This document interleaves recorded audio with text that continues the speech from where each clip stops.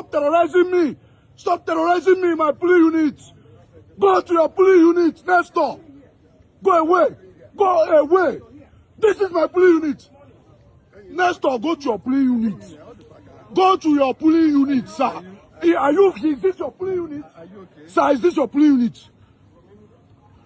You just come here and you bring talks here, you bring police, you start to harass us. So because we don't have police, we run away. We must protect our votes. Our vote must be protected, Nestor. We must protect our votes. You have lost and you have lost woefully. Go back to your police unit. Straight. Go back to your police unit. Nothing like that. They are asking me here.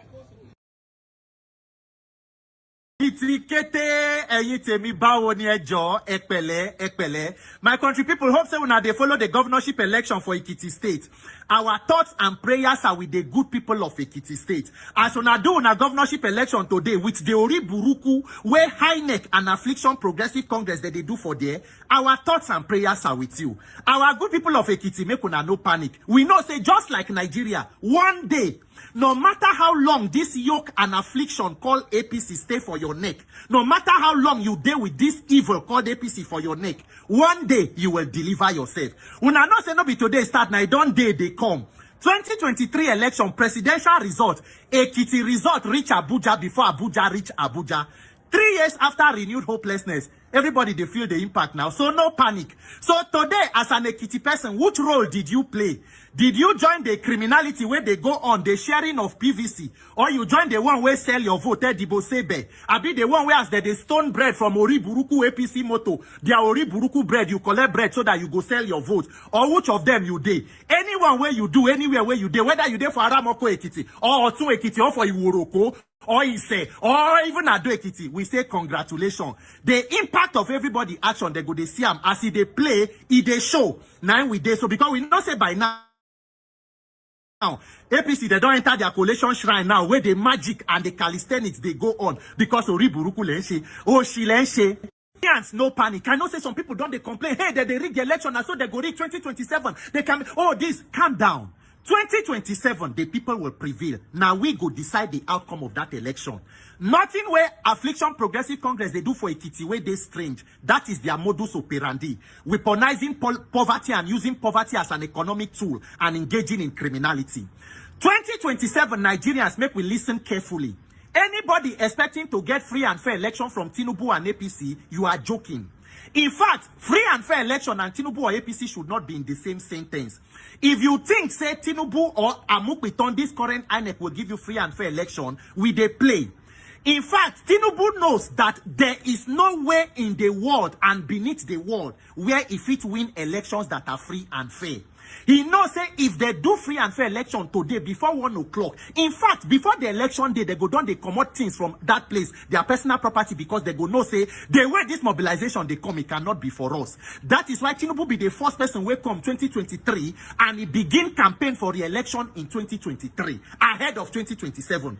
Every shenanigans where you they see with the way wicked, they don't make a minister for judiciary, where they pamper judges, build house, do all of that buying of this one, and they want to take over INEC to stand on the mandate, everybody to stand on the Ori Buruku mandate upon which they shall collapse. It is all headed towards ensuring that there is a coronation.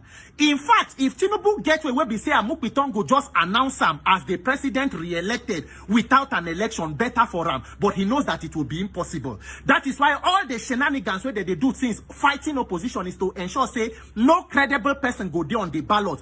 And make sure, say, Obi no there on the ballot, which they have failed woefully. And Nigerians, you must insist that the right thing be done. And then 2027, what you are going to do is not to wait for INEC or Tinubu to give you free and fair election. Nigerians, for 2027, we must rise up together and take free and fair election. Free and fair election be our right. It is what is going to deliver us. For you to choose the leader where you want. Nobody go give you, not Tinubu, not Amukwiton, not Nigeria judiciary. For polling unit between now and when election go come, you mobilize and take free and fair election.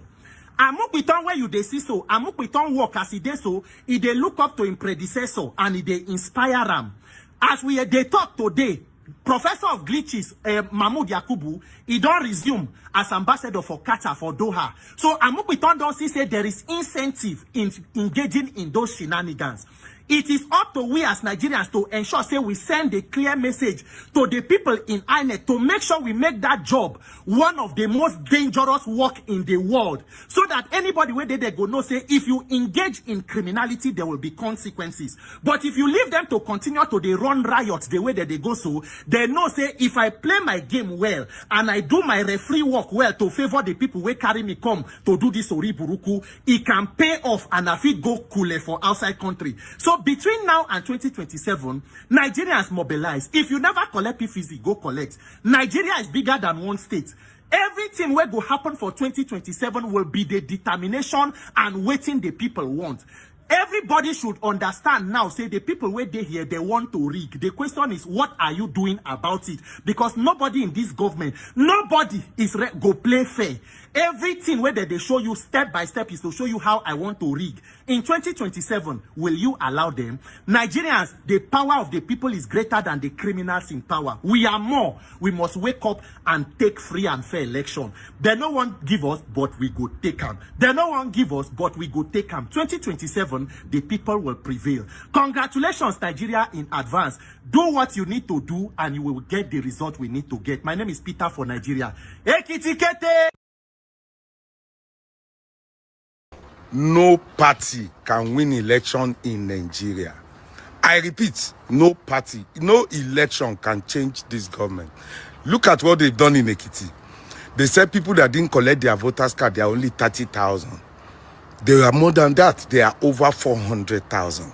What they did, they now gave the cards to APC. You know, the same way Lere Wike's essay. Enter INEC server, brought out EK's details.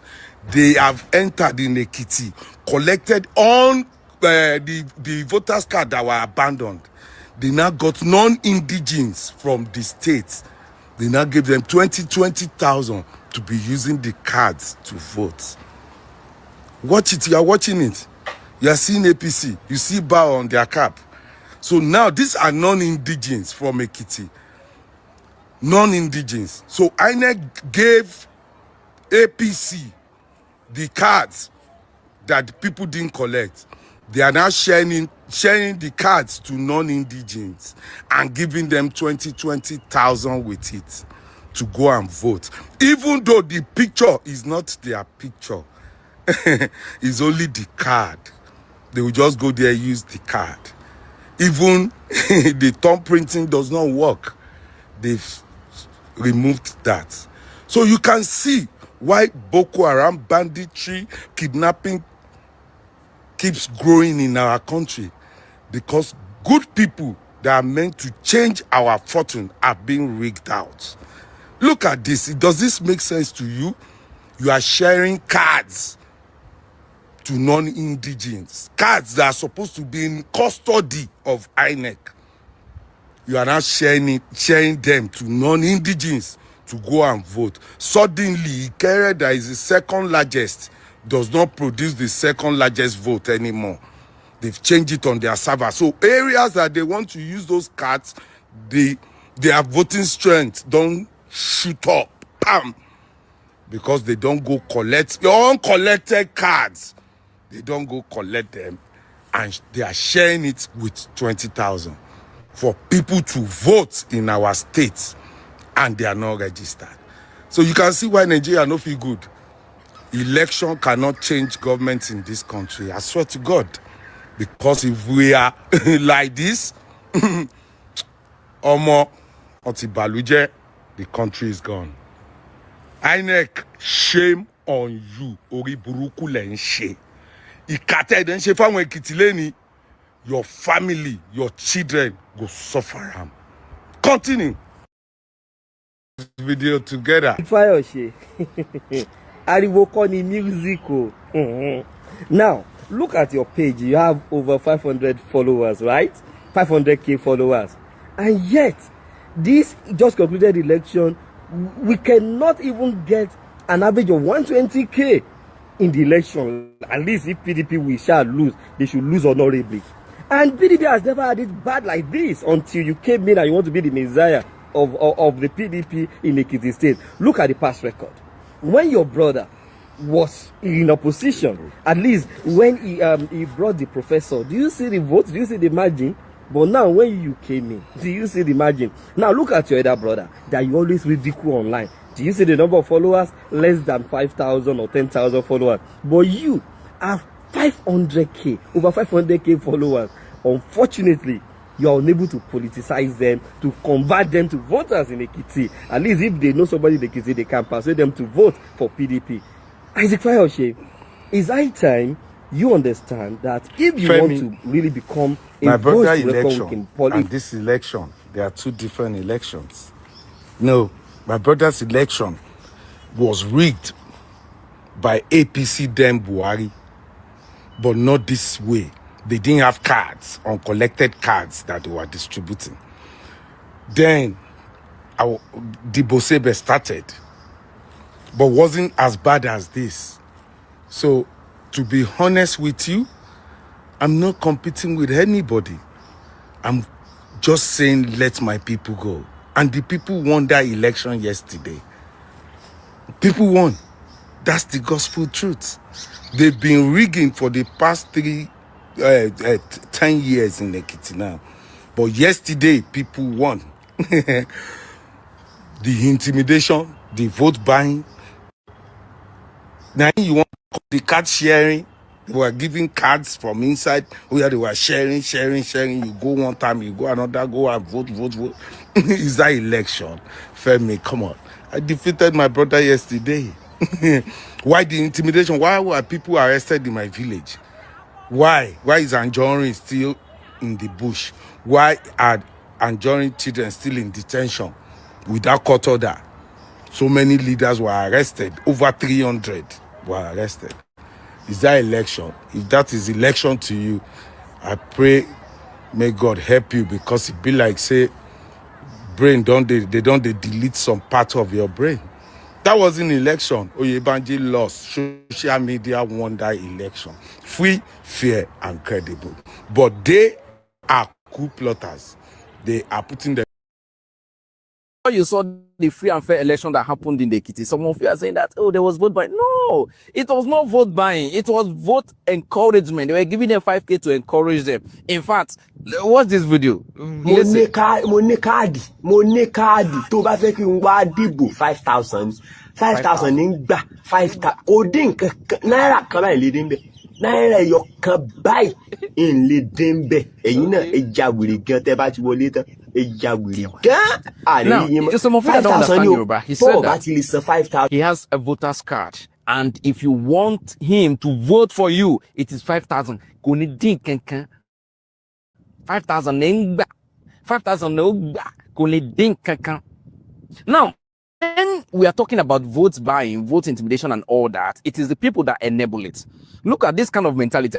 I can tell you that there are millions of Nigerians who have this who have this kind of mentality that, oh, before I vote for any politician, I go call them money, you go pay me, me pay, in the 5,000 me pay. Canadian cancan. Kinto di before money card, kinto di before in the 5,000 me pay. And guess what? They will suffer. Who is suffering the insecurity? Who is suffering the banditry? Who is suffering the hunger? Who is suffering the lack of electricity? Who is suffering the bad governance? It is still them. I can tell you that it's even affecting them more than the elites. So, when you're asking, how did APC manage to win election in Ekiti? 5,000. That is how they won. The other day, you saw them throwing bread and people rushing bread. Let me tell you, we are not really tired. Nigerians, you are not tired.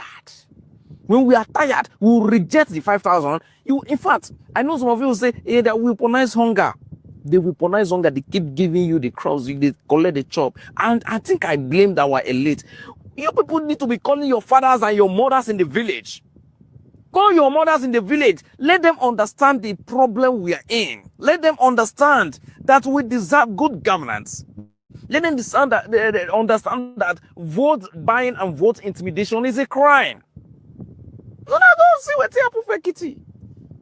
Apart from that too, the high neck here, high neck I heard that the beavers did not work.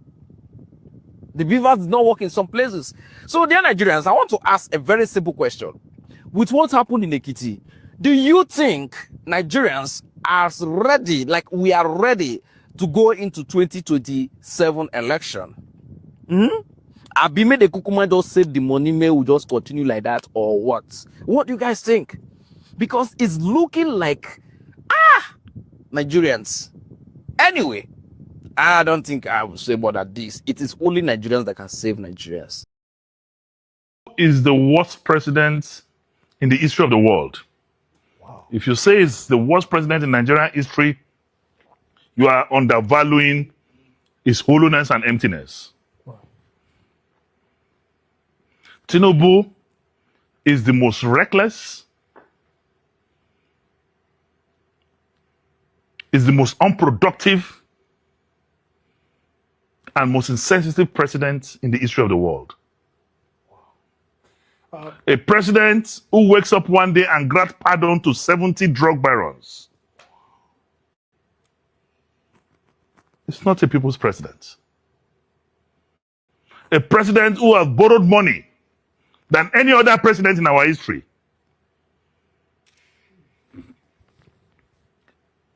President Muhammadu Buhari, in 8 years, with subsidy, borrowed 87 trillion naira. In 8 years, with subsidy, borrowed 87 trillion naira. Tinubu, in less than 3 years, without subsidy, has borrowed close to 200 trillion naira. Jeez. And not just borrowing. What has he done with the money? What is there to show for the borrowings? And why are you borrowing after the removal of subsidy? And what have you done with it? Tinubu took one of our most precious honors, GCON, exclusively reserved for the Vice President of the Federal Republic of Nigeria, put it in a briefcase, and took it to Paris to decorate the Chagoris. Exported our second highest national honor to a business partner and friend. There is no month since he became president that he has not traveled out of Nigeria. Do you know the amount of money we have spent in his jet-setting lifestyle? Foreign travels in 1 year is over 20 billion. When innocent people cannot afford Panadol, ulcer patients are dying. Hypertensive patients cannot afford their drugs. Diabetic patients cannot afford their drugs. Hospitals are under lock and key. Students cannot go to school. Even in the times of war, women and children are exempted. Today, our students are in the wilderness. 3 weeks after, among them, there's a 5-year-old that was killed. And yet, we have a president who behaves as if kerosene is flowing through his veins and not blood. We have a president that is not perturbed. We have a president that is not disturbed.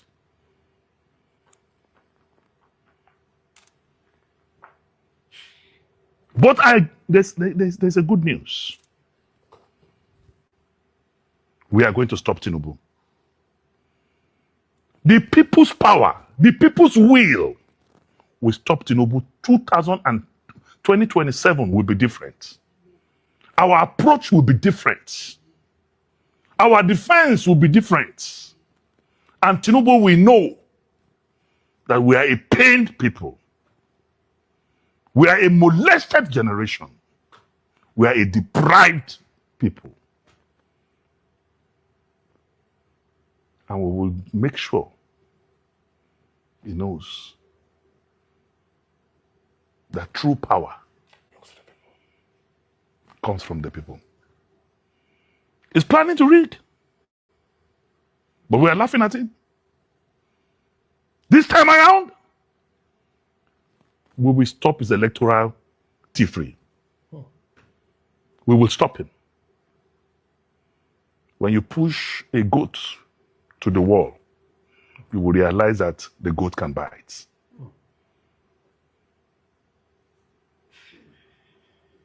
We are in a precarious situation.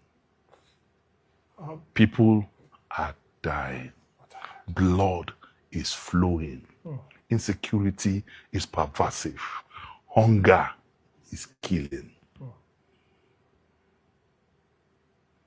People cannot afford. People now eat from the garbage. People are committing suicide. Recent investigations have shown that more people are dying of ulcer as a result of hunger in Nigeria.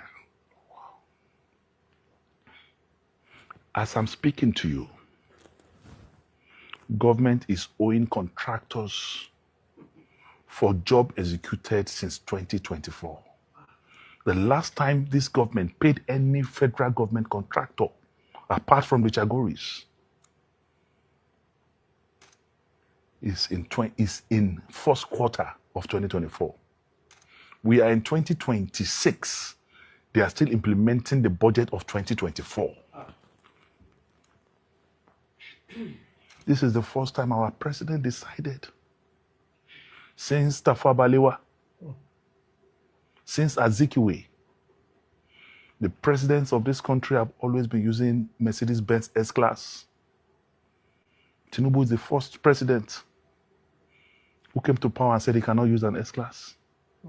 He decided to use the Beast, the same car that the president of America is using. That is costing more than 20 times what the S-Class will cost. He bought a new plane. They bought a yacht.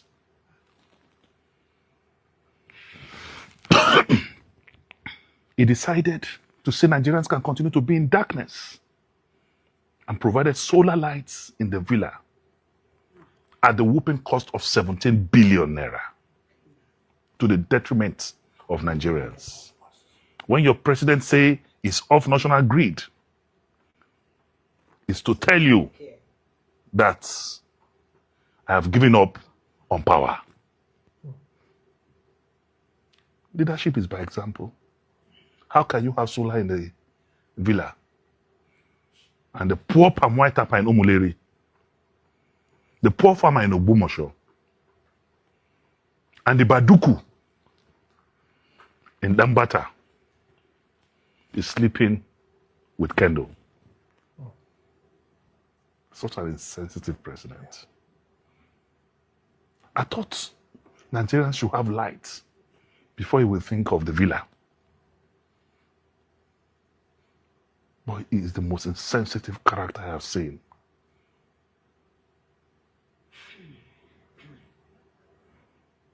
But the good news again is that he's a one-time president. He's a one-time president. He will see the demonstration of the people's will this time around.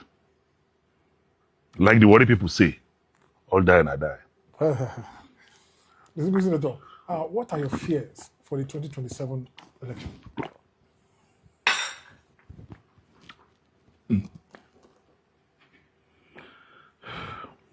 My fear is very simple. That Tinubu will lead this country to a war path. Because he will try to rig.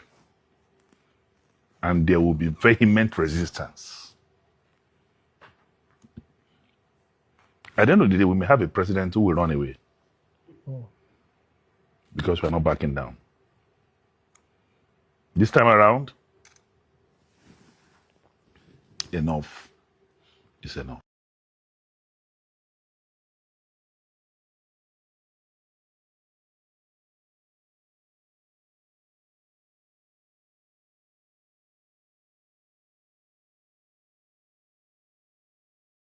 Hello guys, I want us to look at this picture that I saw here.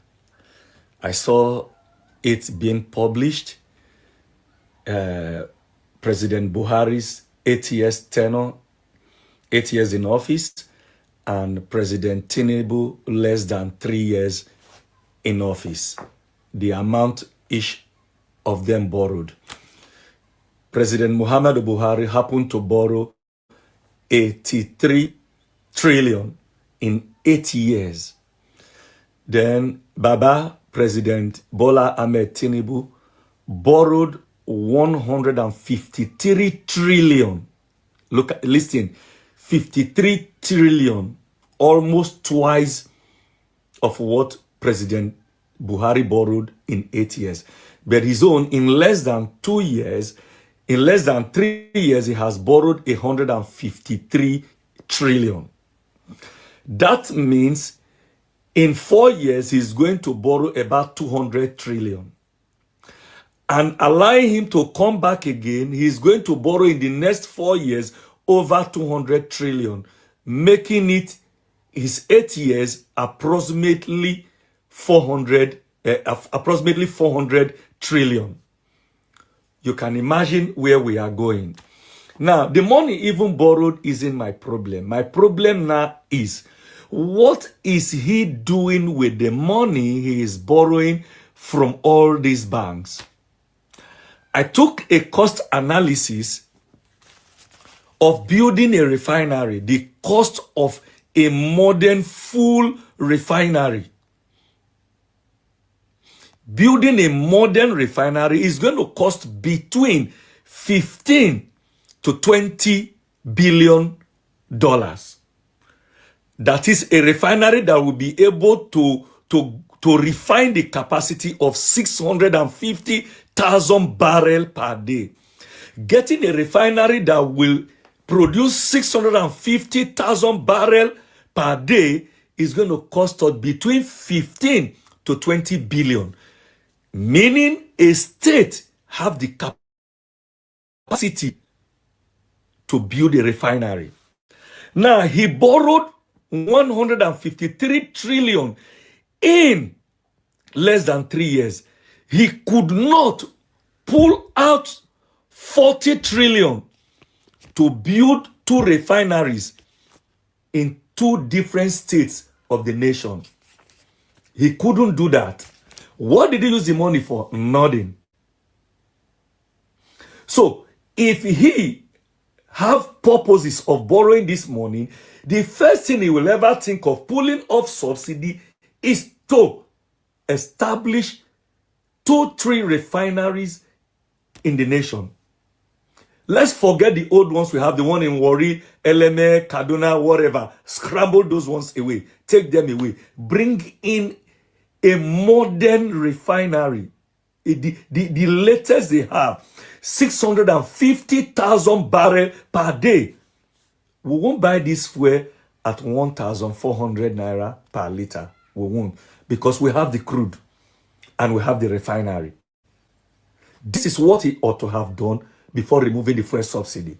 Now, this one is on the other hand. Now, he has borrowed this money. Fuel in Buhari's time, we were buying it for 65 naira before it was moved to 180 naira per liter. I am giving us this analysis for you to be aware before you go and cast your vote. I swear.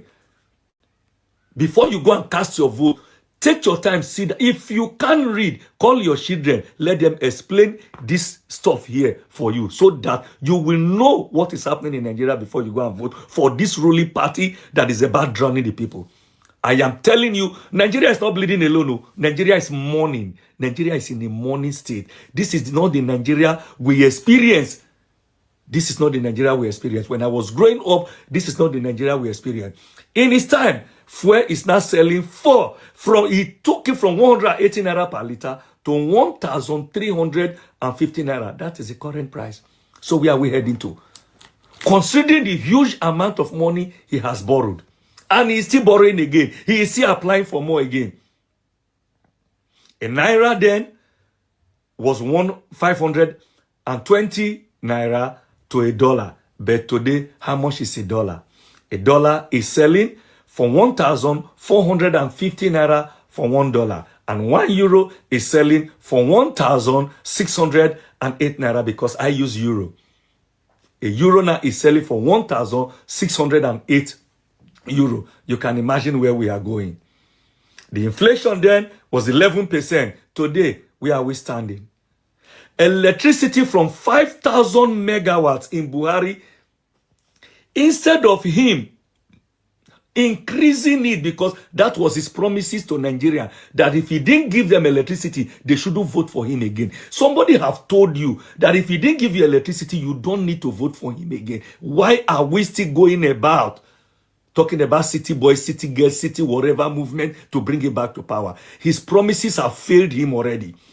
Today, he brought it from 5,000 megawatts and brought it to 3,700 megawatts. What are we talking about? Nigeria is no longer bleeding alone. Nigeria is mourning. We are in a mourning state. The Bible says, it said, if the righteous is in authority, it said the people, they rejoice. But when the wicked man is in authority, he said the people mourn. Nigeria is mourning. We are in a mourning state. And this mourning state is injury time. This is extra time. We need to hold our PVC. Get your PVC. Vote to this party, this heartless party, this ruling party. In every state, vote them out. Even in my state, vote them out. They have nothing to offer. Nothing to offer. They are enjoying, them and their children, they are enjoying. They fly everywhere they want to go to. They are coming, giving you small money to come and vote for them. That one you are doing, you are just selling your future. The Bible says faith without works is dead. You need to apply. God have given you the opportunity. God will not come down from heaven to change the leadership of Nigeria. No. God have given you the opportunity, and that is your voter's card. And God have created the opportunity, which is the election, for you to slot in your vote for the man that will be able to deliver Nigeria. God will not come down to do it. It is me and you that will do it. We will vote them out, whether they like it or not. On the day of the election, if they bring money, tell them you are not taking the money. Stand on your ground. Maintain a level of integrity. Tell them you are dignified, that you can't take their 2,000. If they bring 2 cups of rice, push it away. They are belittling you. Do you know what it takes for you to take something, money, from a lender? The Bible said the borrower is a slave to the lender. Anything you take for them, automatically you become a slave to it. I am very angry in my spirit.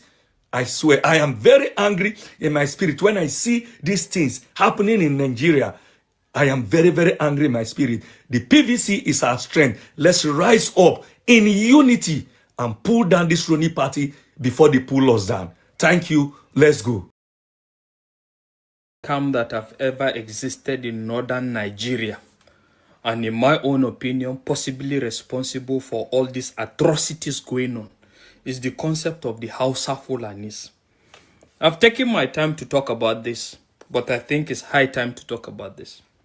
You see, the concept of Hausa Fulanis is nothing but a scam and a weapon for atrocity.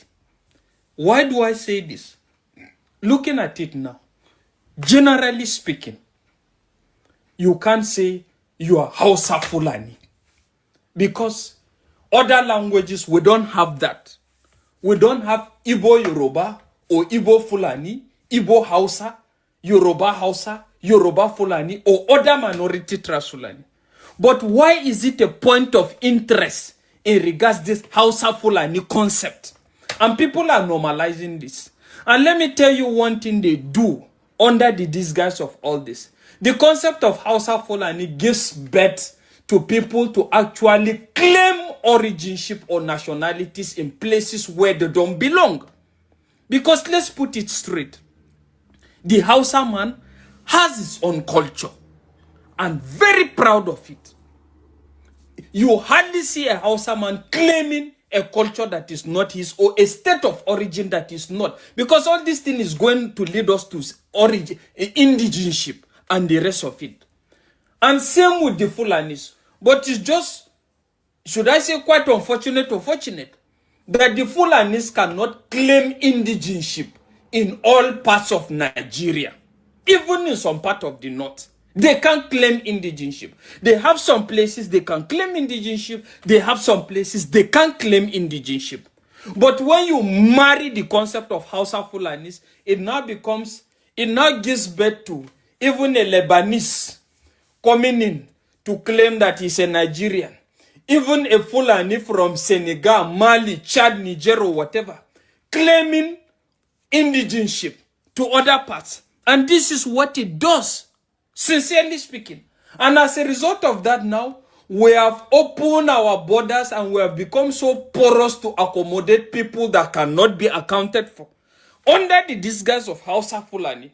Because let's face it, when you tell me Hausa Fulani, what is the culture of this kind of human being? What is his own culture? Because just like I keep saying, the general point of convergence at the end of the day for a man that doesn't have culture is actually he uses Islam. He comes under the disguise of Islam and say that because they are all Muslims, they are now all one. And as a result of that, that has succeeded in creating so much havoc. So what am I generally trying to say? The fact is, everybody must choose where he belongs to. If you're a Hausa, we know where Hausas originate from. If you're a Fulani, we know some places where Fulanis originate from. And take it or leave it, you get to see a lot of them, a lot of the proponents, possibly, in my own opinion, if you are to dig it deep, I'm telling you, these people are not Nigerians. But at the end of the day, when you dig deeper, you get to see that these people are actually after nothing but just trying to conquer people and actually have a place of their own. And one of the excuses they keep giving is the fact that they have stayed in this place despite the fact that they are not resident, but they have stayed here for 80 years or they have stayed for 100 years. But the question I keep asking is, can a normal human being stays in a place for 80, 30, let's even say 40, 50, 30 years in a place without owning a land? Where is the land that the Fulanis have acquired in wherever they claim their indigenous to? Show me the land. Funny enough, Buhari brought up the concept of Ruga settlement. And the whole concept of Ruga was all about compensating Fulanis, giving Fulanis a place to stay or whatever. Other peoples that have stayed in where they belong and their places of origin, did they call on the government to give them any grazing reserve? And if we're even talking about grazing reserve, is grazing reserve supposed to be meant for Fulanis? Or is supposed to be a grazing reserve for the nation and everybody? But here we're talking about a situation where we talk about these people are acting out of as a result of victim of circumstances. They have rustled their cows or whatever. Have you forgotten that? Have you forgotten that? Over time, some of these people, as far as I'm concerned, that are non-Nigerians, have come into Nigerians and have invaded people's farm to eat their farm products. And as a result of that, the tension arises. And you have the likes of Shegumi speaking in their favor that the government have not been fair to them. In the area of education, in the area of whatever. Tell me, the schools that we have. Kai, for the first time, I'm seeing a Northerner speaking truth to power. Jesus, it's impossible for you to see this coming from a Northerner. It's impossible. I've said this so many times that the Fulani people, they don't belong to us. We don't even know where they came from. But this coming from a Northerner, that's deep. That's deep. I just wish more Northerners will embrace this agitation. I really do hope. Hausa Fulani. There was a time I asked myself, which one be Hausa Fulani? Are they the same culture? Are they the same people? Hausa Fulani, as how? How? Where? A Northerner speaking truth to power. Mazina the Kanu talk all these things. He talk calm. He talk how the Hausa allow the Fulani to take over their land. You know, then he warned the Yoruba people. Let's listen to this once more. To survive, they have to be demolished. If you do not demolish them, your lives will end very, very miserably. I assure you. Fulani can control you however they like. Once they announce it, Yoruba newspapers very foolishly and stupidly will support them because they want Tinubu as the president. And you are all dying every blessed day. You are all dying every day. Had you people risen up to say that what is happening in Nigeria is bad, there is no way that Fashoranti's daughter will not be alive today. That is the price you pay for duplicity. That is the price you pay for treachery. That is the price you will continue to pay until you rise up and say enough is enough. It is up to you to do it. You did it during NSAS. You can do it again. Can you imagine Fulani people telling you, if you remove Fulanis from Yoruba forest, imagine Fulani telling you, if you remove them from your ancestral lands, there will be war, and you are panicking. And you have not asked yourself, why are they not saying the same thing about the East? Every Yoruba person supporting Fulani, you are setting up yourself to become like the Hausa people. Remember when Hausa was supporting Fulani? We are Hausa Fulani, we are Hausa Fulani. Where are the Hausa people today? I ask you. Fulani have completely overwhelmed them. It's called emasculation. Completely emasculated them. The same thing is going to happen to you. Traitors, saboteurs in your midst, they will promise them help. Mazi Nnamdi Kanu saw everything. How did this man manage to see this? How did he foresee the future? And earth, they will give them anything they ask for in order to ensure that they get into you, they subjugate you. Now they have left the Lauren, having taken a Lauren and taken it to Sokoto. They now want to come into Oyo, they want to come into Ondo. Once they take over all those places, it's over for the Yoruba race. Over for you. By the time the Fulanis are done with you, believe you me, if you don't rise up now to fight for your freedom, by the time Fulanis are done with you, you'll be more useless than a Hausa peasant doing Babi Yala somewhere in Zaria. That is the future that awaits you. Now, our people must understand this very clearly, especially my Yoruba brothers and sisters. It is about time you stop supporting evil.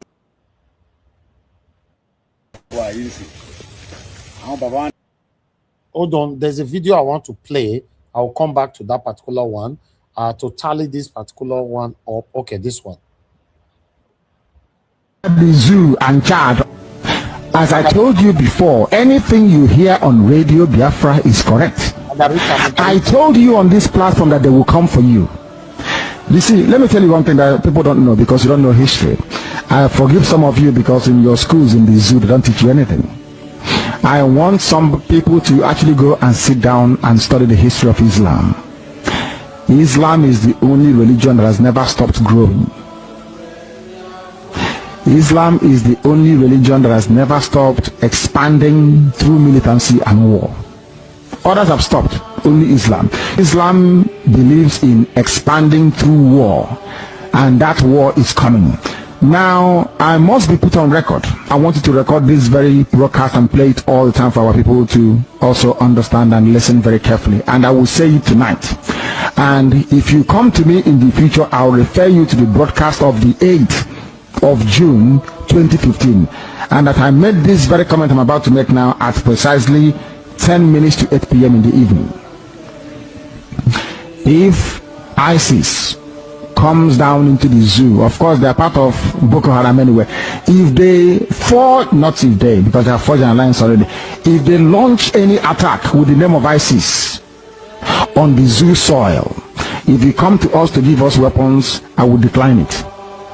I will allow them to kill all of you before we mount any counter-offensive. Let me tell you one thing that you don't understand. Some of you, you claim you went to school, but you didn't go to school. Because if you went to school, you will understand how Islam works. Islam is coming for you. They must come for you. It's a M-U-S-T, must. There is nothing anybody can do about it. Only you can defend yourselves. ISIS is coming, not just Boko Haram, but the real bad people that are coming. They need access to the oil, and they will get it. to secure their financial base for their continued expansion within the whole of sub-Saharan Africa.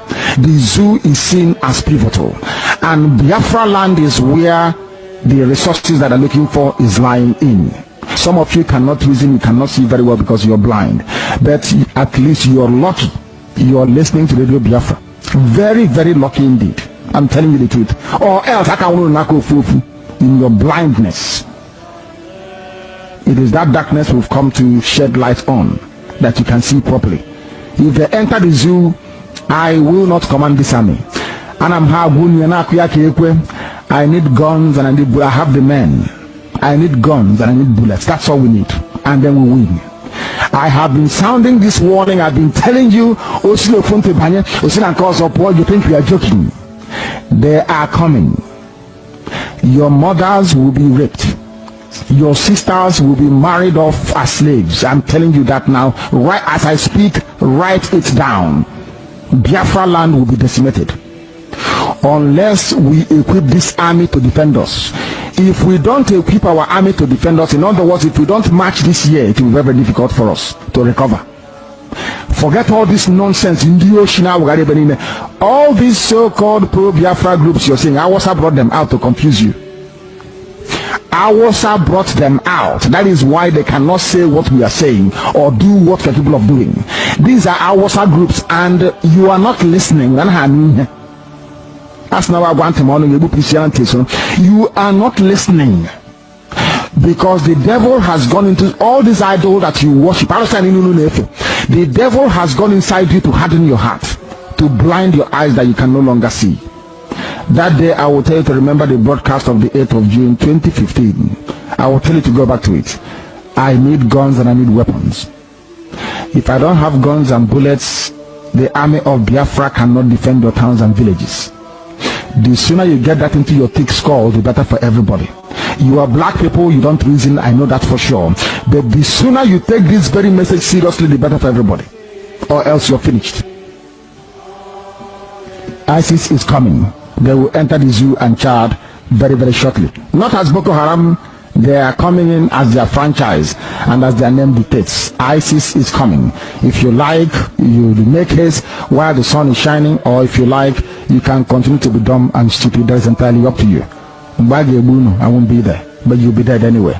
And Radio Biafra will not report it, and nobody will. Now, the question is, why did they arrest this man? Because everything is said is what is happening today in Nigeria.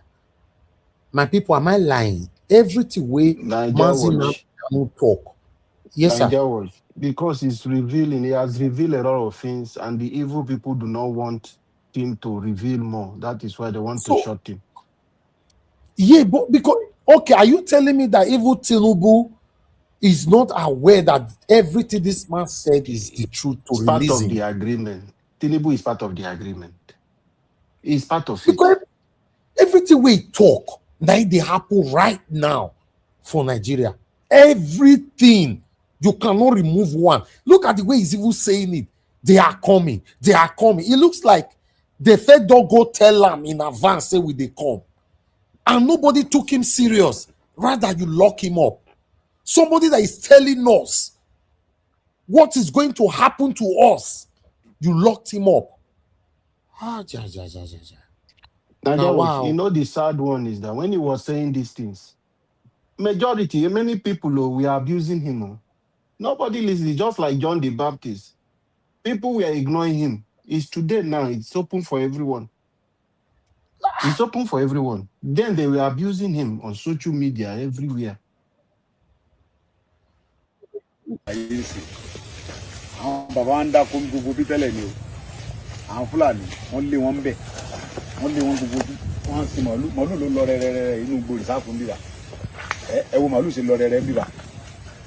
Wọ́n lé àwọn àgbẹ̀ kó ń bẹ̀ wọ́n gbàbẹ̀ wọ́n sọ̀bẹ̀ dìlú wọn àwọn kọ́lé sínú gbòì kí lorúkọ tẹ wá ń bí báyìí ọ̀gọ́ Yorùbá kò sí Yorùbá bòròró ni ẹ àbí bòròró ni mànà. According to this video, the headline of this video is that Sunday Igboho gave 2 hours to terrorists to release a woman and the child and another person that was kidnapped to release them just 2 hours. And these people complied immediately. Now, according to where I saw it, I went through the comment section. Some people are saying that maybe Sunday Igboho allegedly also know when this woman or whatever were kidnapped.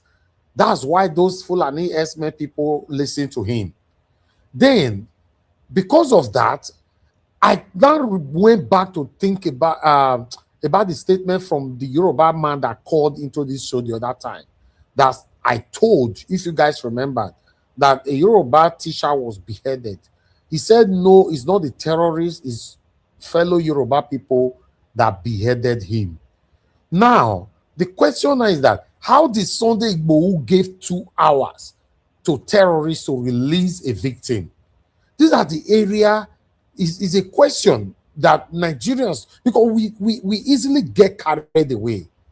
Although the Yoruba way that they speak for here now, I don't get Yoruba people for panel right now. Maybe we might get 1 or 2 later that will interpret to us. But let's listen.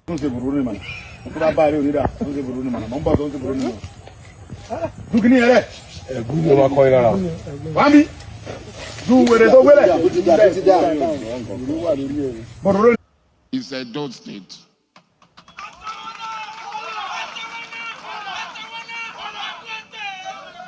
Our next battleground is Edo State. This organization was not formed for pleasure, was not formed for this sort of thing. We did not form this organization for these fine things. We were going to Arugbo for 3 days and eating raw corn, cassava, everything at Belobu. We ate everything, ripe and unripe, cooked and uncooked.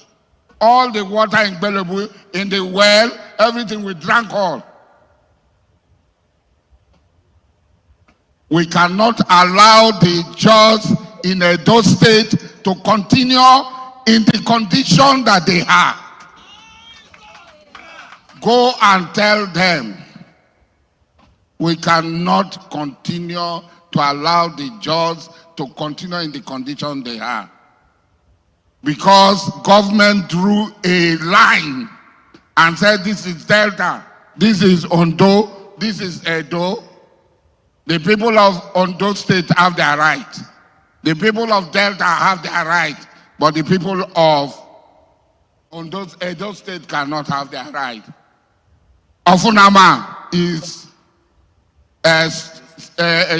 settlers. Opposite of Ofunama in Delta State, they are not settlers. How do you get this sort of argument? And the same people, the same Ofunama people, Polobubo people, the people in Delta are settlers. But Polobubo people the people in Edo are settlers. The people in Delta are not settlers. How can you give that sort of argument? We have historical documents dating back to 16-something, where it clearly states that Gelekele is an unjust settlement.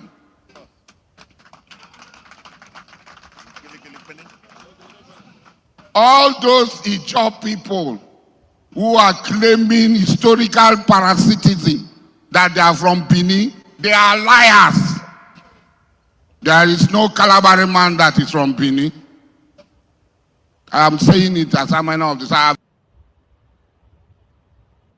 You are not supporting Peter Obi in this election. No, I haven't taken sides with anybody. I'm thinking about Generation Next. I'm thinking about pushing the Nigerian people. You know, I have a project called Project Vote Competency and Capacity.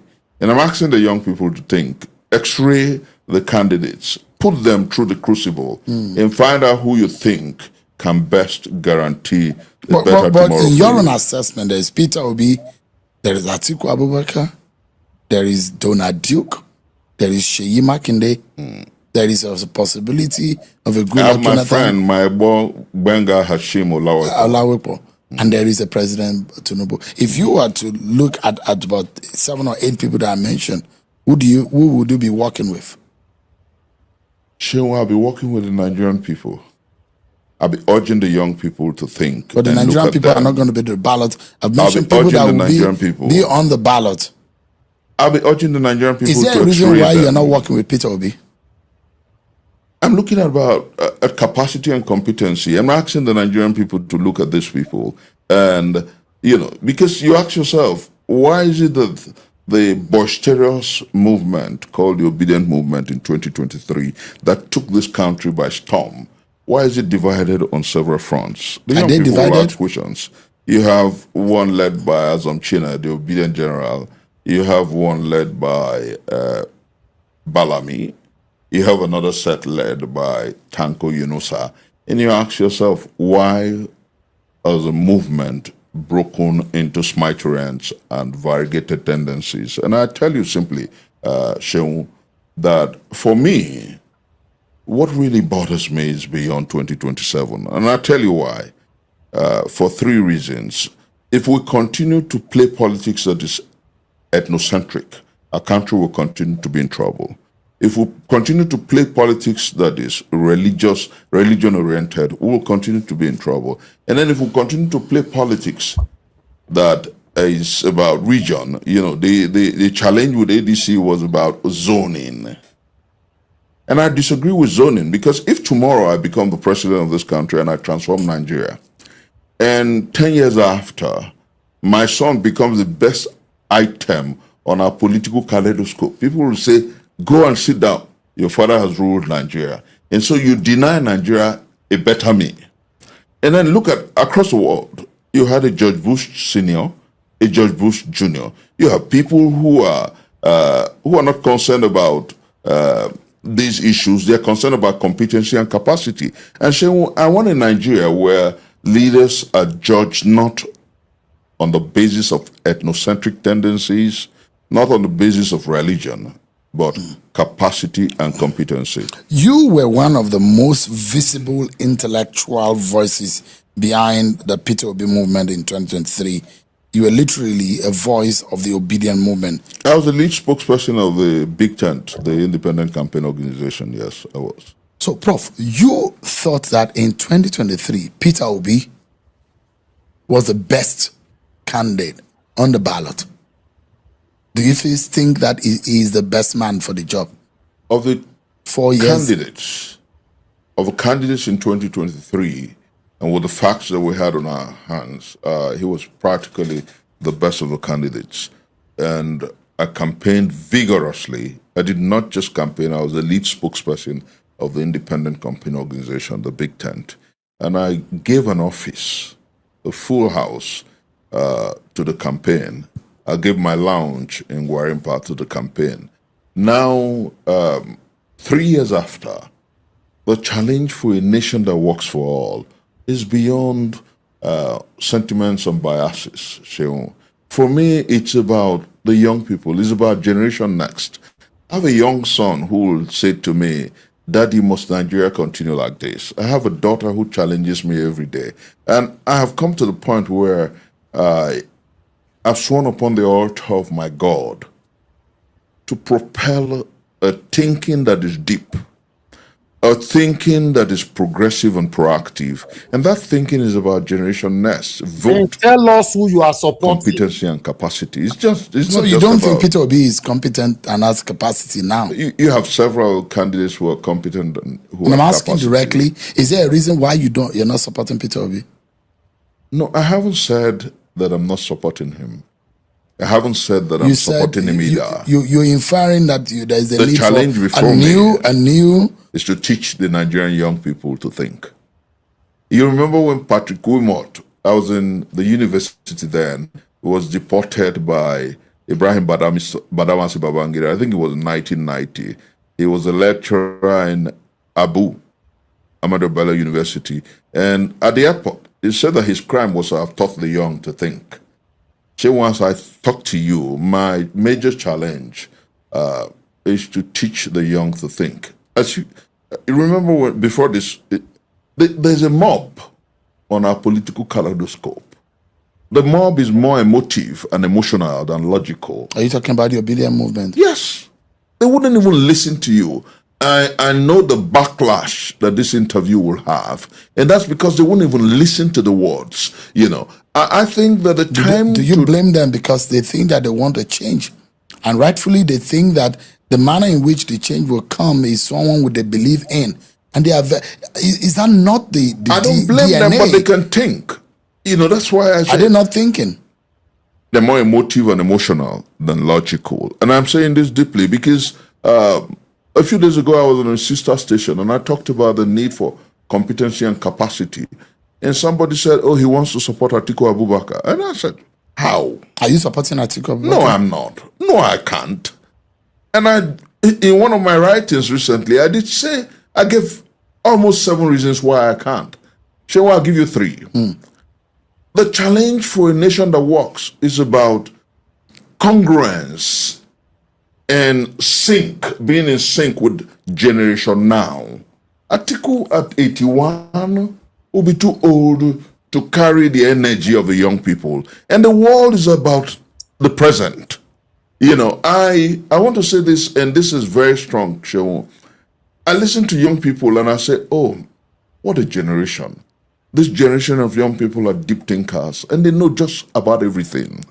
I was taken aback when my daughter asked me, he said, Daddy, we're sitting in the sitting room, and he said, Daddy, ask me any question and give me 2 minutes, I'll give you an answer. And I was like, are you that much of a genius? And my daughter smiled and said, maybe. And I said, okay, I asked her a question. And my daughter was with her phone. That was when I understood the depth of, if you like it, the internet, the depth of AI, the depth of ChatGPT. Some people will say, oh, he will learn. No, the generation now is sophisticated. That's point number 1. Point number 2, from when we were young, we were told that the future belongs to the young. They're leaders of tomorrow. Atiku Abubakar started running for president in 1992. This is 2026, for God's sake. So you think he's too old? You think he's been around for too long? I think he should have mentored somebody. Leadership is about mentorship. Is due for retirement? Leadership is about mentorship, Cheung. If for about 40 years you've been on something and it's not working, you should have a mentee that you can trust. And that is so much of failure. And then number 3, which is fundamentally important, I have said to those who are close to him that if his marabouts or those who are around him have told him that he will be president before he goes, he should tell them that Nigeria demands a leader now who can walk round the clock. Look at the optics of what came out from Ibadan when they had that rally, that meeting, where they talked about now it's botched, but they talked about the need to coalesce, the coalition of the opposition parties to produce one candidate. It was him sleeping. Sure, that's not what we want.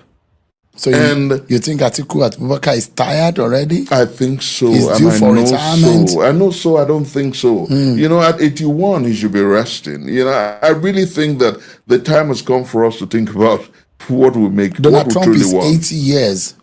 The American system is a lot different. Sheon, let me tell you, on the 12th of August, when I left this country for medicals, I was on a wheelchair. I was going through a lot of problems before I left. And I could barely walk. Wrong diagnosis, poor diagnosis, all kinds of trouble. Sheon, I came back from America 4 months, 2 weeks after, and I could run.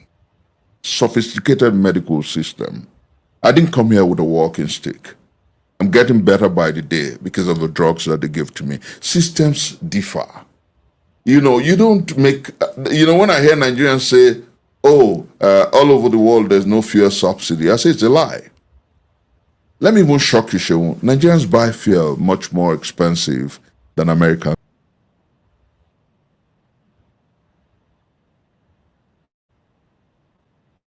Great love for him. He's been everywhere recently. He was in Washington, spoke, and in that fora in Washington, it was a field, was addressing some people gathered on a field. He said quite a number of things. One of them was that Mazi Nnamdi Kanu did not really do anything bad or wrong. He was only insulting people. And people insult him, Mr. Peter Obi too, so what's the big deal that he would release Mr. Nnamdi Kanu? Do you support that? Do you agree with him? You know, in answer to one of your questions, I did say that one of my great regrets in Nigeria is having different laws for different persons. I know that you know the name Asari Dokubo. Yeah. He not only insults people, he displays automatic rifles, not just personally, with an army of youths. I am not certain that the Nigerian state has called him to account. That is under a different scenario. That was during the Niger Delta struggle. I'm talking about peacetime Nigeria. Sunday Igboho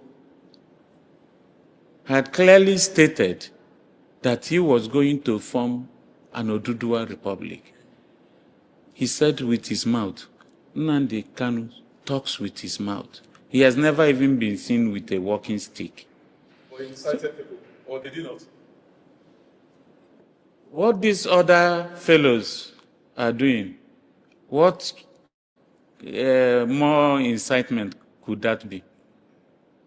Even bringing it to Abuja during the presidential court cases. He came to Abuja with his boys. Which one? Asari Dokubo. And nothing happened. And there are pockets of ethnic warlords. No. The issue is the courts, they took him to court. The courts have decided he has a right to appeal, which I'm sure he's exercising. But on a general scale, what I think Mr. P2B is saying, that why not discounting the court processes? We must treat our citizens on equal footing. You cannot have headsmen, terrorists, kill people, not incitement. If you talk about incitement, they do much more than that they will impose Sharia. What kind of incitement is more than that? And then the few that the state is lucky to capture, by some curious magic, they are suddenly given uniforms and said they have been reintegrated. People who have openly killed and are not denying, you reintegrate them into society to go and continue their malfeasance one way or the other. And then a man who uses his voice to only say, treat us better. And you think that all you have is piece of the graveyard if you encourage that. More than 3 votes. Let me ask you another thing, Mr. Peter Obi. I saw him on another podcast where they would ask him, what will you do about agriculture? Rufa was saying in podcast, what would you do about agriculture? He would say, no. What would you do about power? He would say, no, don't worry about how. When I get into office, we'll do it. Don't worry, when I get into office, we'll do it. Is that how you govern? You know, we gave this presidency of Nigeria to a man that everybody hyped up as the Messiah that will come and fix insecurity when it was as Jonathan left it almost like maybe 10-20%. That Messiah that would solve insecurity with mere body language came. Do you know that man now, his home state now is overrun. Somebody sat here, a professor, who told me almost 60% of Katsina State is under the control of bandits and terrorists. 2 days ago, here.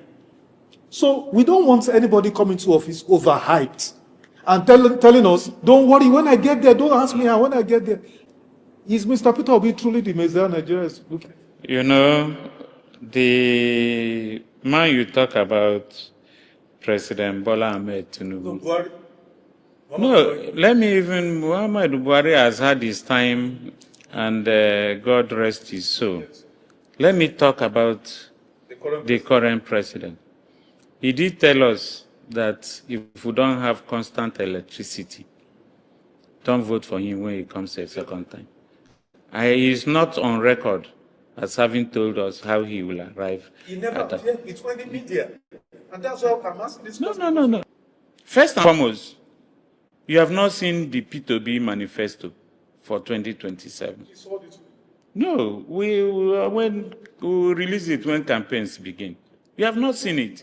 It is in that document that you will see the how. Because you release it now, and tomorrow another party will copycat it. Same way. And you, the journalist, will be in a hurry to attribute it to the other man. So he's only a foolish politician that will come and tell you how he intends to get to where he's going. He has a how. And I gave you one of the hows. Now, what is our greatest problem? Insecurity. Yes. And I told you how he dealt with insecurity. Some of you guys that followed Mr. Peter Obi to NDC have alleged, come out public to say he has thrown them under the bus. That once he got the ticket for himself, and Rabbi Kwakwanso, he just lifted. I'd like to know who and who. Names everywhere. I'm sure that the day Mr. Peter Obi was entering the NDC, I was there. I only saw him and Rabbi Musa Kwankwaso. Well, so everybody entered on their own accord. I didn't sign any document with Mr. Peter Obi. He's my leader. He has always been. In my first tenure, 2011 to 2015, I came under ABGA whilst he was governor. At some point, I left. He's not one to tie you down. At some point, I left. I was part of the people who began the APC on the floor of the House. Let's round up with this, Honorable. So he hasn't thrown anybody under the bus. So hasn't finished his time. What of Omoyole Sowore? Ayé Tinubu la wà yìí, bàbá lákò ebi. Ayé Tinubu la wà yìí, bàbá lákò ebi. Ebi gba mẹ̀kún nínú ìgboro, ẹ tún ń pa wá. Òrìṣà bó lè gbè ní ó bá ṣe bí mo ṣe bá mi. Ẹ fẹ́ fi pa wá, ẹ tún pa wá dànù. Òrìṣà bó lè gbè ní ṣe bí mo ṣe bá mi. Àmánéjì nínú ebi, Boko Haram tún pa wá. Àwọn bandit, àwọn lákàrà wa. Ẹ ò rí nǹkan ṣe sí, ẹ wá sọ pé ìṣèjọba. Master of strategy, kílẹ̀ strategize. All right, my people, good morning, good afternoon, good evening to every one of you. Thank you very much for your long wait. That was 1 hour, 36 minutes long presentation. I believe we learned a lot from all that we've presented today, or rather we've showcased today. Thank you very much, my people. I appreciate you all. Today is Sunday, 21st of June, 2026. My lovely mother of all, Mommy Diaspora, good evening to you, Mommy. Thank you very much for all that you do. I appreciate you always, and I love you so much. Thank you, my brother Abu Azi. Thank you for all that you do. I appreciate you always. Thank you, Mother Peggy Modi, Mother Eugenia. Thank you, Mother Rita, Mother Stella Masevedo. Thank you, Mr. Johnson Emmanuel, Michael Gadamaro. Thank you, Black Panther, Shehi, and many, many more right there. Thank you, Madam Amen Bright. Thank you, my people. Wabo Felix, I can see you all right there. In fact, a lot of you have commented today. Dr. Happy Life and many, many others. And God bless you, my people. And for those of you that have already chatted us, thank you very much, Mother Peggy Modi. Thank you for the membership program always. Thanks for the super chat. I'm very, very grateful. Happy Father's Day to all the wonderful fathers out there listening to me right now. Thank you very much, Mother Eugenia. Thank you so much for the Happy Father's Day wishes as well. I'm very, very grateful. And thanks for the super chat. Thank you very much, Mr. Joseph OG. Happy Father's Day to you, sir, as well. I appreciate you always. Thank you very much, everyone right there. If you know you are a good father, Happy Father's Day to you. I beg, wish me Happy Father's Day. If you cannot press on the $sign, just write it on the comment section. You know the two take time. Just say Happy Father's Day, Elvis. You know, just easy. You've done it. If you can still put it on a super chat, just do the same thing. But if you cannot, but at least wish us that have put out everything about us to make sure that we are good fathers. Celebrate us. Celebrate us. Put hand there, right hand there. Happy Father's Day to everyone listening to me. If you are a good father, not just all father. If you know inside your heart, you can deceive everybody. You cannot deceive yourself and God. So if you are a good father, then take my wishes. If you are not a good father, if you take him, he will hook you for neck. So happy Father's Day to all good father papas out there. Thank you very much, my people. I appreciate you. Or me myself, I don't know say today na happy Father's Day. You know, and my kids now wake me up for bed. Because they say, okay, that's because the dates. I know say Father's Day now one, I be now only Mother's Day now it be more than 3 or 4. But today I don't remember anything at all. You know, so my son have to say, okay, that day I want to put on a video. I want to show you what I made for you. When you come back, I'm going to give it to you. Then a computer for video, because they show me what he do and design for me. So yeah, this thing, it means a lot to me. It means a lot to me, you know. So I was very, very happy. My daughter celebrated me. Everybody celebrated me. Thank you very much, my wonderful people. Now God bless you now. Yes, I've presented a lot today, and I'm not going to give any submission yet, but I'm going to allow my panelists to speak, then we'll learn from them. Thank you so much. For those of you that were calling in case you want to call in, this is the best time for you to call in. Now, let's take your calls first before I go to the panelists. But in case you are not calling in the next 1 minute, then I'll just move straight to my panelists to start speaking to us. Thank you very much, everyone. Every one of you that are wishing me right there. I can see, yeah, thank you, Mr. Paul. Happy Father's Day, sir. I wish you the same. Olaronju, happy Father's Day. Happy Father's Day to all of you. Didi Anthony, thank you. Patricia, Nofe, my dear sister, thank you. I appreciate you all. Thank you. Mr. Joseph Orji, thank you very much, sir. Happy Father's Day to you. Please talk to us, sir. Happy Father's Day to you. Thank you, sir. Happy Father's Day to all fathers on the platform and amongst the commenters. Happy Father's Day. Yeah, Mr. Elvis, I just want to bring to you some of the few things I know about that Igboho interview. You know, an incident happened in that area. First and foremost, bear in mind that we have Fulani community, Hausa Fulani communities all over Nigeria. Everywhere, Edo State, every state, most enclave, we have it. Even in Anambra, even in my own area, everywhere, every part of Nigeria, there is Fulani, Hausa Fulani communities there. So after the incidents happened, so what he did was that the people within that area, they sent someone, because they got an information from the kidnappers that they wanted certain amount of, they were demanding for ransom. So they now sent someone with the ransom to go and hand over to them. They kill the person they sent the ransom and also kill the pregnant woman and some other person, I don't know, maybe the child, the pregnant woman child. So Igboho got the wind. That was when he got the news. He now went to that area, consulted with the Oba. So the Oba talked to him. He talked to the Oba, and now he approached the Fulani, the Serikis. You know, they always have the head. They call them Seriki. Also, Hausa Fulani, all Hausa Fulani community in the whole Nigeria, they will have what is called Seriki, which is their leader, their head in that area. So those are the people he met and addressed them and told them that, look, this is getting too much. That my name is Igboho and that area is called Igboho. Anybody from that area or everybody from that area, we don't go and destroy your own area. You come to our land and come and destroy, and then you ask for ransom, the same, and then you kill the people. And now you held another lady, and now rest of it and the rest of the people you are holding. What are you? So he now addressed them that, look, you guys know these people. They are your people.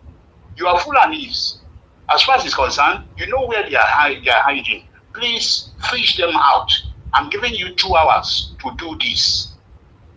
And this was, he made it known to them that he's serious, he's not joking about it. Guess what? Before 2 hours' time, the people were released. That means the same Fulani community within that area are in contact with the Fulani bandits and Fulani terrorists. We should stop calling them bandits. These guys are terrorists. They're in contact with them. They are the ones that informed them to please, because they are living there. They have their cows going all over the whole place. Their cow feeds on all those farmland. Definitely, their own stay is threatened. I'm thinking this is a sample for the president and the rest of the governors in all this. You know, this same was your governor, man. When you came to him, look, let me go and do something. We rescue these children these school children. You say no. I'm already in contact with them. I don't understand what Makinde is delaying. What's the delay? If we both can do this is to tell you that our president, our community don't have capacity. It is either they themselves are fall foul, they themselves are connecting with this issue. I'm telling you, serious exposure is this. What Igboho have done is serious exposing everybody. The whole security network, both the president, everybody we should take it serious. I'm telling you, this is just a threat. And the community there were able to reach out to the terrorists, and then they release the people they are holding. That's what I want to stress on them. Thank you, Mr. Elvis. Thank you. Okay. Thank you very much, sir. Mr. Joseph Rogi. Thank you, sir. Yes, sir. Yeah, Okay. Madam Amy, you were calling in, please. If you are listening to me, quickly call back. Those of you that want to call back quickly before I move on to my panelists, so that we can take it from here. Thank you very much, everyone. Please press on the like, help us to share. Thanks for wishing us happy Father's Day. I really do appreciate this. Thank you. Okay, Madam Amy, talk to us, man. Good evening to you. Yeah, we can hear you. Thank you, man. Good evening to you. Yeah, giving to everybody, the panel, those in the comment section, with the diaspora. Now, Nigeria is like a movie set. One, Prince Nwakobia, you were an obedient last election. Now, they're asking you who you're voting for. For the fact that his party is not in the ballot, you should be brave enough to tell the supporter to vote for someone. Exactly. But they're all playing game. And this is the problem. That is why Madam Patricia will always say the Igbos are never together on this one. What they've gone through based on Biafra, they should come together and do this one. What is the Anambra governor's name? Soludo. I don't understand. They are just cowards. And I feel sorry for them because what is coming for them, they don't even understand. Tinubu is just a wicked man. He's a selfish man. Tinubu is using all of them, but they are not even aware. Then number two, Igboho. What is happening in Nigeria? Tinubu knows everything. Even what Igboho is doing is not games because they believe Nigerians are foolish. He's working for Tinubu. Where is the jets that they've been buying? The same Tinubu that took our soldiers to Benin Republic. The last time they actually went to Niger, even though that they stopped Tinubu, he went to fight war for them, for peace. People are dying on a daily basis. Every day, Mr. Elvis, I wake up. I will just be angry. And I'm asking myself, the APC leaders, the people in the Senate, you see that they don't have sense. Don't they know Tinubu is using all of them? Because they are corrupt. There's a time that one day everybody should just say, let's stop this thing and do the right thing. At this point in time, Tinubu needs to be impeached once and for all. Nobody's going to die. Country needs to go on. You borrowed so much money and you are still borrowing more. What is Tinubu using this money for? Even the wife, when he came, he deceived Nigeria that they have money that come to help what? Mr. Elvis, the countries matter. In the time. Thank you. Thank you so much. I'm so Thank upset. you, ma'am. I understand your feelings. Thank you. Yes, normally, if it's a country that wants, Tinubu is supposed to be impeached, but who is going to impeach him?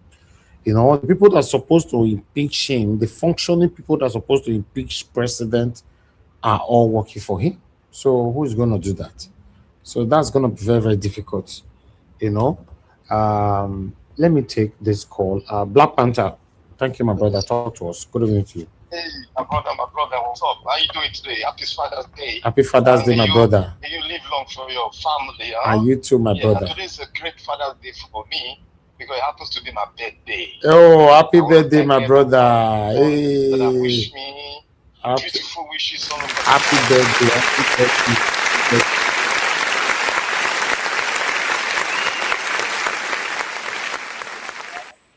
Of the world. Wow. Yeah, my birthday. I'm celebrating with every fathers in the world. And thank God for making my birthday exact day for the Father's Day.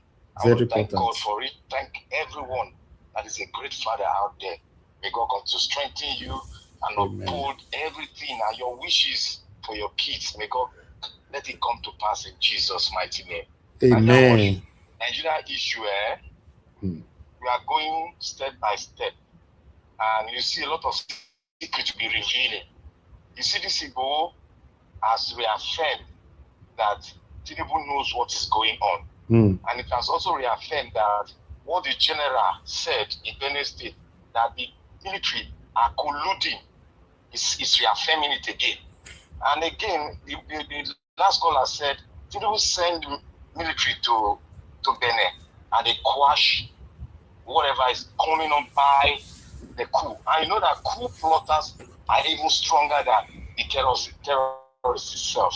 So therefore, you see that it has affirmed once again that Tinubu knows what he's doing, and he knows he has signed a treaty with what is going on today. And the only way we can do it is what is happening is where the youth went into the bush and they were rescuing their people. That is the only way we can do it. We don't need to wait for anyone again. And I told you that he refused to declare war on terrorists, because if he does that, they are going to alienate all the Fulani, and they are going to make them pay the way they made the Igbo pay. They are going to alienate them, the Fulanis too. They cannot be able to get powers. It will take them a long time to incorporate them into the Nigerian sphere. With that window, we'll be able to push them out finally. But Tinubu does not want to declare war. Look at what our PO said. PO said, I will declare war. That is the normal thing a government should do. You must declare war on the terrorist group, because terrorist group they don't know what is called round table discussion. They are there to take everyone down to establish their own caliphate. That's all. So We'll see. we just got to do it. Thank you, my brother. You very much. Happy birthday to you once more, my brother. I wish you the best of life. Thank you. We'll see. All right. Amen. Yes, I beg, make una help me celebrate my brother on the comment section. Happy birthday to Black Panther. Just do your part. He's one of us. You know, let's always learn to celebrate each other's.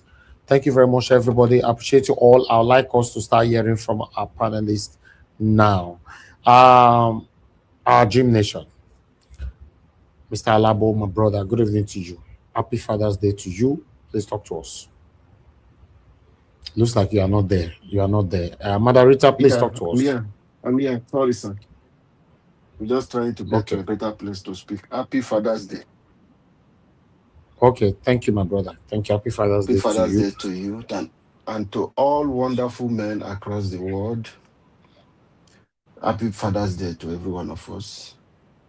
You know, for a lot of men, it is quiet. We don't know what men have done. Just one day we'll have for the men.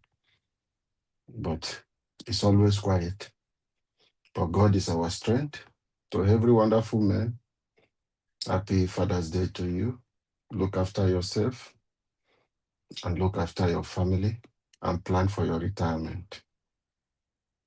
To our brother, I want to say very dark man, sorry, Black Panther. Happy birthday to you and happy Father's Day. We wish you long life and prosperity, more grace. To everyone on the panel, good evening and God bless every one of us. Epa Odua, happy Father's Day to you. God bless every one of us. And God bless every one of you on the comment section. A new Nigeria is coming and that new Nigeria is possible.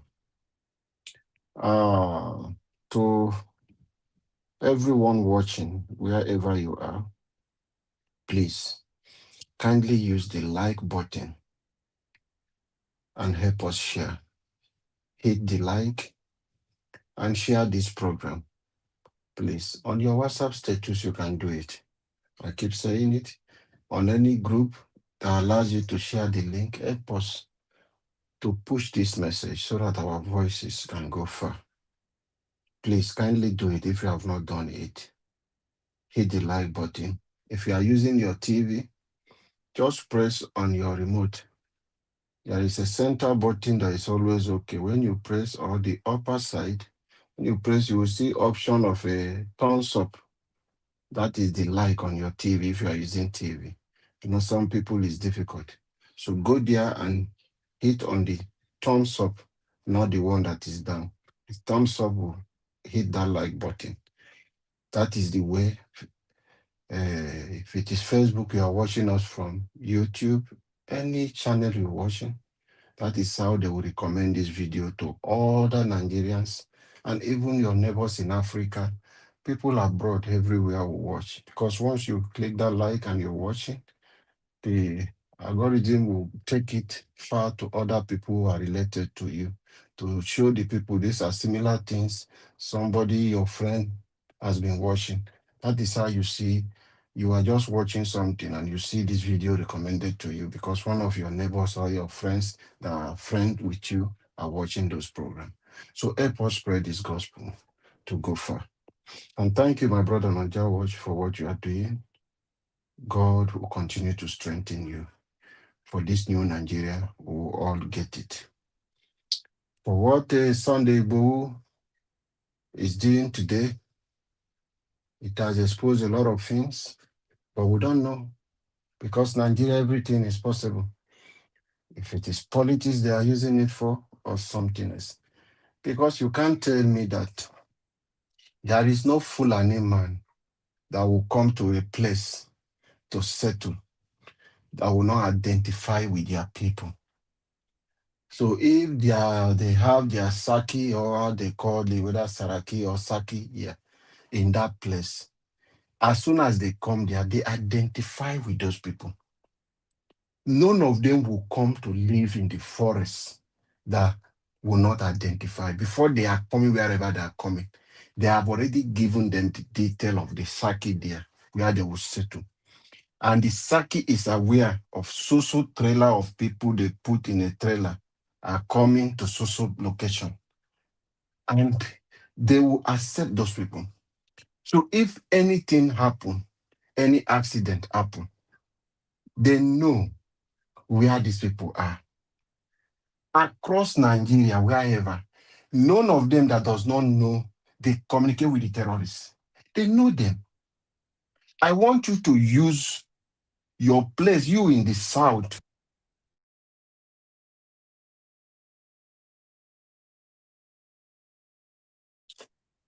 to look at it and see what is happening around you.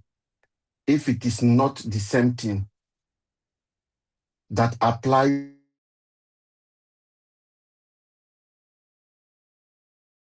It's Alabo, nothing your different. network is failing. Oh. Your network is failing, or is it my fault?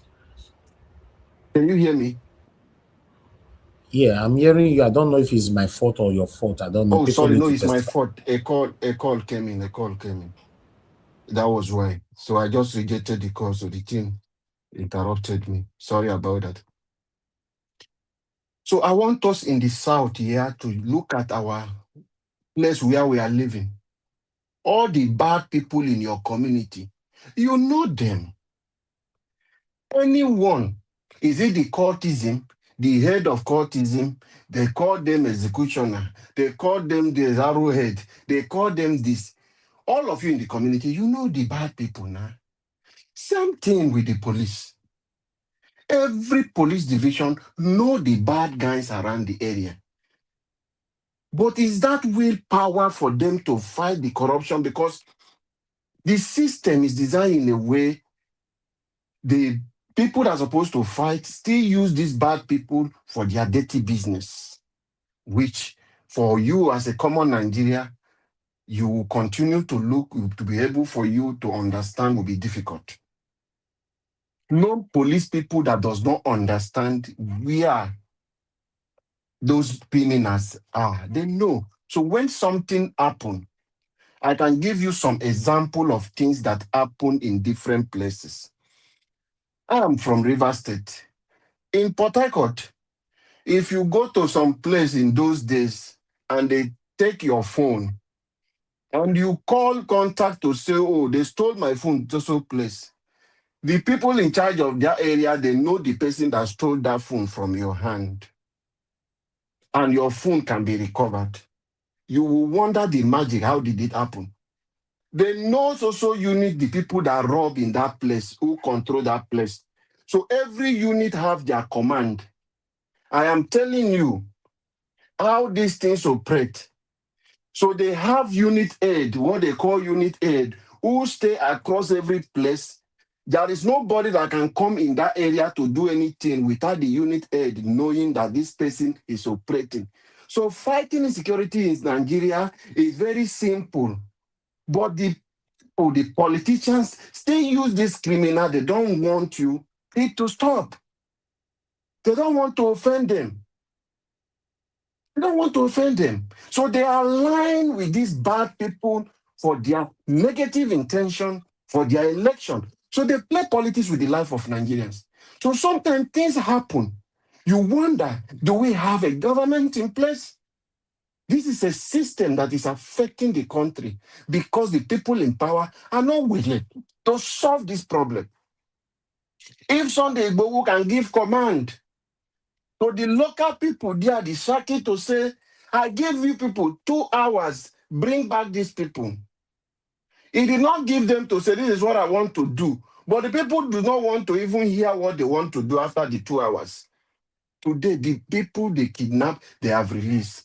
Then the executive governor is avoiding the collateral damage and all these things, bringing policies that has the EMA number, has the number one in charge of the Muslim people in place, that he can give them the contact and call them as a governor and give them an order and said, I want you to speak to your people.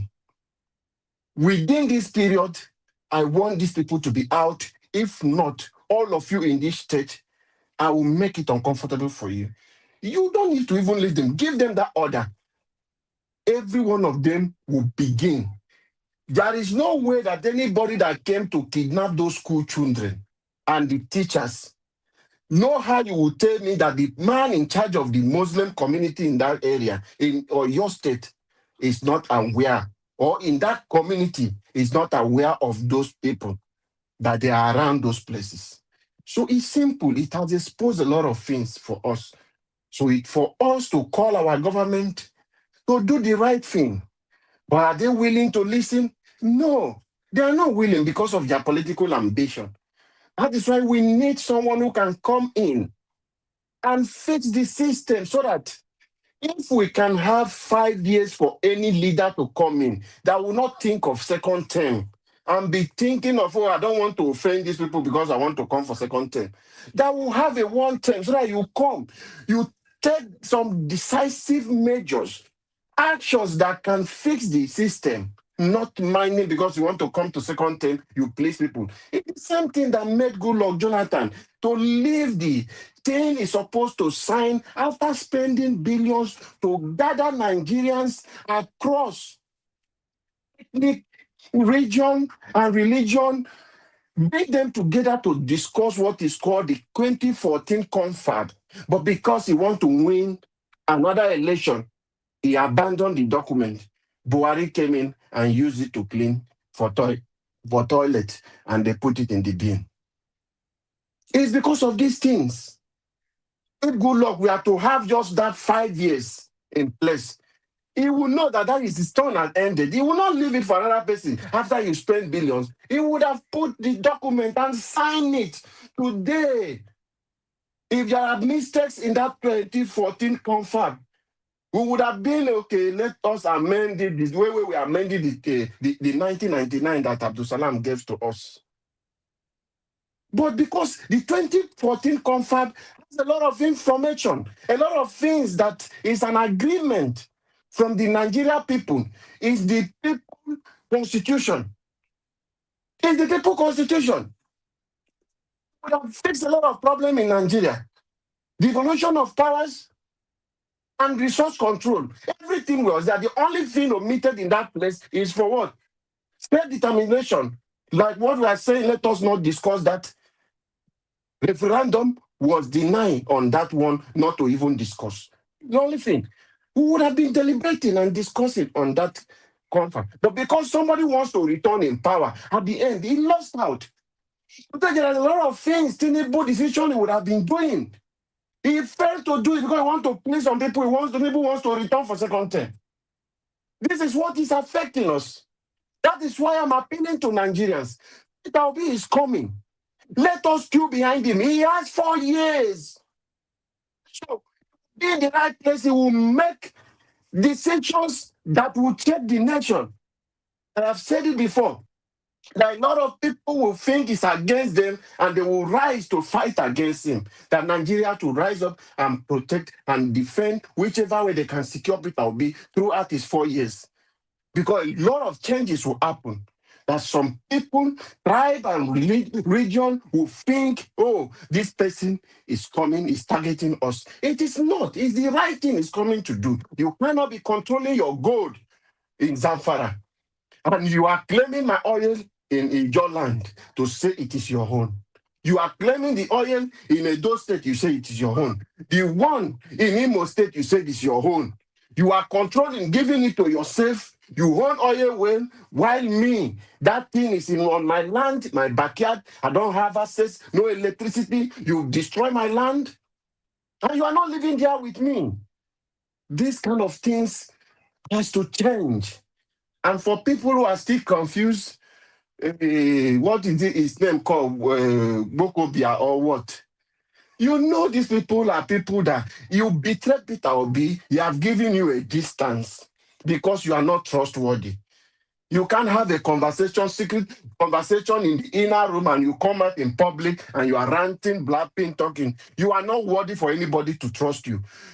There is no young people that is listening to you, Mr. Man. No young people is listening to you. Even your children, they are against you because they know what is right. You are a confused person.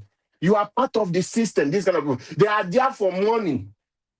You supported Peter Obi 2023 because of what you want to gain, not because you love Nigeria. You people are just people. The one that pays you higher is what you are looking for.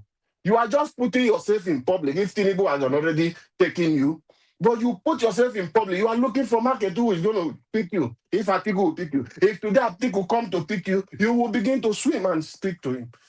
So we know people like you, you don't need to say you are supporting Peter Obi. Your vote, with or without your vote, Mr. Man, Peter Obi will still emerge. Nigeria people have decided, put all the candidates together. Peter Obi is the one. He beats every one of them. Go and check it. You know it yourself. So you cannot come and gaslight and be telling to deceive people online. You're leaving the young people to think and you are calling obedient of this. The obedient is one. The ones you are seeing are the ones APC is doing their own. The ones you are seeing is the one ADC are deceiving you. So there is no 2 or 3 obedient movement. It's one obedient movement led by Dr. Eunice Tanko. So don't confuse people. Other people can put their name and different thing. We don't know them. They have bought them or what they want to do with them. But Nigeria people will decide come 2027. What I am appealing to people, please, let us unite together. Get your PVC.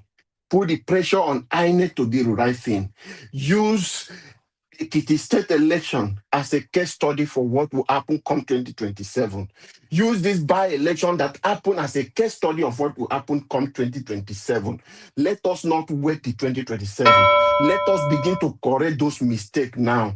And finally, Mr. Avis, whatever thing issue threat my uncle Asari Dokubo is issuing, please, you people should disregard him. I will have a government who does not hold him. You know that man mentioned. He's moving freely. He brought out AK-47 on live program to threaten obedient in the last 2023 election. So more government because it's working for the government in power. So whatever thing he's saying today, he will go free. If it is you, Mr. Elvis, or me that said that kind of thing, they will look for me anywhere they want to do to come and get. But these are the things we are hoping that Peter Obi will come in and a lot of these shenanigans will stop in Nigeria. Thank you, Mr. Elvis, for giving me the opportunity. And happy Father's Day to the fathers. Again, a new Nigeria is coming and a new Nigeria is possible. Thank you, Mr. Elvis. All right, my brother, Mr. Labo, thank you very much, sir. Thanks for your submission. I'm not sure the people will take Asari Dokubo serious, so don't worry about that. Thank you. I appreciate you for your submission. Guys, help us to press on the like, help us to share. God bless you all. Mother Rita, it's good to have you on the show. Good evening to you, ma. Please talk to us. Mr. Elvis. Good evening, sir. Thank you very much. Sweet mommy D. I love you, mama. Greetings to everyone. Queen Salabo, good afternoon, sir. Mr. Odua and Mr. Stay Humble, good afternoon. And greetings to everybody in the comment section. Mr. Black Panther, happy birthday. Black Panther, you have to send me my cake so we can celebrate. You know how we do it in North America. Happy birthday, and I hope you enjoy yourself. And I pray that God will continue to give you good health and wisdom as well, and peace and joy in your life. In the mighty name of Yeshua. And those who are celebrating their birthdays too, maybe they're quiet about it, just like I'm very quiet on birthdays.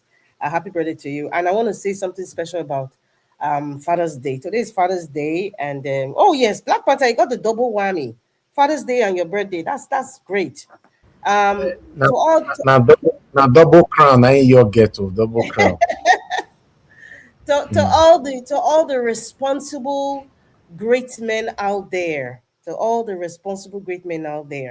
I'm just going to mention the ones that are on the panel now, and maybe the ones that usually are here, like Mr. Jonathan, Mr. Elvis, you yourself, our Dream Nation, Mr. Stay Humble, Mr. Odua, Dr. CM, and Oriyomi Abdul. Sorry, I didn't call any other guys, but I know there's a lot of you. That was the first name that just came to my front on my screen, so that's why I mentioned his name before some people start to crucify me. I'm just gonna say that I'm believing all of you are responsible men, and you are appreciated. God bless the responsible fathers out there, including all the names that I mentioned and the ones that I didn't remember to mention. God bless you. And also, God bless the men who are playing the role of a father where there's no father. God bless you. God bless you. And if you don't see anyone that tells you you're doing a good job, it's okay. Pat yourself on the shoulder and say, I am proud of myself that I'm a good father. I'm a representation of what a father is. God bless you and happy Father's Day. Going back to the scheme of things now. Where should I even start from? I don't even know. This is for today. Mr. Avis, you're going to address yesterday's issue, but that's fine. But I'm just going to talk about today because we're moving forward. But I'm not going to let that slide. What happened yesterday? In terms of Asari Dokubo, okay, you just mentioned his name, so I'll just go there. Asari Dokubo said something. Even if, our Dream Nation, you say, should ignore your uncle or whatever, fine. I mean, because, you already told us that he's just talking, just like he has always been talking before.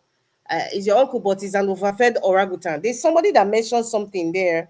I saw it and I've forgotten the person, something OG. He said Humpty Dumpty will have a great fall in Edo State.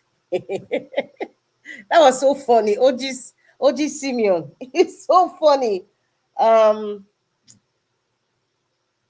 There's something he mentioned. He said the Ijaw people were there in Gelegele from the 1500s. Asari Dokubo, let me reflect your memory if you suddenly have amnesia. Gelegele, for one, it's a Benin word, and Gelegele Seaport, in fact, that entire area was established by Oba Ewari the Great. That's Oba Ewari the First. And Oba Ewari, I actually had to Google where he reigned from 1440 to 1473. And then Asari Dokubo now is saying they've been there from the 1500s. Hello? Like, before you just come out and start talking, so that you will not sound stupid, or you not give people to call you 70 years old man. And you all know what that means. Do your research. You want to support your tribe, it's okay. Do it respectfully. If you want to make negotiation or make an appeal, do it properly. Well, this is not 1843, where you can come and be talking about Zebu in Bao or like Asawana. Who does that? Well, that's nonsense.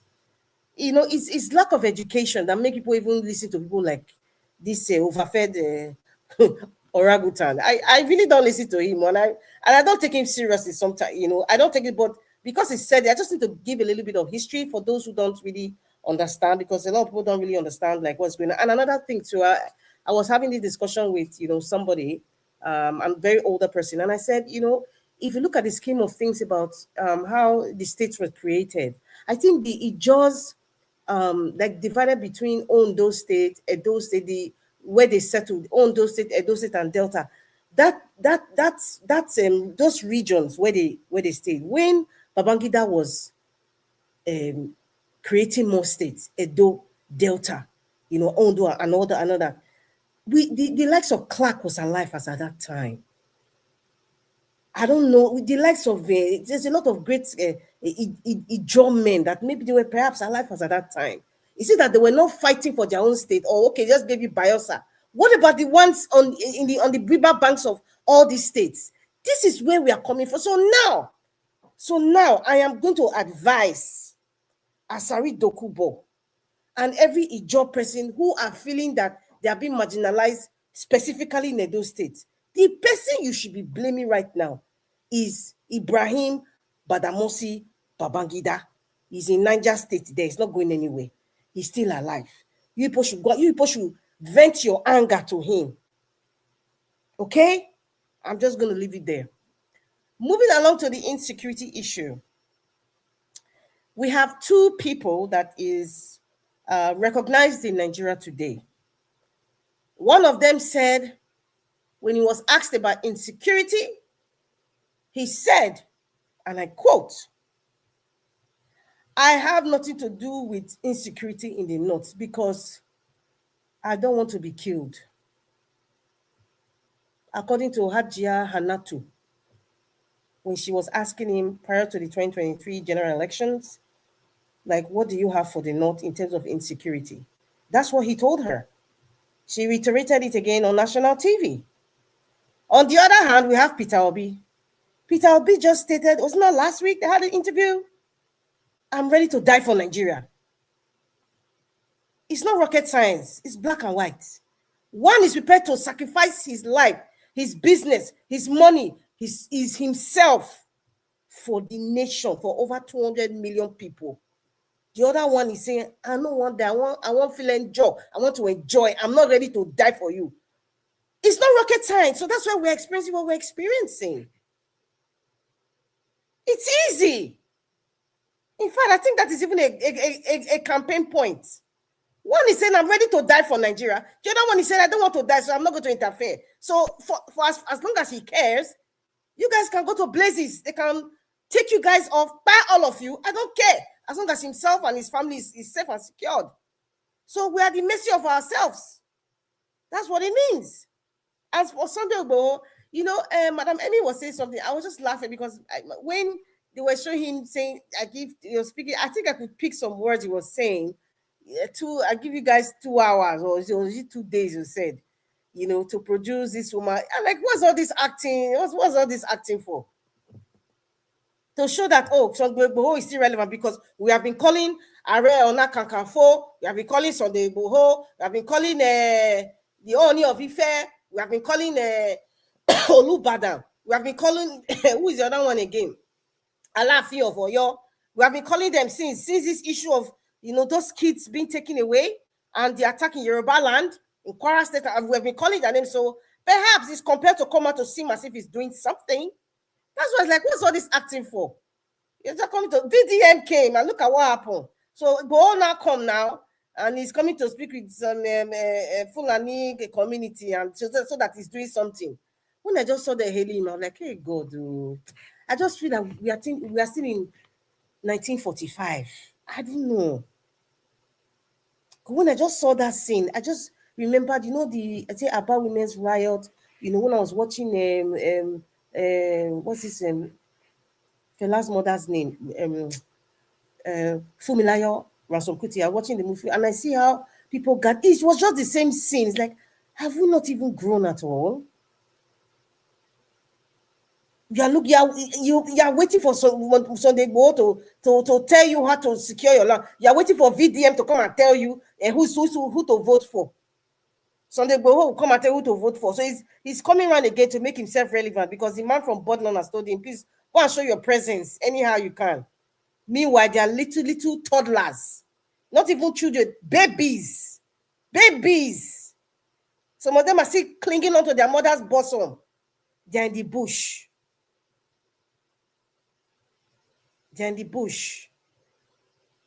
A teacher was taking that man could be somebody's father. His head was decapitated. And they're still playing politics. Well, we have just said, thank you for playing Nnamdi Kanu's thing. I love to gloat when it comes to Nnamdi Kanu now. I don't care how anybody feels, because this man told you all. He told everybody. He broke it down. The manner in which he broke it down, perhaps he's the kind of person, like when I'm trying to tell you people something, you're not getting it. So he's so angry. So the way he presented, you seem as if he's angry or he's being insulted. But the message is key. The message is important.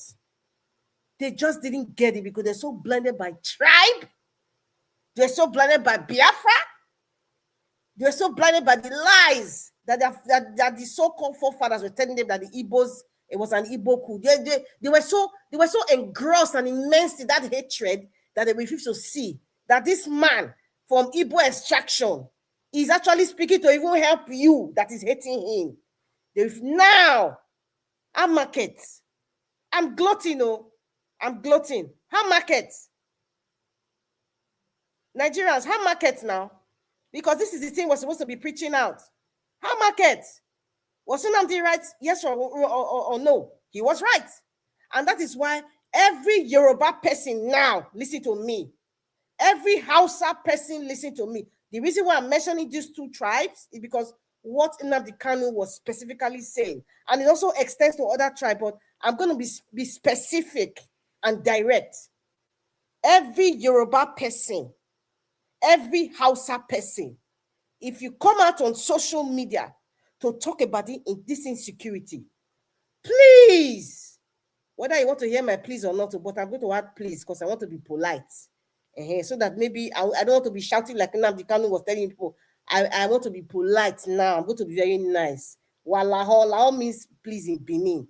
Ejo or Biko is please in Igbo. Ejo is please in Yoruba, I think. Someone should correct me. I'm at a beg now. Let me use pidgin. If you guys are coming to present anything about the insecurity, please also add what Nnamdi Kanu was saying. Because if you don't add it, you are a foolish person and you are not helping. You are just want to create a social media space only. I am saying this because there's a man, I don't want to mention his name. He keeps talking about the man from Bodilon, even from before 2023. He knew he was incompetent. The guy's a lawyer. He's in the United States. And on his social media, on his Facebook handle, we kept talking about the insecurity and all that. I made a comment there. I said, sir, I thank you very much. You have not wavered since 2023. I started following. You have not wavered. However, in this insecurity issue you've talked about and how incompetent the present administration is dealing with it, please also add the warnings that Nnamdi Kanu warned you people, because it will now make it like, okay, you are informing people, you are talking about the terrible administration that we are facing, the incompetent, analog, wicked, satanic administration that we are dealing with. Also, bring into light what Nnamdi Kanu was saying and how he's playing today. It will make everything balanced. The insults that they insulted themselves, and most of them were from Yoruba enclave. That because I made that statement to someone say, Igbo people. I said, look at you people. Well, you guys can guess how I responded. But they even thought I was Igbo because I said that. Can you just imagine? Just see so blind and deaf and also dumb, not to even still realize that this man has given us expo. The date was there. Was not 2014, he said June 9, 2014 or 2015. That thing you were playing, Mr. Elvis. That is 6 years ago. Yeah, about 6 years ago. That information is coming back. And somebody is telling you, recognize it so that your eyes can be open. about the politics of what's happening, this Ruga, and how the so-called political leaders plus the non-state actors that we don't even know that are behind the scenes are just using us to play panya. They are still bringing this tribe issue again. They were even taking Amiibo. Can you just imagine? But your children are in the forest right now. Your babies are in the forest. Your babies are in the base of babies. I can't even imagine the trauma those children are going. I can't even imagine. It's like my head will be sparking. If I'm afraid to think about how they are feeling. No mother, no father in the cold. If they dare cry, so the child can't even cry because they don't want to make noise because they'll be abused. I can't even imagine. Are we even human beings at all? I don't know. I'm just expressing myself, like I've always done. And I'm not going to be apologetic about it. So that's what I have to say about the Sunday Igboho thing. It's just another form of acting. I'm not interested. I'm only interested if the people who have been kidnapped in Kwara State, in Ogbomoso. Why didn't Sunday Igboho not go to Ogbomoso now? Why? Is it not part of the Yoruba-ness?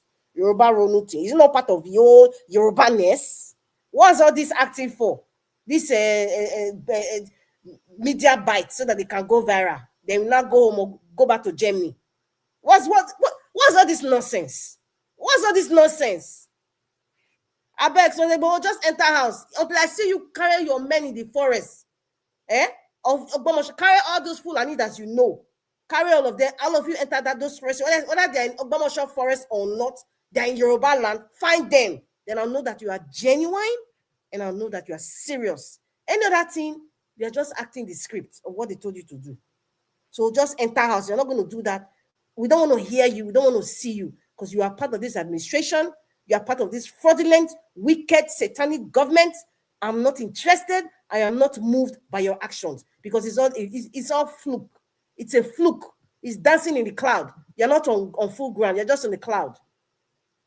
Moving along, Chris Nwakobia. This is my final one before people start to ring bell. Chris Nwakobia, he mentioned something which was very significant for me. He said, during the time of the obedience, I gave them a full house. I was involved in tent. Tent is, I think, is an acronym for maybe like the movement of obedience or something, and democracy. And he said, I also gave them my lounge at Gwarimpa. And for those who don't know, Gwarimpa is in Abuja. And Gwarimpa, I think, is the largest city in Africa or something. When it was built at that time, is in Abuja. So it speaks a lot for me. The reason why he's sort of sitting on the fence, or perhaps not even sitting on the fence, he has chosen who he wants to pick as a president when he was asked directly, is because he knows at this time, for somebody who has a lounge in Gwarimpa, it tells me that, okay, perhaps he has been warned that if he wants his lounge to still be functioning, the likes of Yesom Wike might probably put an X to the building if he owns it, or perhaps they can also go and meet the landlord and say, hey, I no longer want to see you in my lounge, so please, you have to close up. So he's very careful now protecting his business, just like the likes of Obi Kubana and the rest. So that is why, his stance has been changed. And he talked about his medical history and whatever he went through. I'm not wishing him bad. I hope he gets better. So it tells me that it's either they have giving him the option of helping him or assisting him in his medical bills. He's trying to protect his business in Gwarimpa, his lounge, because he said it all. He said, I have a lounge in Gwarimpa, which he gave them the obedience to be using. And so that tells me he has a business in Abuja. He has to protect his business. And for you to even say, I am here to, my job is to make people think outside the box. This is what Mr. Is it Ferrara? Yes, Mr. Ferrara. If wherever you are, please come in here, sir. He's in Canada. He said we have educated idiots. We have educated idiots. And with all due respect, Mr. Elvis, to your channel, I know you say we shouldn't be using social, but that's the unique description of his behavior. And I think Chris Nwakobia is what Mr. Ferrara said, an educated idiot. They're asking you a question. We have two candidates right now. The country is in red. The country is in red. Babies are in the forests. People are being decapitated, raped, taken down. And the person that's in charge right now is having a lackadaisical attitude towards it. Not even speaking, not even consoling the people, not even visiting, nothing. And then you have another candidate who is prepared to die for Nigeria. And you are saying that your job is to make the youth think. Like, seriously? How idiotic can that be? Think about what, Professor Chris? Think about what? Outside chat. Oh my God. Outside chat. He's mentioning chat GPT. Is that what Nigeria is talking about right now? Think about what? Mr. Chris, what are you teaching them to think? Think about what? At your age, sir. I'm using sir because I'm trying to respect you. At your age, sir, if anything at all that is close to teaching Nigerians to think, be specific. Don't be ambiguous. Be specific, sir. If you are teaching them to tell them that, listen, this is the person to vote for if you believe in the voting system. Or listen, I'm teaching you guys how to think about the tricks that these people are going to play January election. I'm teaching them to think of how to transform their country, the ideas that they can bring out when Peter Obi becomes president. I'm teaching them to think of how to pick the right leaders, teaching them what the standards of what a good leader that cares and loves his nation should act. Think about what? How not to depend on chat GPT. Like, I was like, I put my hands on my head. Literally, seriously, I'm serious. I was like, what am I hearing? My conclusion is we are dealing with a lot of educated idiots like this. Nigerians don't need it, sir. Keep your think, Professor Chris Nwakobia. Keep your think to your children. Because the children, the babies in the bush, they don't need your think. They don't need your think, sir. And any of you who are professors or whatever you think you are coming to speak English and saying I'm going to teach Nigerians to think. Think from where? What is your present situation? What? I don't know the kind of school they went to. I don't know. See, school is not a scam, but sometimes, in fact, my grandmother used to say education doesn't equate to sense. And it's true. A lot of them just have this professorship, doctorate. They really don't have sense. It's just from the books to their brain, and that's it. About real life situation, technical thinking about the reality, they have no clue. That just is a deliberate disconnect. What are you teaching to think? Mr. Elvis, let me just stop here, I beg. Because if I start to talk, I don't think Chris Nwakobia's fans will like me very much. Let me just pause here. Thank you very much for listening.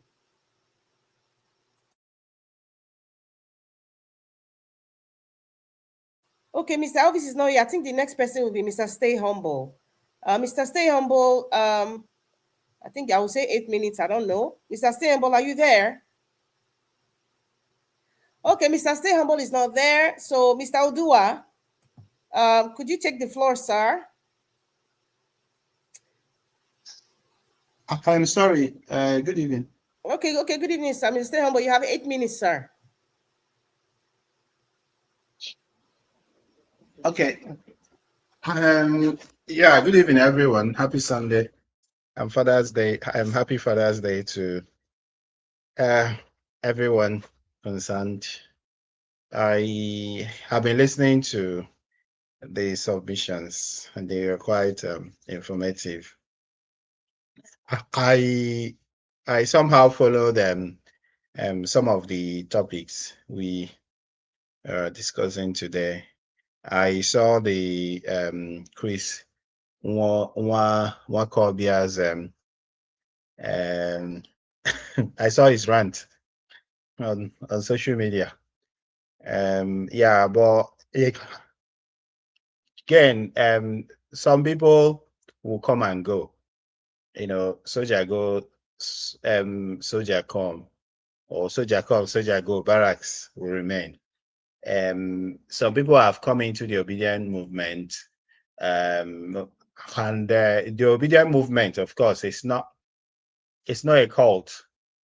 Yeah, there is a collection of Nigerians, north, south, east, and west, both young and old, who are disenchanted, who are disillusioned by the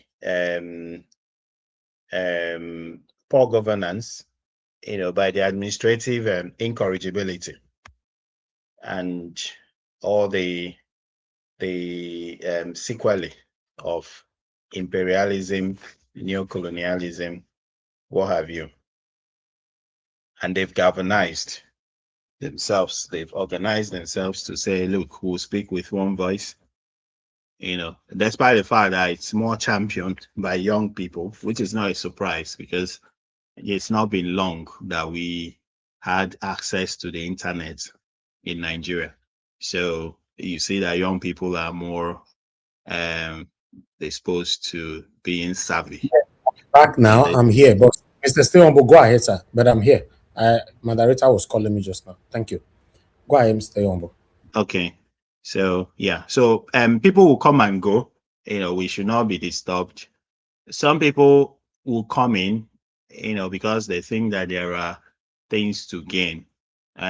Could be pecuniary, it could be political power, it could be influence, whatever it is. And sometimes when they come in and see that that's not what we are here for, they will leave. And when they leave, again, they will act the script, what they usually will say. So many people have said it, not only Nwakobia, Kenneth Okonkwo, what have you, is that the obedience are mobs. There's a mob, they just call people names and that's it. But again, just like the Kenneth Okonkwo's of this world and other people, their influence will dwindle within a few months and you won't hear about them again. So I'm not even taking Mr. Nwakobia seriously. But also again, I'm delighted a bit by the fact that this time around it looks like the party that Peter Obi is riding on, fielding candidates across all the platforms, across all the electoral positions.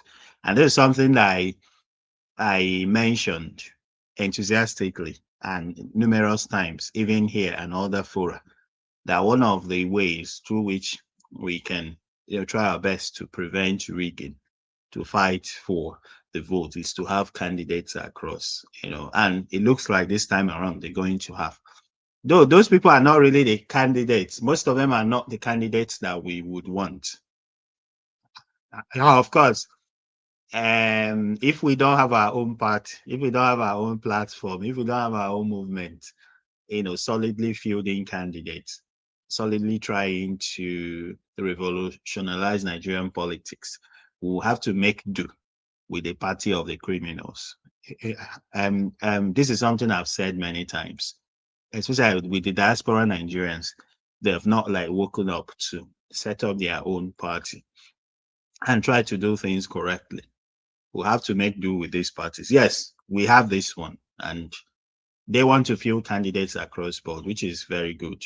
At least it will help, because where someone in every state assembly constituency, you have someone contest, someone knows that, they need to win votes, they need to protect the votes, so they need to have agents, etc. So that's a step in the right direction. Asari Dokubo, I wouldn't really comment on them. And also, most times with what's going on now, the insecurity, all these things are not things that started today.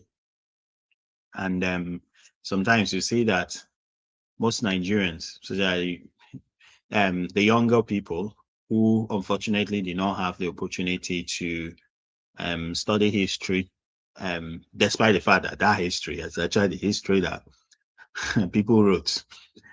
Sometimes, I say, is it still advisable to study history? Yes, because yeah, and people have their different versions. But of course, you read this, read that, read that, read that, and bring all of them together, and it helps, despite the fact that a lot of propaganda in the history books. So if you ask an average Nigerian now, who is Nnamdi Azikiwe, who was Obafemi Awolowo, or Ahmadu Bello, the only thing they know, okay, Nnamdi Azikiwe was the president of Nigeria, ceremonial president. Obafemi Awolowo was a premier of Western Nigeria, this and that. People didn't really know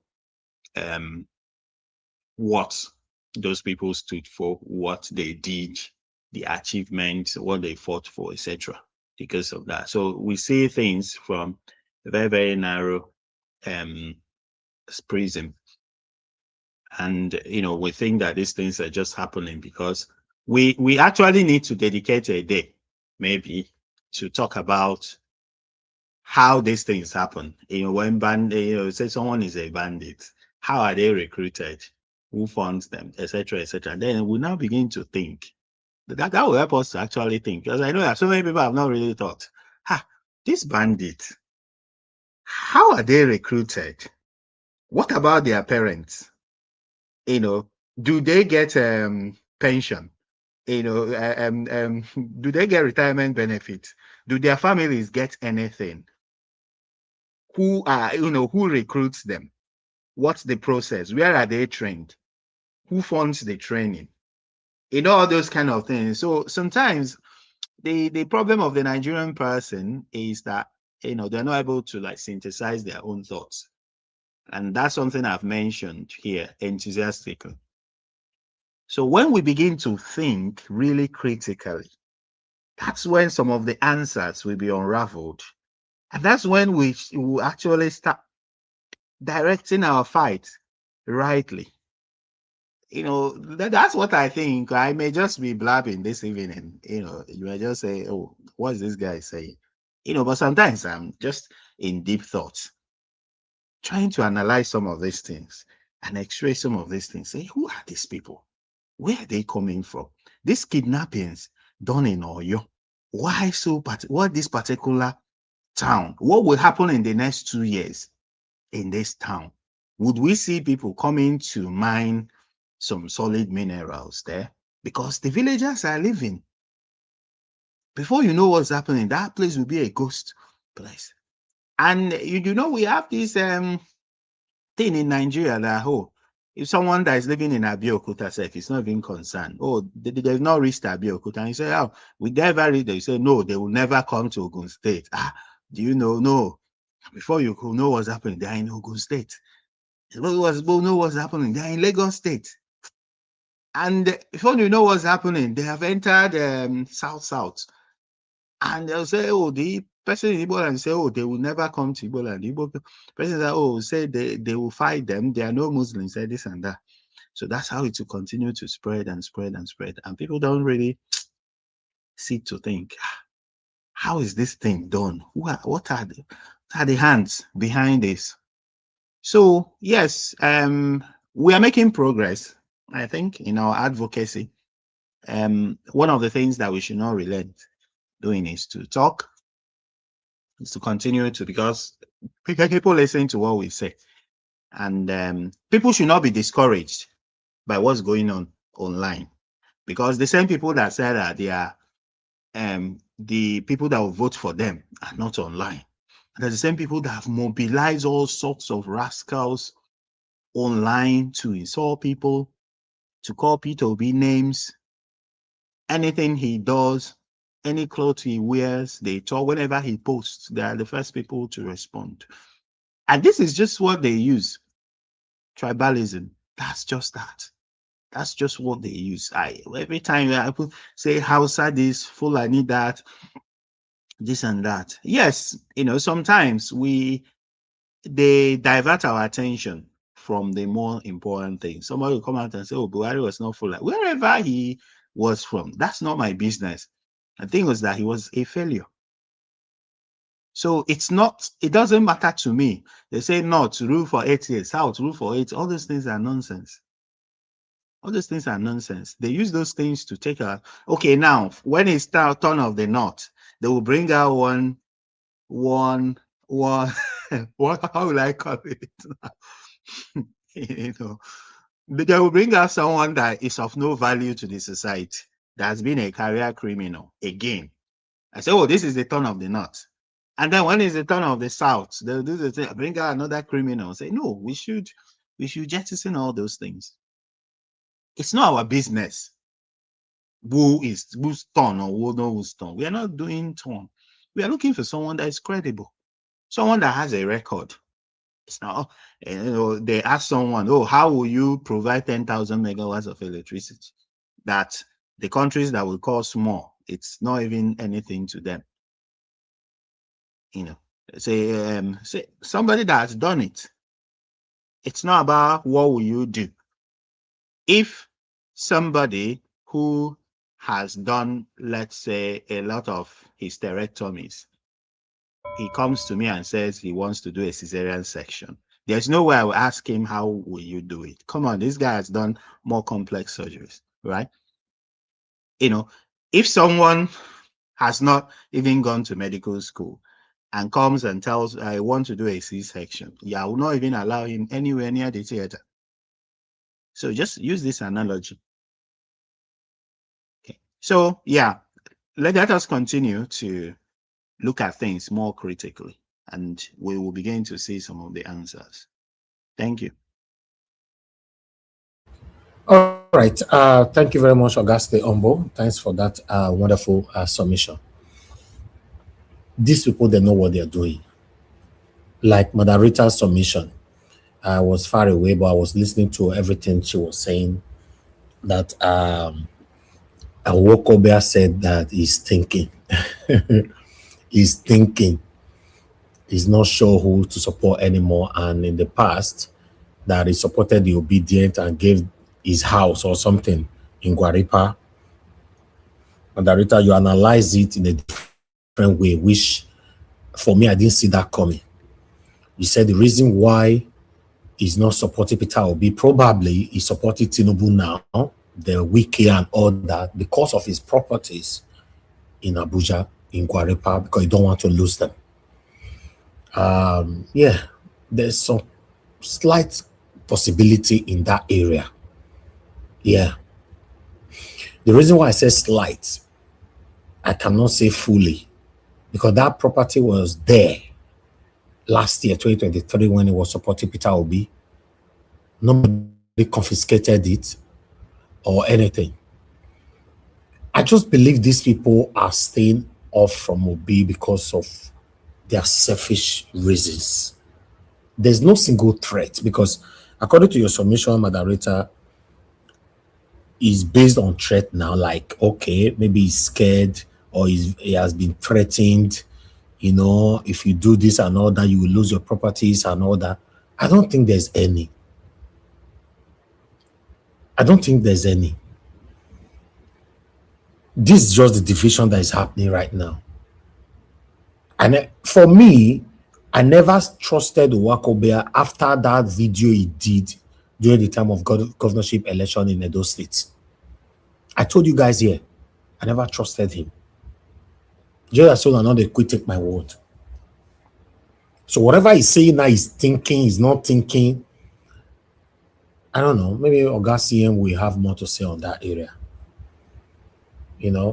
So yeah. Elvis, he said he's teaching Nigerians to think, and he gave instances of his children to think outside the box, to think outside chat. Yeah. GPT. So what does he want children to think about? Exactly. I listen to that. What does he want his children to think about? Amongst all the candidates, you are still telling your children to think, Nigerians to think. Think about what? Think about what? I'd like to quickly take this call. Mr. Chimeze, thank you, sir. Good evening to you. Please talk to us. Mr. Chimeze, you are not talking. Mr. Chimeze, you are not talking. I'm going to cut it now. Your network is bad. We can't hear anything.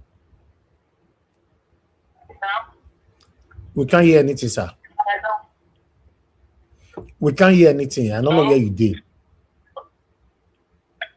I don't under the something here. Hello, hold on, please.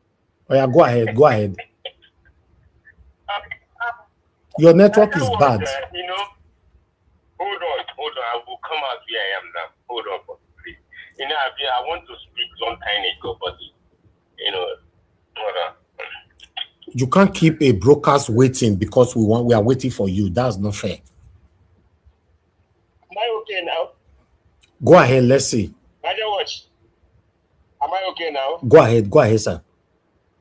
Yeah, Niger Watch, you see, I greet everyone, please, all protocol duly observed. See, one thing I noticed about Nigeria that, you see, if we want to get it right, you see all this tribe issue, we have to abolish it from me, you, everybody. Like what happened last time. I saw everything. I was listening, but I couldn't have that chance to to speak. So we have to abolish that thing in our mind if you want Nigeria to move forward. If we want to get it right, this I be Igbo, I be Yoruba, I be Edo, I be Hausa, I be Fulani, blah blah blah. So if we keep that in our mind, we are not going nowhere. So now, one thing about Governor Ochi, or about ex-governors, there's something I noticed. Why if a government did something that he didn't do, why not say, oh, thank you, Governor Ochi, or whatever you can call him.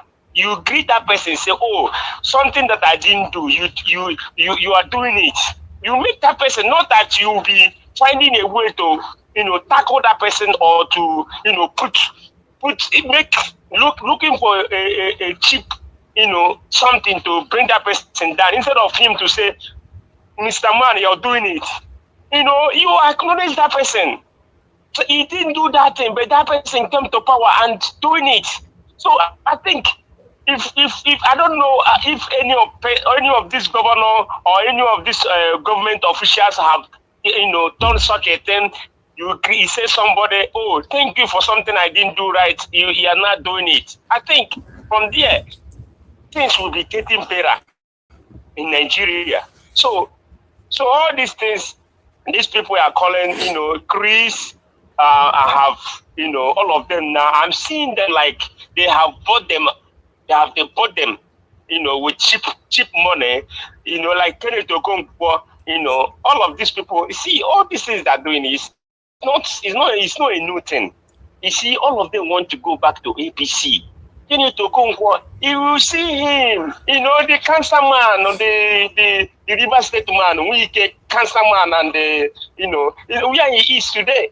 One leg at the PDP and the one leg at the APC. So okay. when you look at all those things, you see that these people, they are fooling the people they are ruling.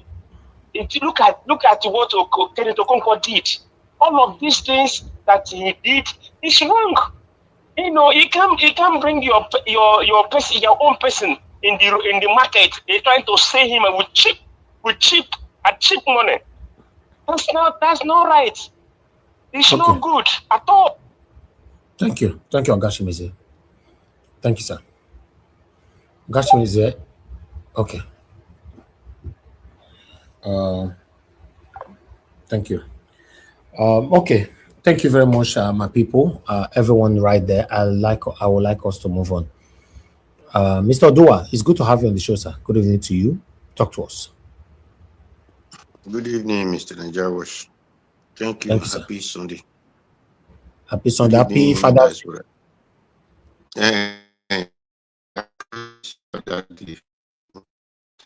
Thank you very much. Good evening, Mommy Diaspora. Happy Sunday, ma. God bless you for your good work. Thank you. Good evening, commenters, listeners, and viewers on the pastor. It is for Father, but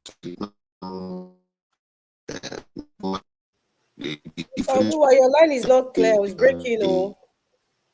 Mr. Odua, is it only me? His line is breaking. Can you hear me? Can someone hear me? It's clear now. It was breaking before. It's better now, yeah. Okay, thank you. Good evening, everyone in the panel. Happy Father's Day. Thank you. Thank you all. Well, I don't really have much to say than Nwakobia. Nwakobia, I see him as a hungry man who said he's teaching Nigeria has to think. I don't really know where he set up that is class or that is school or that is conference that is used to teach Nigeria how to think. Then, and surprised that the uncle did not ask him, how did Nigeria need to use to think? Because you are telling people, because the reference he gave was very different from what he said, because his daughter said, Daddy, ask me anything. So you are not the one teaching your daughter how to think. Your daughter is even telling you that I think more than you. He said, ask me anything, I will give you answer in 2 minutes. But he said he's the one teaching Nigeria how to think. So when people that are hungry, who thought that a place they put hope, we make sure we feed them because they did not have their hand job. They don't have any business or any fish. That is where when I told people all these so-called paper that they give to them are called certificates is deceiving Nigerians here and there. Because if they were a trader, they were a farmer, they were electric welder, which you can call under civil engineer or whatever, or mechanic or one thing or another that they call hand job. As the 2023 did not go well with Labour Party, all of them will go back to their job that they are doing. But because the only job they have is that job of that paper that we just give to them and call them, you are a graduate or you are this, you are that. It doesn't, that is where today they will call that one global winner. He win nothing because the only thing he was able to create was the people that put on red, pink color and they carry something and use it to destroy themselves. Where from there, they're now different to have different friends who are fighting for the cap. They did not even know the country that manufactured them. So, until people begin to have dignity in labor, because these people don't have any labor, and that is why the country will tell you to go and pray, because instead of them to go for labor, they will tell you go for prayer. So Nwakobia doesn't even know how to think, not to talk of him is teaching Nigerians how to think, because he did not have any conference, he did not have any area he may build a school, or did not even tell Nigeria the kind of thinkness they need to think. So how is he telling teaching Nigeria how to think? The truth is, he's a hungry man and he's looking for a place that will feed him. Now, I want to ask if I were to be the anchor, I will have asked Nwakobia, because he said the obedience in 2023 had divided into three, how many groups he said. And those people, he made sure there is no one that came from Edo State or even Delta State. So which of the area that divide the obedient? Because I believe the people that highest that really raised this awareness of Peter Obi and obedience, which created this name obedience, were from Edo and Delta State. So where did he now find those groups that he said he divided? So people, those anchor doesn't know how to ask questions, or they know how to ask, but they don't ask the right questions. Because Eunice Atanko is not even from Edo State. And when they said it's a movement, there was nobody who assembled anybody together and said, we are now obedient. People claim to be obedient. If you claim to be obedient and you feel that you are no longer satisfied with what you think you are doing, then you change. You go to another direction. It's not a crime. It is not everybody who vote Article 2023 is going to vote him now. Or everybody who vote Tinubu 2023 will vote him now. If it was people who even give Peter Obi platform, that we even fighting with Peter Obi. So if you people, when people talk, I don't really know if they think, if they have sense of humor before they just come out and talk and say, So obedient, remain obedient. If you feel that you are not satisfied, change. Obedience still remain who they are. And obedience has not divided because obedience was never a party. It was never any party. And that is why people were saying Labour Party obedience. I said no, obedience is just people. It is not Labour Party. If you can vote for Labour Party or can join Labour Party, it doesn't mean that you are a Labour Party person. So if Labour Party people disorganize themselves to different groups, doesn't mean it's obedient. So that is for that. Then my brother Asari Dokubo, I thank you very much with all your these things. One thing people people who told you their ancestors said they are from Benin, but they gave birth to yesterday is not the one saying they are all liars. So and that shows that you who said you are from Imo State, tomorrow you are no longer from Imo State. That means you are not even balanced on your way. Not to talk of the one you are not the one telling people their own history. I will use myself to give example. The place I am today is not my father's village. Okay, the place my children is going to be tomorrow might not even be that village that my father gave birth to me. But does this stop us from claiming my father's village? No. I always tell people I'm from Manye. I did not, since I was born, it is only one day I have went to that place called Anye. But my children will still come out and claim it because that is our root.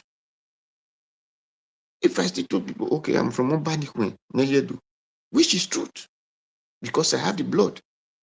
So nobody should tell anybody his own history. Let those people tell their history by themselves.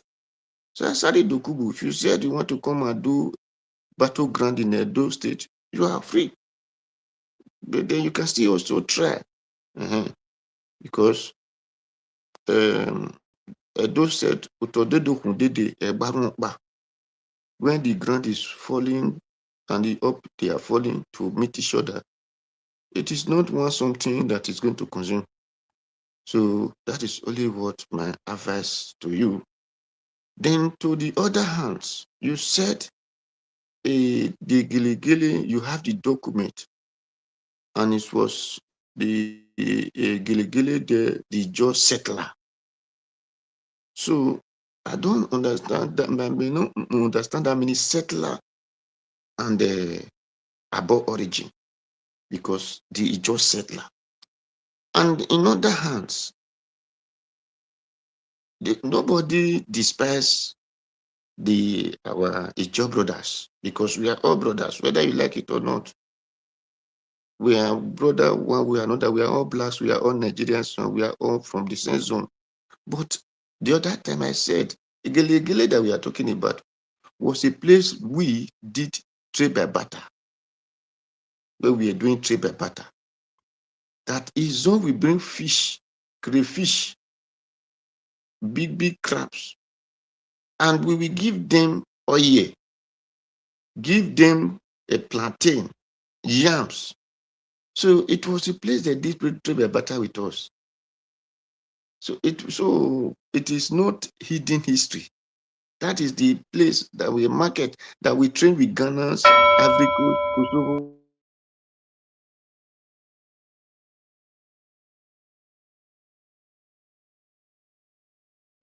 Thank you. Yeah. All right, Mr. Dua, thank you very much, sir. I appreciate you. Okay, let's move on to Oga CM. Oga CM, it's good to have you on the show. Good evening to you, sir. Please talk to us. Okay, thank you, Niger Watch. Good evening, everybody. Thank you, I sir. understand. Happy Father's Day. I don't even, to be honest, I didn't even know. Now, yeah, so thank you. Happy Father's Day to all the deserving fathers. Well, all fathers, whether deserving or not deserving, all fathers, please. Let me correct myself. It comes once in a year, so it's good for everybody to celebrate it equally. Happy Father's Day. All protocols duly observed to those that contribute on the chat or listening wherever you may be. Yes, today, I think we are more or less in the electioneering campaign season now, although it is unofficial. I'm saying this just to react to what Professor Nwakobia said. He's still undecided and he's a professor who to vote for, even when he knows the list of people contesting. Well, you see, the thing about Nigeria is that those you think they have the torchlight that will show the way, they're actually in darkness. That man I just looked at him as somebody, maybe he felt he's somebody in the society. That's what I feel. You know, everybody that goes to channels or arise, they feel that they have arrived. I don't really think the substance, he's just deceiving himself. You know, somebody who will just be, you know, Englishman will say somebody is a crook. Crook is good. Crook, to me, is still good compared to cocky. When you say somebody is cocky, just like somebody dribbling himself. They're asking you straight question. He say he never made up. What are you never made up? And you won't vote for Tinubu? Like, okay, no, he didn't say. He said he won't vote for Atiku. Atiku has been campaigning for years, this. Okay. You want to inculcate a sense of thinking on Nigerian. Who are you? What have you thought for yourself? See, these people are a funny bunch. But then, some of these things, if you allow them to slide, you will be aiding and abetting ignorance. The best thing is to respond to them the way we are doing here. Ordinarily, somebody like me now, before you even open before you the right, we don't know where, we don't wait for you for full stop. So we know exactly what we are headed to. These are just a case of somebody putting himself on the shopping window in case anybody will, like Kenneth Okonkwo type of person, but Kenneth Okonkwo is doing his own in a very crude, with sadistic gusto. So this one feels he's a professor, he's refined, he's still talking. Now, do you know what really surprises me? Why is it that anybody wanted obedient? They insult me. Obedient, it doesn't insult. It's not that insulting you. What is it? Obedient are young people that are jobless, albeit with a university skills, education, at least, or higher education. The society have left them and they are stranded. Most of them can't go abroad to go and look for one thing to do abroad, at least to feed, because it is expensive. Not that they don't want to go, it is expensive. Procure visa, procure ticket, and then have BTA, and then, I mean, the money for pocket, they no get. And to remain in Nigeria, time is running out. They sleep under darkness with mosquito. But now, that is no longer the issue. They are no longer even safe. So they take it out on the government. And when somebody like Professor Nwakobia is coming to dribble them, they expecting them to maybe to do what is the near impossible, just like catching the wind. You know, the people will just say, what is this man talking about? Then when you now want to drill sense into the likes of Professor Nwakobia, they say it's an insult. Say the obedient are insulting, obedient are their mob. All these things, you see, when I look at it, I shake my head. I said, some of these people, they feel that they are talking to fools. An unemployed graduate who is having a mobile phone like this, what is it called? It's called Android phone. with a credit in it or internet connection to it.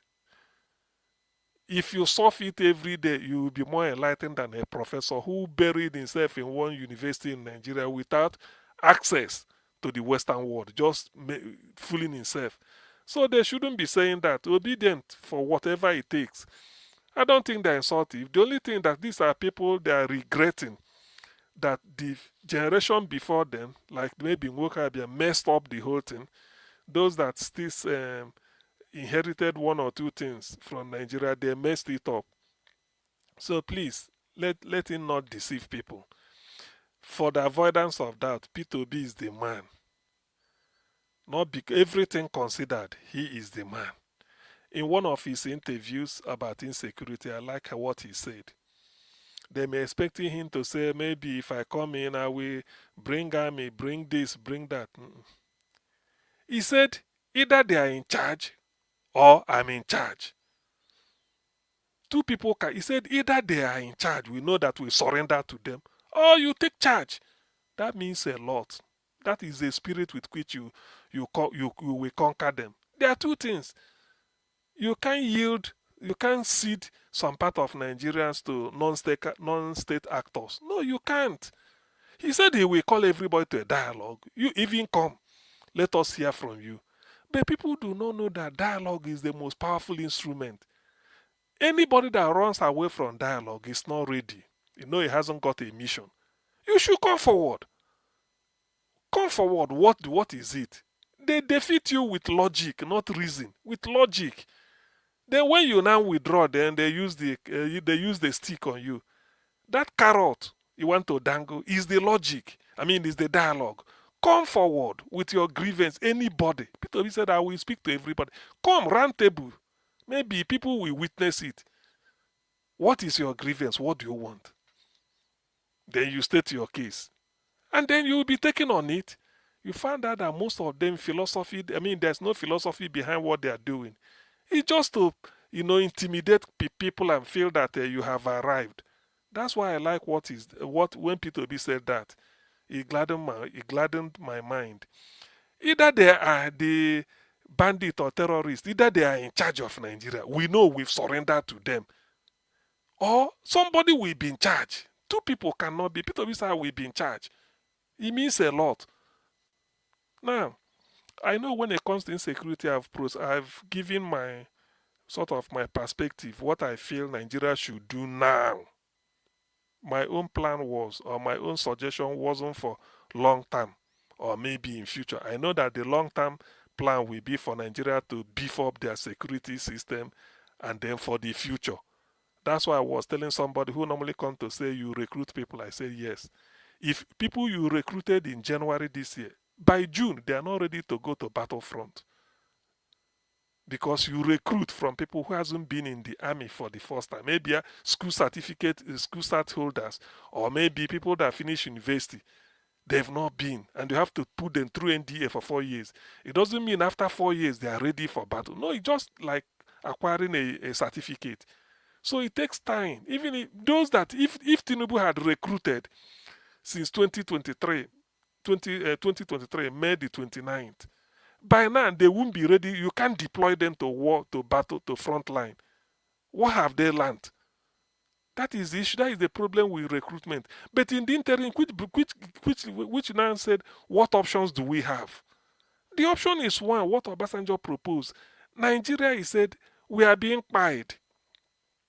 Whether you're a Christian or a Muslim, from the north or from the south. And our government seem incapable of doing something to help. Nigeria is a member of the international community. Why can't we cry out? Simple. I want to see a multi-nation force in Nigeria from different African countries under the instrument of AU. Nigeria is capable of, yes, you cry out to them. By the time they send, even if they're sending 1,000 from each country, if at all it will be, flood the place, you will still do, they make an impact. Why you, the government, you know that is how to fight them. You can't rely. Nigerian military has been infiltrated. The way, if you want to be a soldier in Nigeria, I think it's only two ways. Either you go primary school, army primary school, or whichever primary school you end up with, You go to Nigerian military school, Zaria, for secondary school, or you go to any other secondary school in Nigeria. After that, you go to Nigerian Defense Academy. That is where you are recruited. That's why they call them maybe 38 cadet. How do they call them? The intake. Since 1960, they count them every year. Maybe the 63rd intake. You know your mates. You go there, have to spend years. I've never heard that somebody who said he came from the Sahel fighting us according to Buhari, what he told Donald Trump in the first time, said these are not Nigerians. They came from the fall of Gaddafi, Libya. Then they came into the country fighting us. In the end, you were able to call them as prisoners of war. You ended up not only giving them Nigerian citizenship, but you now put them into our armed forces to do what? So that is the fault. And you can't be a Nigerian citizen just they capture you. Tomorrow you repent, you become a citizen. No, there's a procedure for that. So for you to be a military officer in Nigerian army or you enter the Nigerian army, there's a procedure. You have to go through Nigerian Defense Academy. It's as simple as that. If you want to be that you have to go through, or they train you in another way. But there must be, the procedure is way clear. It's not that you don't jump through the window from battlefront. You now come and wear uniform. You've repented, or they repented. Then you now, which means you are now part of us. It shouldn't be that way. So that's why what Obasanjo proposed, I stand by it, and I keep saying it when it comes to insecurity. But that is at the federal level. Listen, because this is what the government at the center should execute or carry out. Now, the sub-nationals like the state, you can help yourself. In the face of the fact that the federal is dilly-dallying, whether they're complicit in it, I'm tended to believe that they are not complicit. Forget about all this drama somebody is demonstrating. It's inimical. I don't even care about it. So what will the state do? At the federal level, they talk of one Nigeria. Nigeria is one. That is at the federal level, because if you are to use AU initiative, Africa High Command, that you are going there as a Nigerian federal government. But at the state, we have ethnic groups. At this state, you see, there's nothing big. The first thing you save is life. The first order of humanity is life. So what you do, I believe, let's take it this way, some state may be darling. Every ethnic group, form your own militia, protect yourself. Because if every state, no matter what it is, even if it's stick, a log of wood you say is your own, you have faith in it, let us do something. Because you can't allow these people to run us out of town. Once we will continue waiting for federal, because federal security of life and property in Nigeria is at the federal level. You can't deploy, like somebody said, you can't deploy a commissioner of police in a state until order comes from above. We can't continue waiting for them. They're not doing anything. So at the local level, even if it's tribal level, please save yourself. Nobody will ask you, oh boy, how did you manage to save your life? Nobody will ask you that. But they will blame you when you they have that. They say, oh boy, now what for you? But you should have organized this. You see it? But when you say, nobody will ask you, but I'm alive. What did you do? Don't worry, I saved myself. That is what matters. So we cannot continue at the state level. In the community level, people should do something to guard themselves, because the government has failed. If non-state actors could carry GUN, why can't you, if you have access to it, get one yourself and then defend? Anybody ask you, say, look, if I'm sleeping, I'm keeping one by the side. Or this area, you don't cross it after maybe so time, there's a gate barricading that area because we are afraid. Save yourself. No, look, there's nothing you can do. Your life has no duplicate. Save your life. People should not continue waiting for the federal. I've believed in what Obasanjo said. If they want to do that, it will help, because Nigerian military, the capacity, the ability, we don't have the resources. We can't confront them.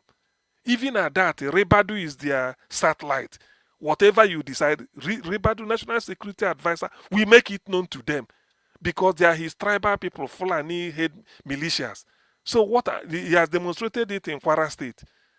So what are we talking about? Federal government is compromised. Whether if Tinubu should interfere much, maybe Rebadu will turn against him. I don't know the deal they reach. That is the thing. So, but from the look of things, for a government to feel that it's incapable, of protecting the life and property of the citizens, which is the cardinal function of his office in the Constitution, for him to, shake that office and feel that he's incapable, it means that he has given way now. Dr. CM, sorry. Yeah. The solution you are proffering is security no longer on the exclusive list. That's number one. Wait. Okay. Number two. Mm-hmm. Number two, when Tinubu, the evil man, when he was trying to give power back to the state by creating local government, is it not the same Obasanjo that fought him to a standstill? Well, you see, Chris, this is the way I will answer it. Let's not talk theory or maybe semantics. Chris, today is 21st of June, 2026. The day this thing happened at a lorry, do you know what I said? I said, let a lorry be the warning. As an Igbo, we used to say that the advice or counseling given to that orphan, the advice given to somebody whose parents are alive is also the advice that an orphan should learn from, because his own parents are no longer alive to come and give him that same advice. So if he's waiting, he's wasting his time. Better learn from that. So people must have learned from what happened at Kwara State. Sacked the entire area. Now they are in Oyo and they are sacking some areas again. So do you know that when this thing, I think I was listening to one commentator, he said they're already in Ekiti State and they may be in Oshun or so. So this is the way it should continue. And that's what Obasanjo said, the government is incapable. See, Chris, exclusive or inclusive or whatever, let me tell you the truth. If I'm a man of means, I will arm my community now in Anambra State. I don't care. Let us go to World Court and discuss it. Let me tell you. When your very good friend, your very good friend Akeredolu, can you tell us what happened to him when he tried to do it? But you see, do you know Akeredolu? No, Akeredolu know that when he tried to do it, Akeredolu did it. Yes, he did it because he said he was in his office. Agbekoya means farmers also in Yoruba language. He said they came to come and report to him that they can't go to the forest or go and farm. Fulani has taken it over and they are driving them away. He said, I left Akure and went with them. I went and ordered all of them out of the forest. There, as we are going, carry your GUN. We don't want to see anything. He said they left. I doff my heart for that man. It's only that good people like. I wonder if he's alive now, what he will say. So, but that is because he's the chairman of Southwest Governors Forum. And the man is really, a senior advocate of Nigeria. I respect him as a lawyer because, do you know that because of him, they named the Nigerian Bar Association House in Abuja after him. Akeredolu House, Nigerian, their headquarters in Abuja. So the guy, lawyers know his worth. But that is by the way. So, Chris, what I'm saying is that I am prepared. Hey, Niger Watch, excuse me, please. I am prepared to break that law of whether security belongs to federal laws. I don't care. I am my community because I see what is going to happen. I want, after saving their life, take me to World Court. Let me go and discuss it. Yes, it's exclusive. Why didn't you invite the police? Why should I invite the police? That the life of my people are in danger. And you're telling me to invite the police. Haven't I learned from Kwara State? Haven't I learned from Oyo State? So until it happens to Anambra, then I will learn. No. Right. Everybody. Okay, thank you. People should take control of their life now because the state is incapable of protecting them. That's what I'm saying. Thank you.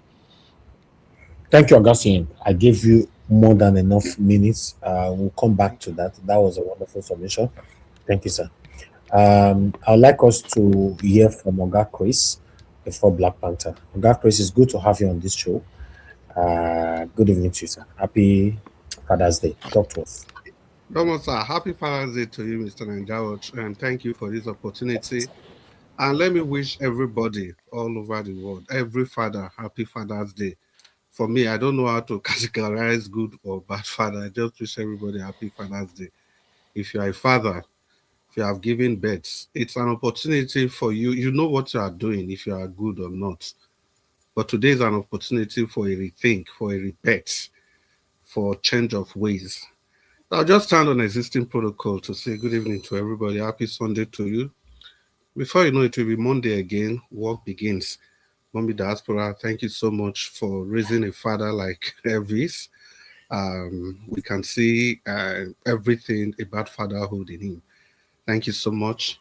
And everybody listening to us from all over the world, good evening to you all. See, the problem of giving your submission late is that you are forced to deviate from maybe the things you initially wanted to say. The reason I say that is because of the submission of Ogasi, beautiful, brilliant submission. Well, you see that part, Obasanjo, he's the problem we are facing in Nigeria today. Is he not the architect of this whole problem? This utter disregard for every institution, every single institution of our country. He started them, he created them. The NNPC thing, it was him that stopped having a Minister of Petroleum Affairs. He said because he went to one country in the Caribbean and the president was also in charge of agriculture because agriculture was their mainstay. So he came, he replicated the same thing. So the reason I'm painting this story, you see the solution he proffered. When Tinubu wanted to do something that was not even up to what he proffered, what did he do? He stopped allocation to Lagos State all through Tinubu's tenure. Tinubu had to devise a means. And what was Tinubu even trying to do? In Lagos State has 20 local governments, and Kano and Jigawa, that were one state at the same time Lagos State was created. Between Kano and Jigawa, they had like 67 local governments, and Lagos still has 20. Now, Tinubu tried to create more local government area just for administrative purpose. Did Obasanjo not stop it? So when we say power is in the exclusive list, it is very critical. It is crucial. It is the core of the problem. Let's not wish it away. That is why you see things happening. How many times have people been complaining if you arrest Fulani herdsmen, you get a call from Abuja, leave them. The one that just happened in Kwara, why are we trying to assume that this thing didn't happen? That the National Security Advisor will harm Fulani militia with AK-47, sophisticated weapons, whereas the people in the state, the owners of the land, they are not given the same opportunity. And for Akeredolu, when Akeredolu started Amoteku, who were the people that opposed him? The same Fulani people, led by no other person than Malamu, Abubakar Malamu, SAN to Tinubu, who was the SAN and the Attorney General of the Federation under the Buhari's administration. And Bala Ahmed in Bauchi was echoing the same thing. They said they can't have anything to do with Amoteku. What about state police? Is it not the same problem we've been having with state police? Anytime you talk about state police, look at the lawmakers from the north, the politicians from the north. All their antennas are opened. They all want to oppose and they keep opposing because they don't want anything that takes away power from the center. Having said that, guys, see, we are talking today. Do you guys know that there's a document that was released by the politicians from the north? Now, if I say north, I don't mean the Hausa, the Bagis, the Nupe, the Birom, any other person. I'm talking about the Fulanis. 10 Fulani top politicians. They signed that document, Nigeria at a crossroad. And guess who was the first person on that list? Atahiru Jega, the same person that conducted the election, that brought in Buhari. And what was their grounds? What was in the document? It was all about insecurity, how the Brigadier General was kidnapped, the everything. It was all about how the nation is drifting, how Tinubu is not paying attention to institutions. Exactly everything that Tinubu Buhari did, that they all keep quiet, they didn't say anything. Now they want to release that kind of a document. I didn't supposed to gather everybody in Nigeria. But the Fulanis not even paying attention to the people in the north, especially those guys in the middle belts that think that they are all the same. Just 10 of them. 10 top Fulani politicians. And in that communique that they released, they never blamed the terrorists. They not blamed the kidnappers. They didn't trace the origin of terrorism. How their brother Buhari brought terrorism to Nigeria. In short, all of them, in order to win an election. The whole blame was on the federal government, Nigeria. And the people causing the insecurity are people from their own stock. In that document, they didn't speak to their terrorist uncles, nephews, nieces, brothers and sisters, wives. They didn't speak to them. All they did was they were talking about the Fulanis. And talking about the Fulanis, who are really these people? Every day we've been talking about the Fulanis, and some people think it's a tribal thing. No, it's not. Since day one, I've been trying to talk about the Fulanis even before the 2023 elections. And I've continued that trajectory. The reason being very simple. Look at everything Nnamdi Kanu said then. All you needed to do is to sit down and listen. And I think some of us that believed in him then, before we are saying these things, we should get some credit. Because it was very difficult to sell his message then. People kept saying different things. Oh, Nigeria. Said, no, listen to what this man is saying. He was speaking to the Yorubas as if he saw the future. Like Ogananja was analyzing every single thing he said, how they were going to make Tinubu the president. He said, INEC will announce the result and you people cannot do anything.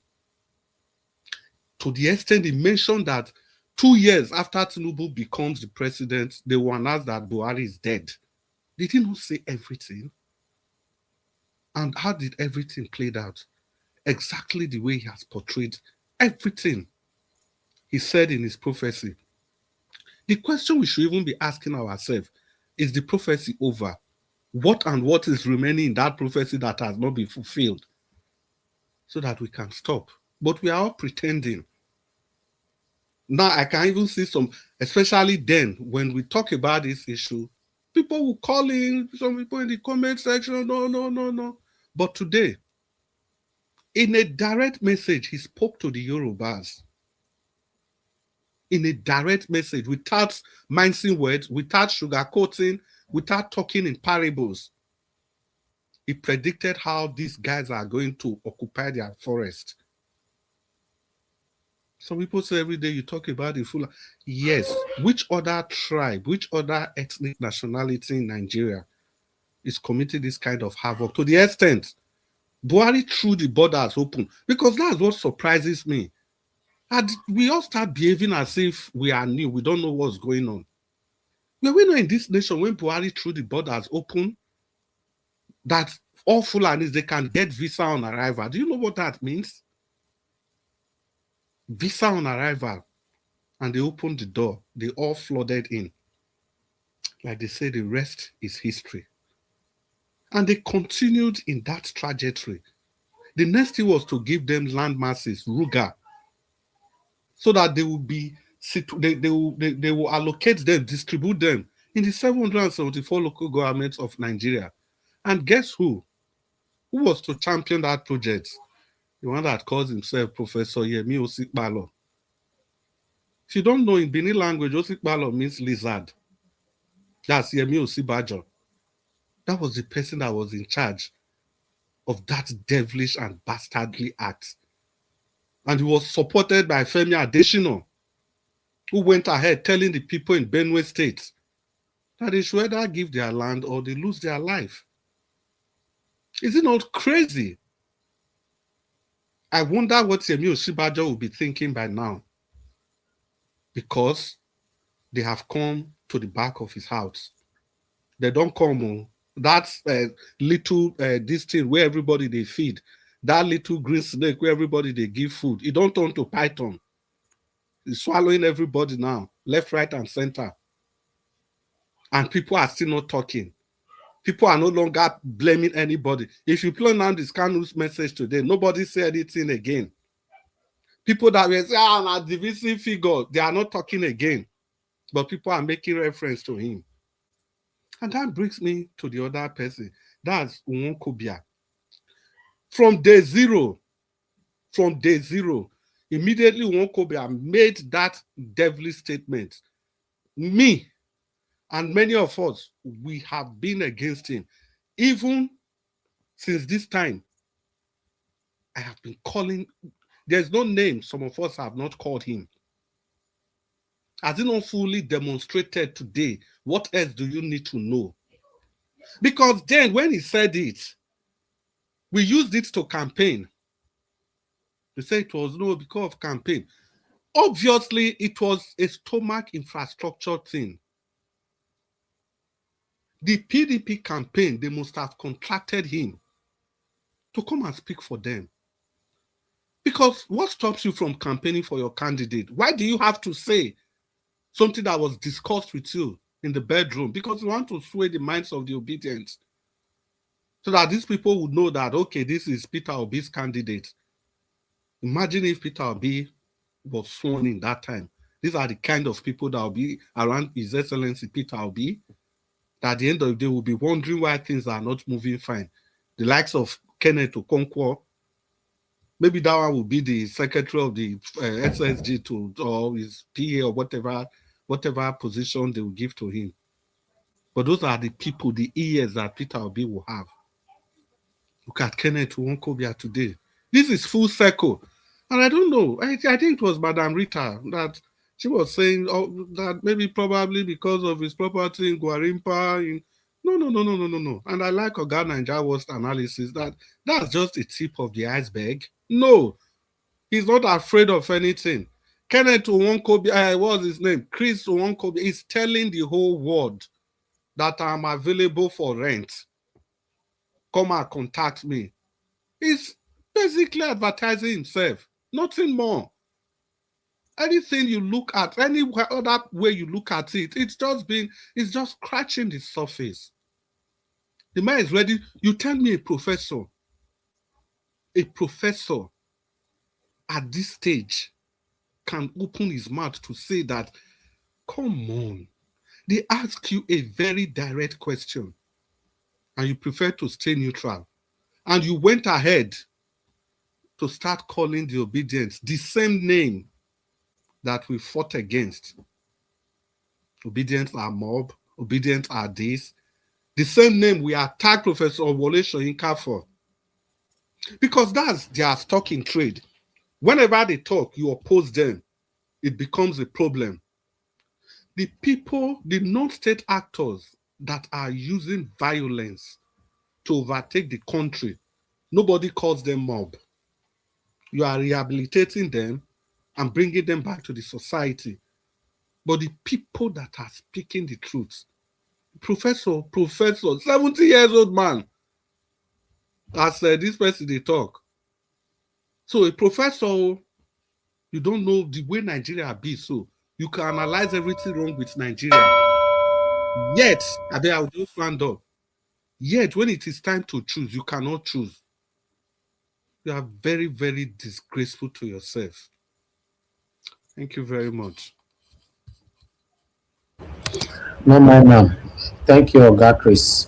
I never wanted to put my energy to respond to him anyway. Now only Mr. Oduwa. Now he be the educate him for his submission. Sorry, Dokubo. I don't want to just go there. Now see finish. Now they cause all these things where they happen for the whole Nigeria right now. See finish. Since the country does spoil, everybody they fall for different corner, make we spoil them how we like. It's very unfortunate. There's no functioning, no structure. It doesn't look like anything is working. So that's why you can see anybody tout, Agberu, killers, kidnappers, terrorists, all of them can come and make videos, do anything, count money, ransom money anywhere. So the country is just upside down. It's very unfortunate. Nothing is governing anything. No, it's just like everybody is just on their own. It's crazy, man. Black Panther, you're the final. Talk to us. Can you hear me? Yes. Is it noisy? Thank you, No. Or you can't talk. Thank you. No, I can talk without the noise. I have a device that would take all the noise. That's why I'm testing it. Yeah, I want to thank every one of you, every one of us. Nigeria Watch, may God bless you.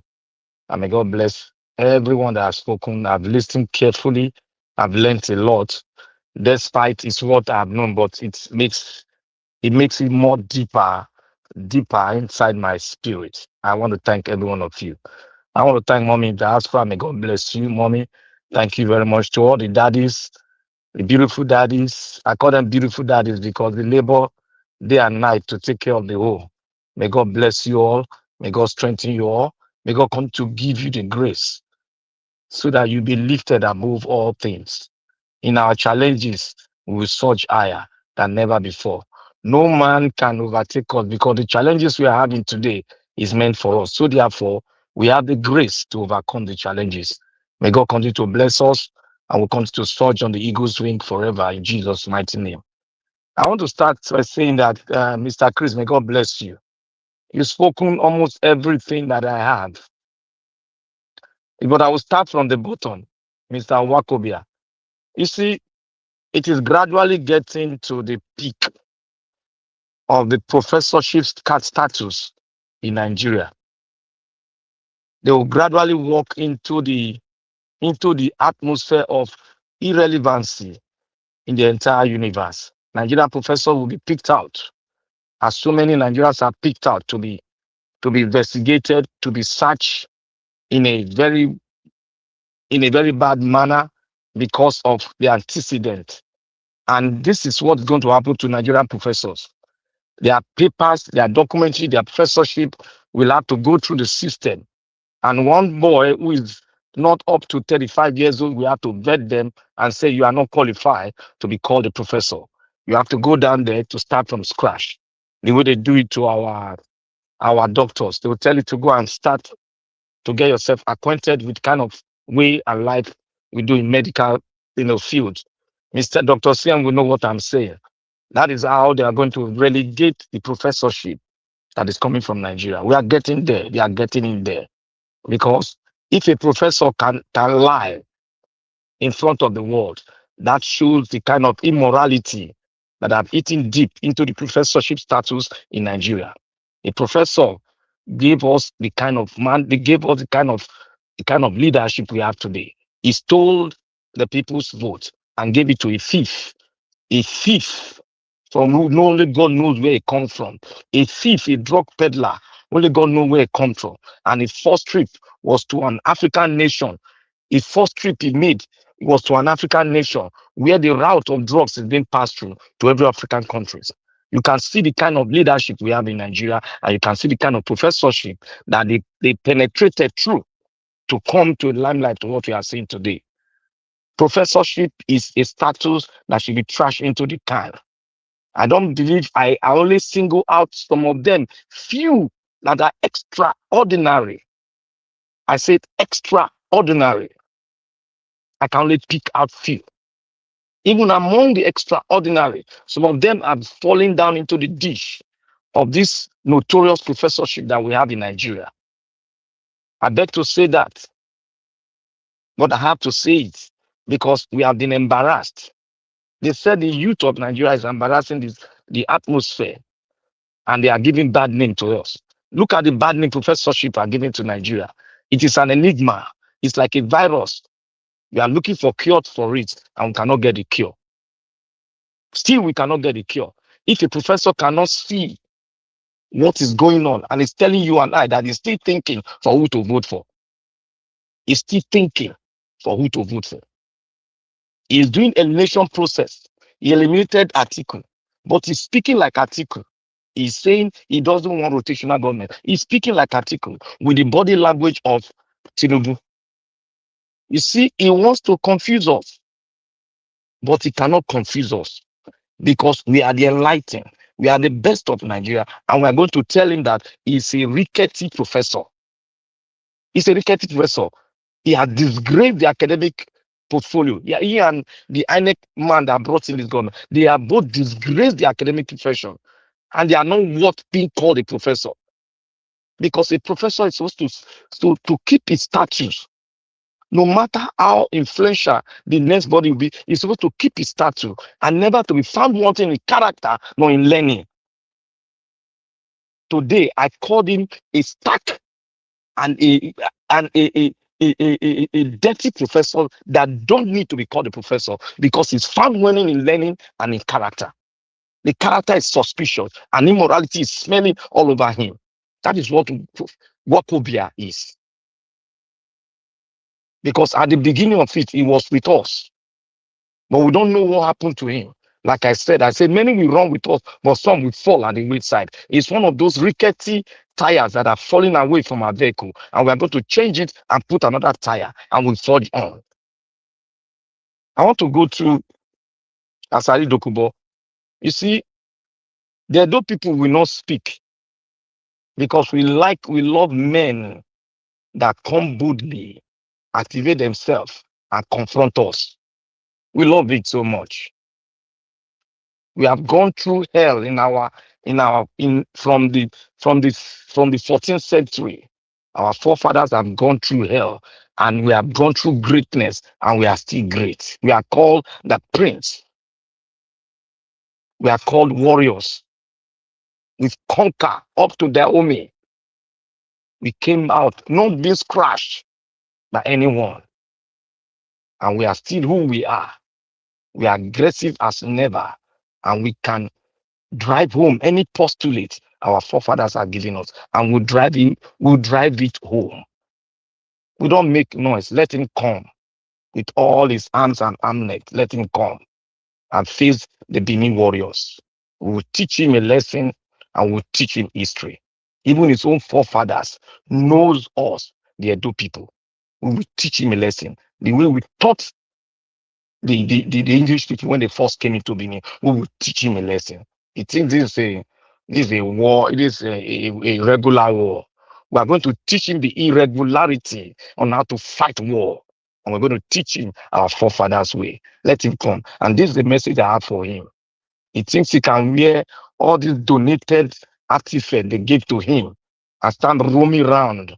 A boy who is not as old as some of the boys that are clamoring for good Nigeria and is coming up to fight. Who is he? A man that started fighting for the emancipation of his own people. He has now become a man that has invited terror into the land of the Ijaw people. A man that is giving the Ijaw people sleepless nights. How can our king or our chief be behaving and talking this way? Where is the immorality in him? Where is the kingship in him? Where is the Ijawness in him? He just stands for the truth. And the truth they've been. A lot of the Ijaw stand for the truth. Their forefathers died for the truth. And they're still roaming around. And that is what is keeping them live and strong. But somebody from nowhere called Asari Dokubo wants to bring them down. I believe the Ijaw people will rise above any other thing. You can't fight a kingdom of warriors, a kingdom that has set its peace, and which the white men came to steal and steal more than 50,000 of the artifacts that brought about civilization in Africa. We have made our mark. Our mark is not only in talking, but our mark is in our artifacts, which the world has seen all over the world. We have showcased the Edolite history all over the world. So, as I do go, is small meat. Let him come. Bring it on. I tell you, as I agree, bring it on. We are ready. We are the warriors. We are Edolite. We are ready. We don't chicken out. And I want to say to all Nigerians, you see, when Brother Chris was speaking, it makes me go back to when I started saying Nigeria is not a country. Somebody called from England, I guess. Say, why will I speak about their country like that? After speaking, after talking, look at where we are today. From your own analysis, brother, is this a country? You have seen it. That my postulate, I was right. It's very simple, and it's not hard to know.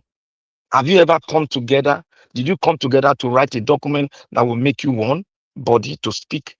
No, you have never done it. The only way we tried, after much shouting, by the NGOs and by some Nigerians, not all. Jonathan made us to come together, and we came together. As with that, they dropped that document, and you that came to attack me on that day, you are not able to speak that that document should be enacted and put forward so that we can vote on it. Thank you, Nigeria. May God bless you.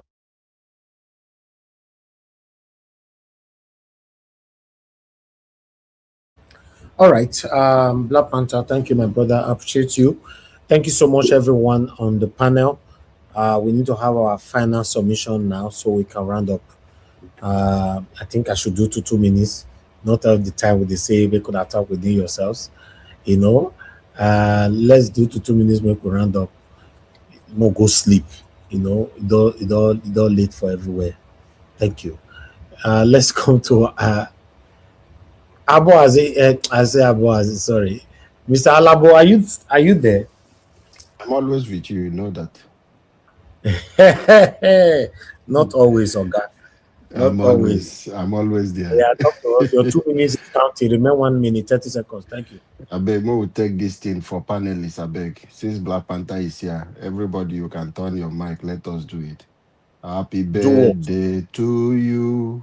Happy birthday. Yes. Please, everybody, join me, please.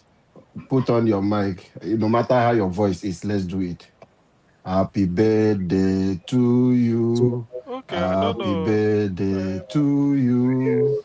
Happy birthday, Happy birthday, happy birthday to you.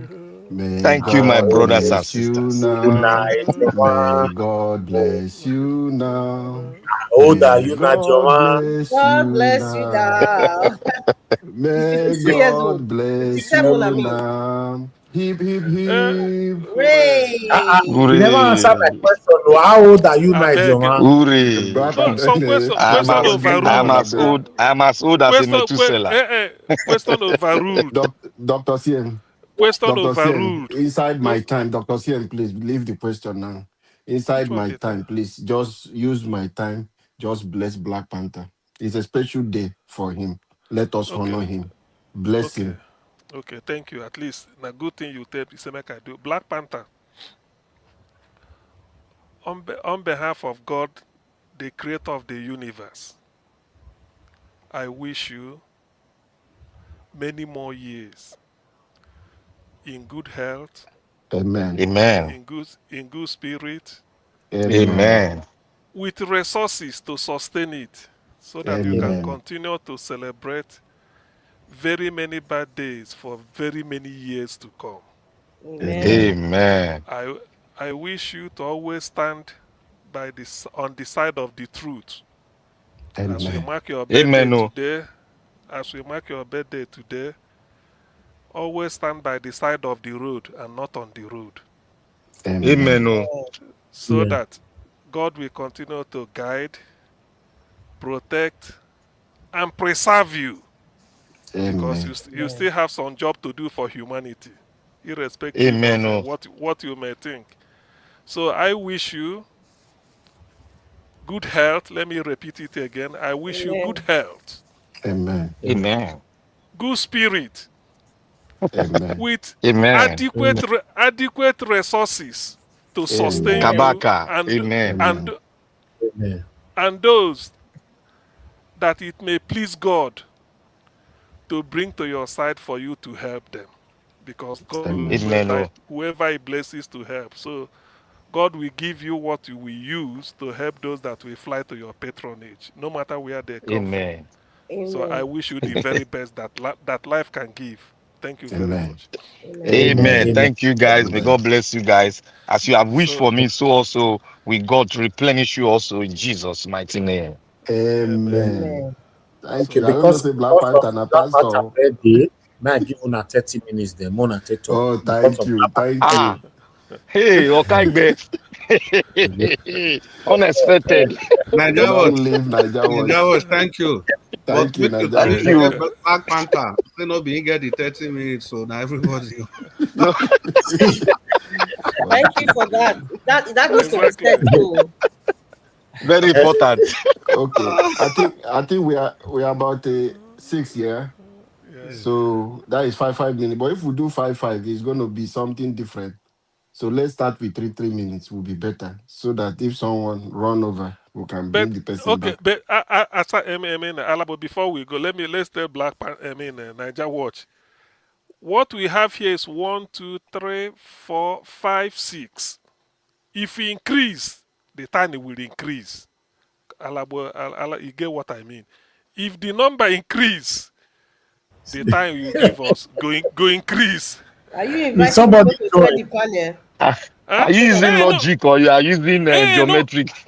Is he not It worth means it? if somebody join Because the panel. That's what he said. hey, no, in don't calculate say we day 6, he give us 30 minutes. So it's only fair that if we inflate the number, he go inflate the minute, isn't Because it? it's the one bringing the people in. people should Abi, allow Mr. But Elvis to speak, oh, I beg. God Leave bless them. you, Alabo. at the Make we, moment now, it remains 25 minutes. So, because don't use 5 I minutes, take just inflate. tired. We've been using 5 minutes. we never start now. We never now when You we never start start. talk. We never start waiting. We never. Abi, we don't start. Okay. Nobody don't talk. No, We never yes. start now. We're We gonna never start. Naja, what to hand over to you 11:30 on the dot. Oh, yeah, man. Because okay, thank you, sir. Thank you, sir, for your kindness. All right, Nigerians, congratulations once again, Black Panther. God bless you. Nigerians, you people can see how this platform is. At least a lot of you, other places should emulate the love we extend. And that is the same passion we have for the country to make sure our country works.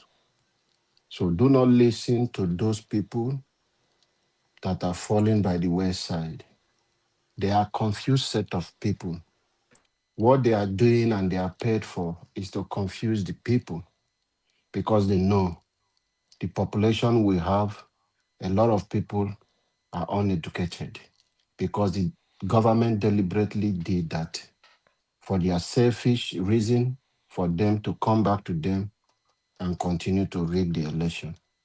Because if the people are enlightened and survey with the things happening in their country, there will be no way you can come. As we in this panel now, you see, it will be difficult for any politicians to come and begin to deceive us. Is it Dr. CM that is going to deceive, that we just follow? Is it Black Panther? Is it Madam Rita? Because these are people that are people of character and they are enlightened. So it is not possible. Is it Niger Watch that any politicians will come? Because they are exposed. But majority and other people in the country are there in your local government, in those local villages, district, who do not have access to education. Those are the people they can give them 5,000, 2,000, and bag of rice. They forget their sorrow for the 4 years. And they won't even remember that it's the person giving them the rice that is the problem. It's the person that is giving them the rice that refused to give them electricity. There is that person that refused to give them water. That is the problem we have in our country. So every one of us, please pay attention to what is happening. It is your responsibility which platform you have today, whether you have just 2 followers. That 2 followers that will share your video can make your video to get to over millions of people if you don't know. So wherever you find yourself, put your voice, put it out there in your locality. There are people who want to listen to you. They look up to you because you are exposed. You understand what is happening in the society. It is your responsibility to sensitize the locality wherever you find yourself. Do these things. This is the good time for us to pass the message to the people that need this message. It is not going to be possible. Pastor Chris who said, keep saying it. The more you push, the more you awaken the people. The more you keep saying it, the more you help them to understand. There are sometimes when we're in primary school, your teacher will come with several formulas so that people can understand the mathematics. If this formula do not work, it will come with different options to allow other people to understand. And before you know, everyone will pick up. So this is the message we should be taking to every villages, to every community, wherever you find yourself, to sensitize the people, because 2027 is the destiny and the future of Nigeria. If we miss it, Peter Obi have said it, after 2027 is not going to run. I have asked you, Alex Oti has said he's quitting after governor. He does not have any future ambition for anything.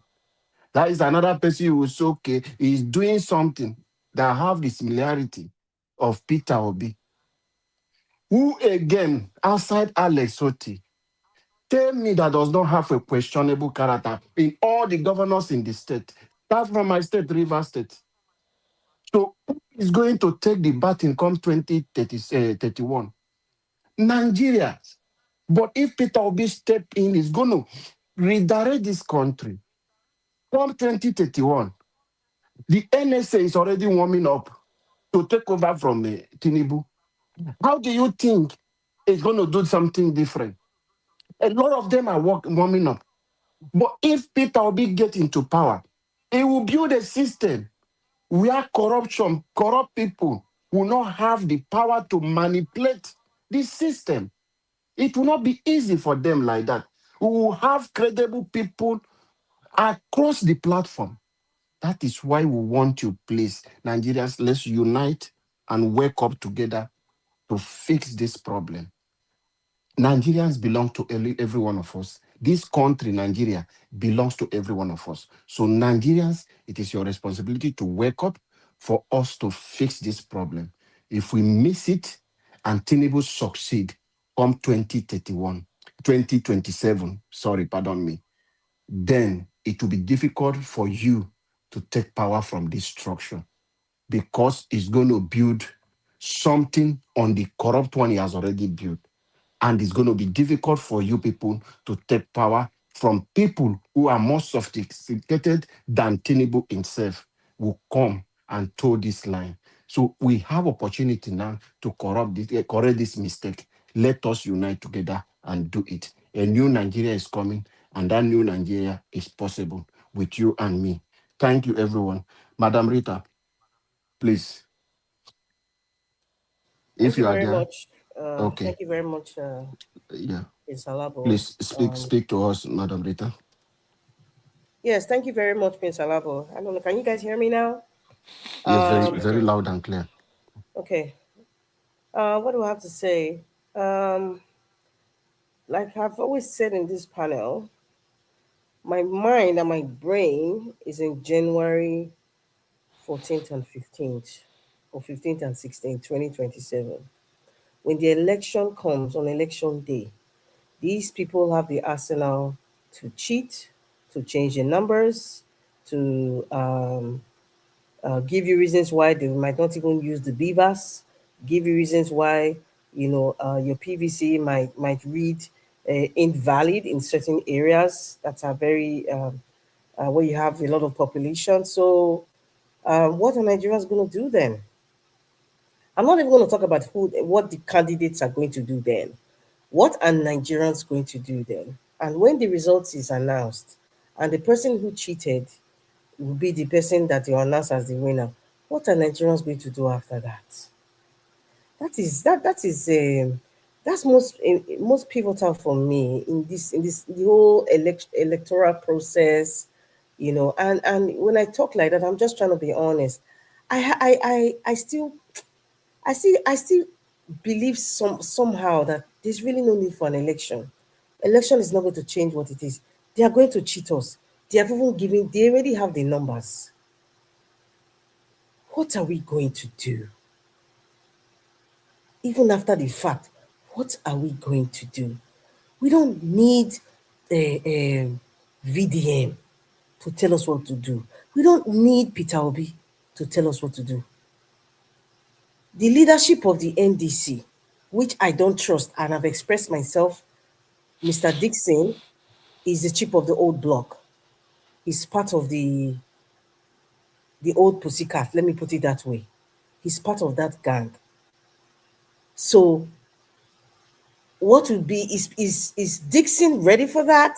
He's not going to tell me that such things will not happen. He's not Dixon cannot tell Nigerians that he trusts the electoral process. He cannot even, he dares not say it because I have words for him. We cannot pretend. What are we gonna do? What are we going to do? Because that is our reality. The cheating, the inconsistencies, it's going to happen. Mike Arnold already said it, like that's already been read. They've already mastered what they are going to do. Perhaps they've already purchased a kind of a beaver's machine already that will be unknown to us. And then if we need to take it to court or to prove something, INEC will come out to give us reasons why their numbers were correct. What are Nigerians going to do? That's where I'm at. Oh, that's where I'm at. With the insecurity and everything that's going on, the instability, the fall of the naira. Is the ballot going to really help give us a solution? The reason why I think we're kind of dependent on the ballot is because we have hope on Peter Obi, who is on the ballot. If Peter Obi wasn't there, I think maybe our discussions might not even be about election. It 30 will be seconds, about, Madam Rita. thank you very much. It will be about maybe something else. I don't know. I really don't know. The man that has the arsenal of the judiciary, the security agencies, and even the umpire of the election. He has them on he's not even on his palm, he's a button he's pressing. So because they are not even on his body, he's a button he's pressing and is giving instruction. What are we going to do? Because this, to be honest, the man from Budland is not powerful. No. It's not powerful. Even the people who support them, they're not powerful. The majority of Nigerians who are suffering and need a change are the ones who are powerful. But many of us don't even realize it. What are we going to do come January? That's all I want to know. Thank you. Thank you, Madam Rita. Nigerians, the question is clear. What are we going to do come 2027 if they hijack the process and rig the election? This is a question open to everyone, please. Dr. CM, please, Okay. sir. Your 5 minutes, sir. Actually, thank you very much. What I wanted to even talk about is this insecurity. When Chris was giving his submission, he mentioned letter by Professor Jega. The word I'm searching for it. I couldn't get it. But be that as it may, let me comment extent sort of, you know. I know the blame, they're not trying to play the good fellow. Them in the north, they feel they are not consigned. That is the reason why they wrote the letter, that they are concerned. The government is not doing anything. Government should do as if they are contributing. You see, there is hypocrisy and there is hypocrisy. The thing about this thing is that, like Nigeria what you used to say here, don't bring evil because you want to punish another man. That thing will turn back in a way and affect you.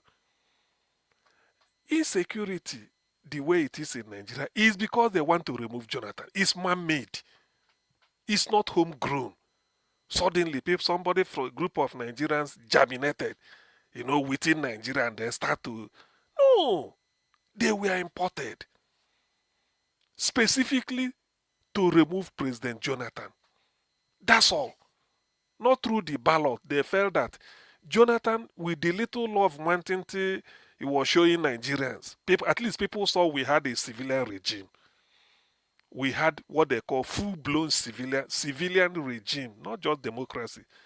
Democracy might be questionable because of, the way some they conduct, but at least a civilian is in charge. You can insult Jonathan, criticize everything. He said it in one of his one. He said Nigerians are expecting him to move every morning, go to the ministry with a walking stick and be kicking people. Why are you not doing your work? He said, why should Nigerians be like that? They know, because the man came with, in fact, a man who said, I have no enemies. So I'm a breath of fresh air, when he was coming. And again, we could have been growing. his economic team led by Ngozi Okonjo-Iweala was already restructuring Nigerian economy. Not already, was doing. For the first time, Nigeria overtook South Africa, the biggest economy in Africa, and things were looking up. Things were looking up. That was what made Jonathan to do the 2014 confab, which, with the benefit of his hindsight, he should have put into, committee to, what's it called, to, become a working document or whatever. Go beyond where he left it. But these people felt that they can't defeat Jonathan through the ballot. Because all those their lies, they have to import terror. Buhari has to say that an attack on Boko Haram, which they are accusing Jonathan of, that insecurity is getting out of hand. Jonathan now brought Azubiki Hejrika to be decimating them in Borno State. They now turn back to say an attack on Boko Haram is an attack on northern Nigeria. So, you see, I'm saying this because of Jega, and if he's listening. Because before you take Biro and start to put, after writing, then you now... Dr. Sam, I beg, na Buhari talk that thing. Dr. Sam, na Buhari, maybe we tell the whole Nigeria. Na Buhari talk him. Okay. Oh, yes. An attack on Boko. And attack on Boko. Yes, I think I said an attack on Boko. That's the person where we finally vote as president. As president. We are expecting something different. So, na Boko Haram. He didn't say they are not, he said they are Boko Haram, but attacking them means you are attacking northern Nigeria. This is the country where we are in. All these things, there's nothing they didn't do to discredit Jonathan. Now the chicken has come home to roost. They are the same people now taking pen to paper to write a professor this, do so. How can? They put their say, if to assuming, not that I'm so hard, not that I like, the way the turn it has taken. Dr. But assuming this, yes, 30 please. seconds, sir. Just round up. Alabo, this is your time, safe. And also, okay. Don't worry. When you finish, go back and check the time. So the thing is, assuming this thing is nucleated in that area now, but it's spreading like wildfire, coming down south everywhere. Now look at, they are now writing letter to do what? Why can't those people that invited them, let them hold meeting without letting us know, to go and sort it out? They brought it to themselves, and now Jonathan is there smiling, looking at them. So it's a shame. Evil does not pay. That's what insecurity in Nigeria is telling us. Evil, if you plan evil for somebody, you may succeed, but it will backfire. You may succeed, but it must surely backfire. So, and when it backfires, in geometric progression, they say. Let me stop here, Alabo. Thank you very much. Thank you so much, Dr. Siam, for your understanding. Thank you, sir. I'm just trying for us to cover the time. That is just the thing. Dr. Chris Dublin, my brother. I'm wishing you that. Yes, sir. Chris Dublin. Yes, sir. Yeah. Okay. 5 minutes, sir. Thank you, my brother. Thank you, Oga Alabo. Mr. Nijaros, thank you so much for this opportunity. For don't finish now. Black Panther, you do well. And your birthday we celebrate. Happy birthday once again to you. So you see, I'll just start from the problem of the next election based on the question that Madam Rita asked. Now, I think the first thing that we have to realize is this. From what I've seen, you see this NDC, so Seriake Dixon is into business.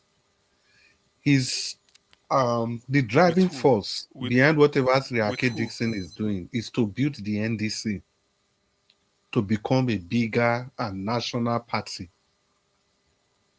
Peter Obi becoming president, good, maybe just an added advantage. Because if you look at all his actions and inactions, it's not really geared towards making this man the president. It's about expanding. Yeah. But Chris, sorry. No party can be that big, that size in the thing without that party producing a president first. PDP produced a president. APC, if it's big, because president. I understand, but I'm just telling you his mission. The reason is this. He knows. It's the question Madam Rita asked that I'm trying to unravel. They know that in a free and fair election, Peter Obi will win the election before 12 midday. But they are also planning that just in case, that not even just in case, they fully know where that Tinubu is going to ensure that he rigs the election.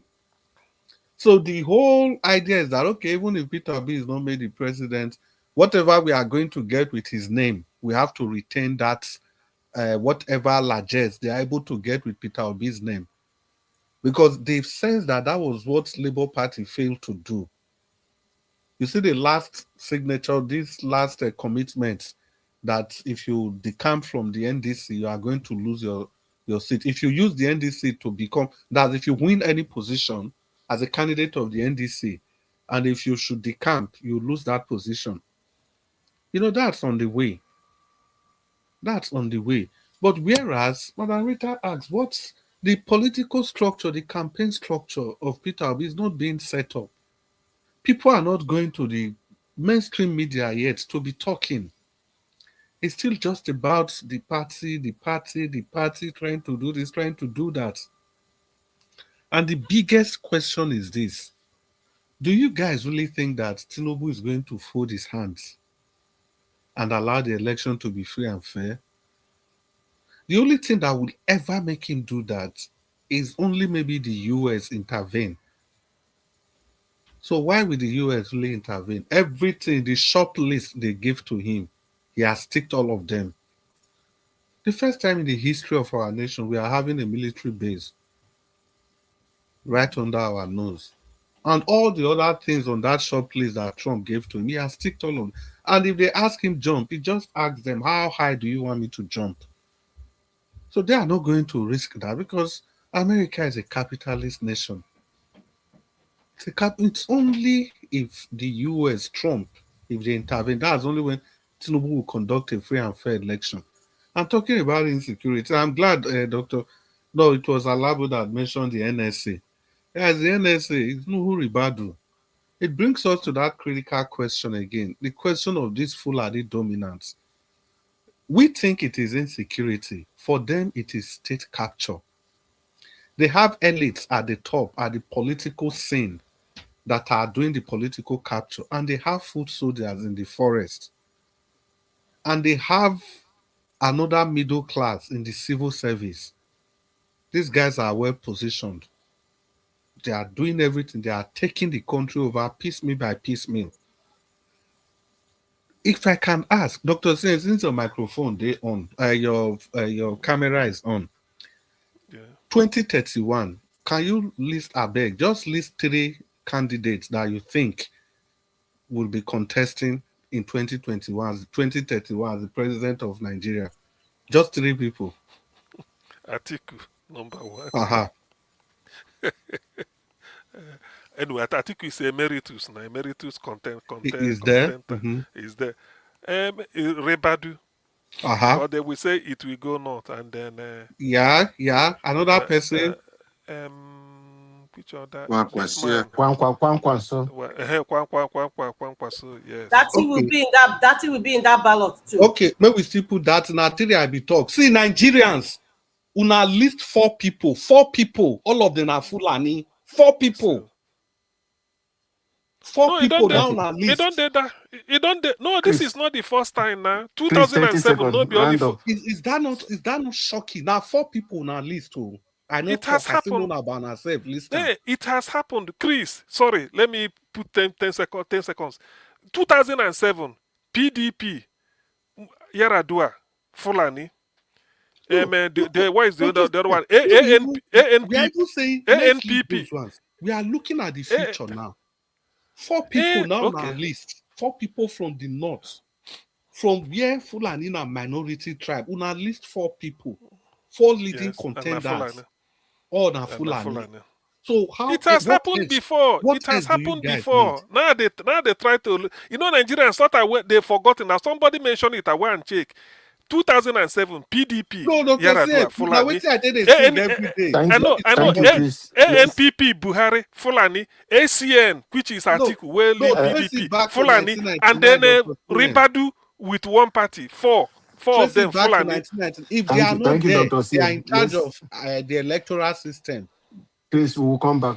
Thank you, my Okay, brother. thank you. I just want us not to cross this time. Black Panther, please. Black Panther, your 5 minutes, sir. Your special day. Keep to time. Okay, Black Panther is not there. Mr. Odua, Epa Odua. Or you don't donate them. Maybe you don't donate them. Give us back. Thank you Epa very Odua, much. 5 minutes, sir. Black Panther, Shiwu, Bobby, working on your no Mubia, Sarosi. Anyway, thank you. I not donate time. I go come back. Make it talk. Where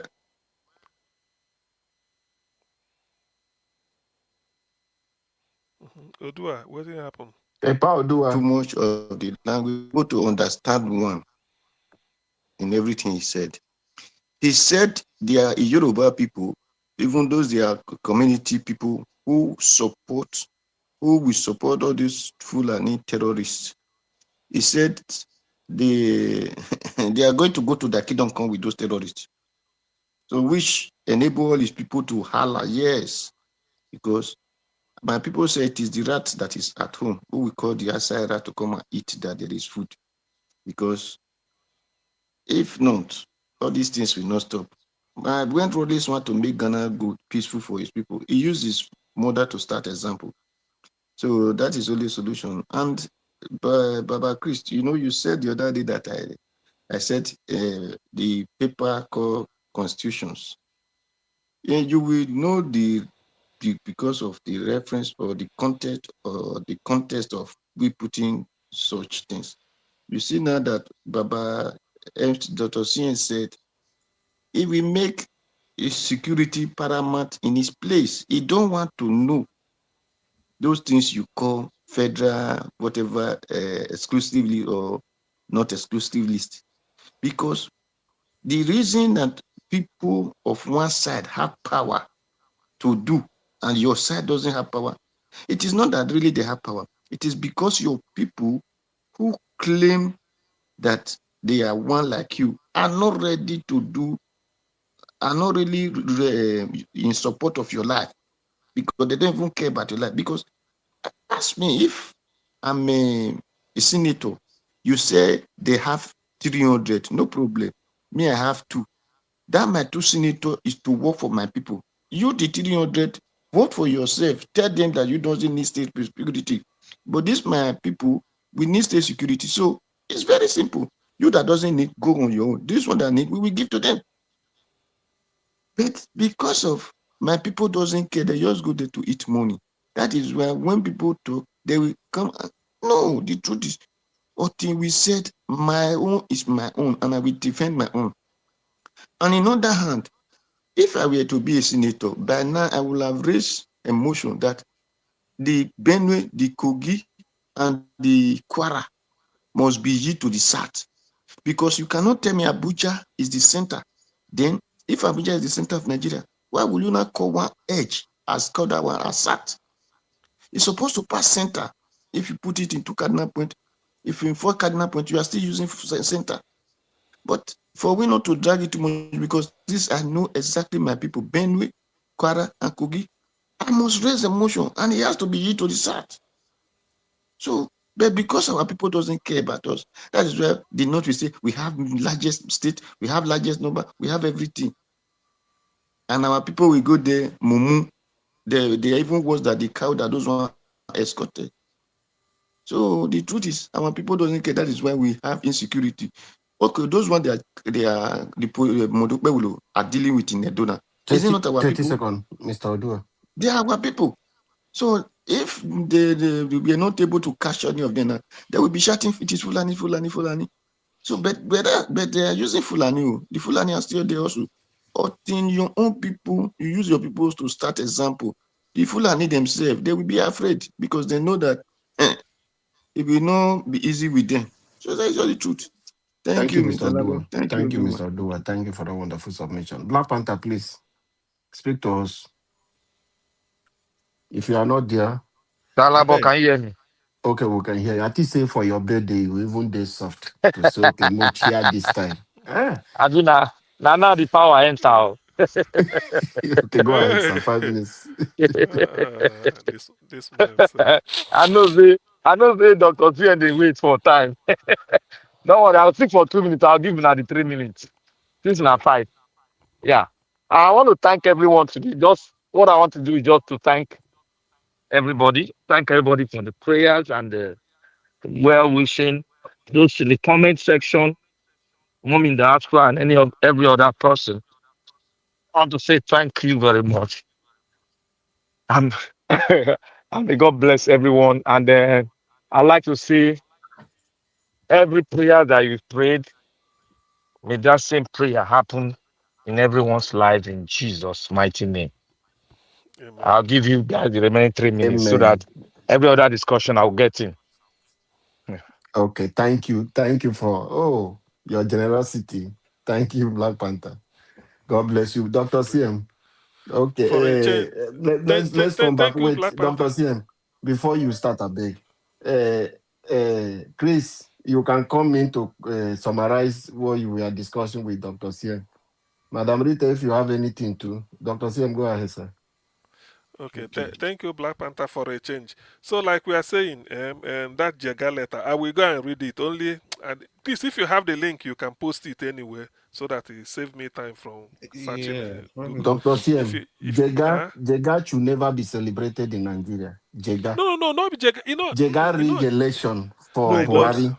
see, Alabo, now He the rigged kind the of way election we for dey talk be Buhari. this. See, if some of us they talk like Obama will na they clap for. After that election, Obama give Jega award. He gave him award. Anyway, Eh? that one another thing again. But what I'm trying to say is that, what we do here, not that I know people are listening to us. So all these things we are discussing. What is that? From where? We still have time. We'll Okay. tell you. We'll tell So you half okay. 11. So this thing. Naija watch. Naija watch. See, all this one, Naija watch. All this one where they meet, and we go hold our time now. We go pause our time. We get more time now because Odua don't enter now. Odua enter now. Give us time. All these This minutes one we be pause Odua our enter. time. Oga Odua fit dey inside since now. Odua dey among the 6, so yes. So like Dr. CM, go ahead now. You take the time. This message where our Edo brother send go give the hippopotamus. What do they call them? The hippopotamus we say in one those states in the Asari Dokubo. My uncle. Okay. I don't even forget. A message to Asari Tokumbo, Asari Dokumbo, whatever the fuck you call yourself. This is the second time I'm watching your video. The first one, you threatened Americans that when you say Americans, you are going to kill them. And this morning again, I watched a video where you're saying that your next battleground is in Edo State. In a time where Edo State is facing security challenges, you are making such a public video to cause unrest in our state. I don't know what the fuck is wrong with you, bro. If your mind dey, come and try that rubbish in Edo State. Very, very soon, we are going to put up a petition to the United States government as one of the terrorist groups in Nigeria. People like you are the one heading bandits, heading Fulani herdsmen to start causing unrest on our states. Be warned, Asari. I have warned you. My name is John Osagi. I have warned you. You fat hippopotamus, causing unrest all over the country. Are you mad? You the crazy? Say when they try many states, they want to try those states first, make they see how it be. So he just want to make mouth. So that's why I don't want to pay attention to that. Anyway, we're gonna finish. Mr. Naija Watch, I will tell you, if this is not issue, you just keep quiet. I said you people should look. If this thing is speaking, it's not speaking on behalf of Ijaw people. It's an individual. He went to Imo State in Southeast. Dr. CM, you can confirm. He was proud of what he has done to the people of Igbo. Buhari hired him to go and do those nonsense. So if you people kept quiet, these people is working for the government in power. You think it's a joke he's saying. Nobody is going to hold him. But you, the people, should speak. So this time, no, okay, on that Asari, I don't think Tinubu will empower him to go and cause confusion in Edo. After all, the man in Edo, na Tinubu put him. So must you give somebody salt to go and sell for the market, and you go come bring rainfall, follow him. So that is the thing where that Asari is an issue. No be Dr. CM, no be Hope Uzodinma, the governor of Imo State. No be Imo State, they start the problem. Do you know how many lives they have lost with these machineries? Buhari was using Who was close to Buhari than Hope Uzodinma? Right. Now another chapter. You can't use. Now you bring the video. Come. We'll still get 3 minutes. Now you bring this video. Come now. Well, it's good as our brother don't start her now. We go. You don't enter gear 1. We go soon enter gear 2 to 10. Then we'll see Asari to come. Make it bring him men come. Now gear 1 he just enter so. What I want to What I want to say is this. Buhari was doing it to fight IPOB. So he used unknown gunmen in the way that they will say it's IPOB causing everything, then go put them on top of IPOB. So it's a different ballgame. I don't think Tinubu will sort of, mandate Asari or whatever to go and be doing that. Asari maybe just bragging, but I'm happy that the brags at the earlier stage, somebody don't tell and say they are battle ready. Let him try and see. That is by the way. So what I'm saying in this insecurity issue is this.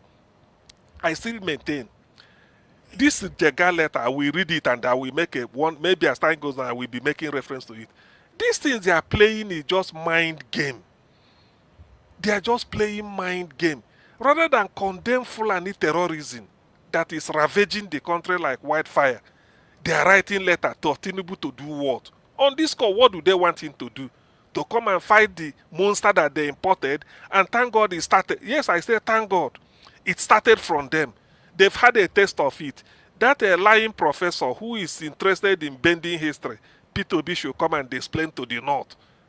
Elected by Anambra State voters to govern Anambra State.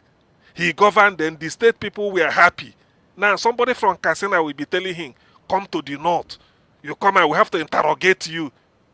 You see, that is the height of deceitful arrogance Nigeria has descended into.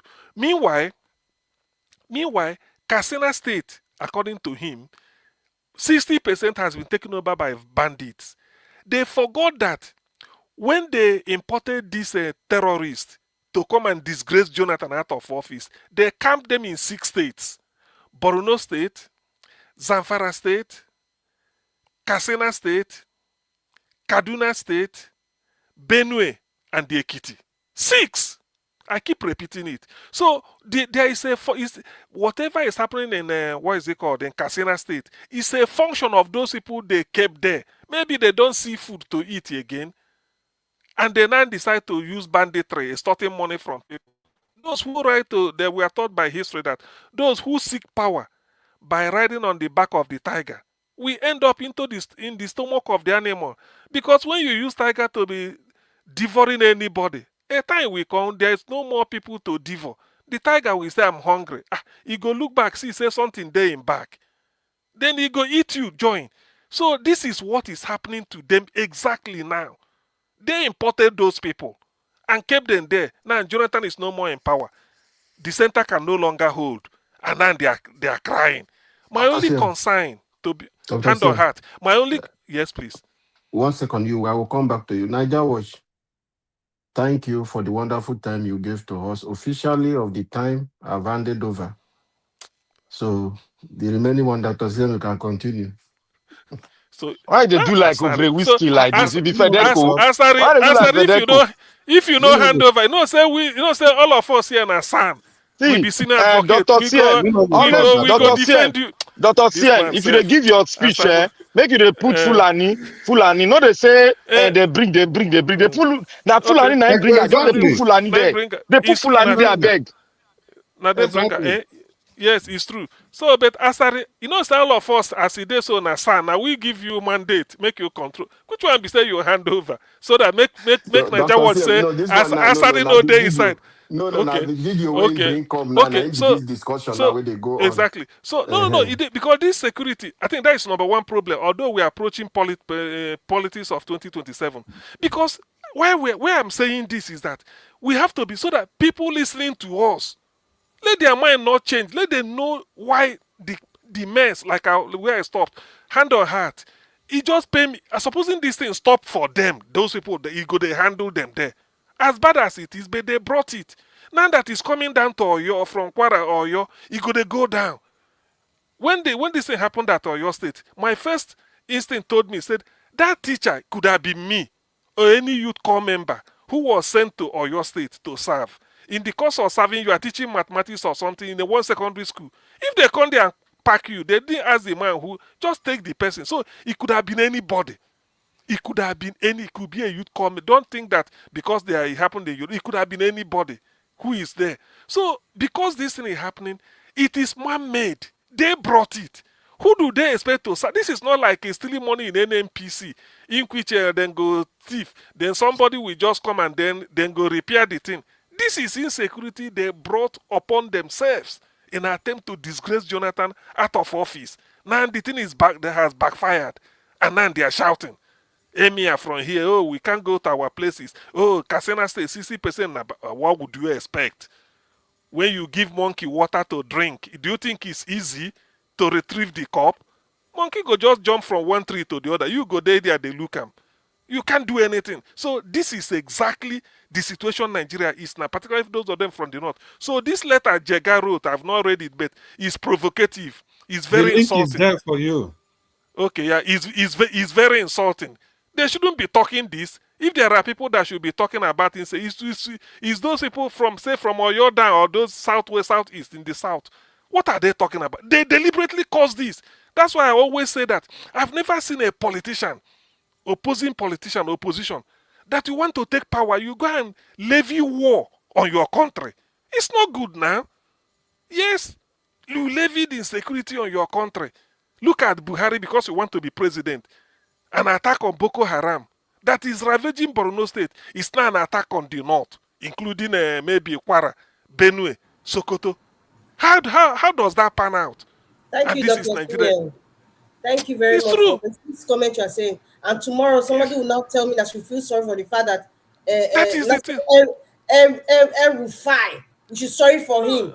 He should remain it's, where he is because he was part of this damage. It's painful. To be honest with you, I wish this Boko Haram, supposing it just become their own affair up there. Dr. Seth, I don't forget. Yeah. Wait till Madam Rita talk. Let me just piggyback on that. You see, una way they say Rufai, where Tinubu they use state power on now. You see that document so where then Jonathan do finish. When Buhari got to power, he appoint Rufai. Made them do this devolution of power. When one man go get power, so they control everybody. Rufai was in charge. What did he do with that document? He didn't do anything, yet he let the power to begin to be concentrated in the hands of one man. And today he's suffering his action. And people are saying, Rufai. He had the power to change it, but he refused to. How about?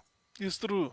It's true. You know, because, but okay, that one is even a doc. That one, but this insecurity. Why I have to be saying this, sounding like a broken record, is for people to listen and then learn from Nigeria. Say, oh, in Nigeria, what platform? They always say this, and then they have to, because this is, we shouldn't have been in this mess. Oh yeah, we used to have armed robbers. It's natural because people just stop car, snatch your car, do all this, or you hire assassin to buy somebody because of business deal no go through. That one is common. But not on this scale of invite. Okay, now, do you know that why this thing can't go away is that they will use this idea of extorting money from people. When they get all these millions or billions from ransom, they use it to arm themselves again with which to continue. So it's a business and it's thriving. That is the thing. They will go to black market and buy arms and use it now to be perpetrating. When they catch you, you give them money. There's one comment Peter B made when I think he was addressing people. And the thing was quite instructive. You know what he said? He said, how come ASU will be on strike? Federal government of Nigeria will not say, let us negotiate with us. They leave them. But they will be negotiating with bandits, terrorists. Now, those terrorists say they carry people in the bush, keep them there. When somebody is sick, they invite a doctor to go in there and treat them, pay the person, you go away. Yet, police will tell you they don't know where they are. P2B said this at that level. You know the type of information that gets to him. So I have to, I'm quoting him. So to tell you that this is purely a criminal enterprise that is thriving. Who knows? It may even bring the end, that will even lead to the end of Nigeria as we know it. To be honest with you. Who knows? All right. There is this video that I would like to quickly showcase here. There's this lady that was screaming today somewhere in Lagos. Why you dey follow me?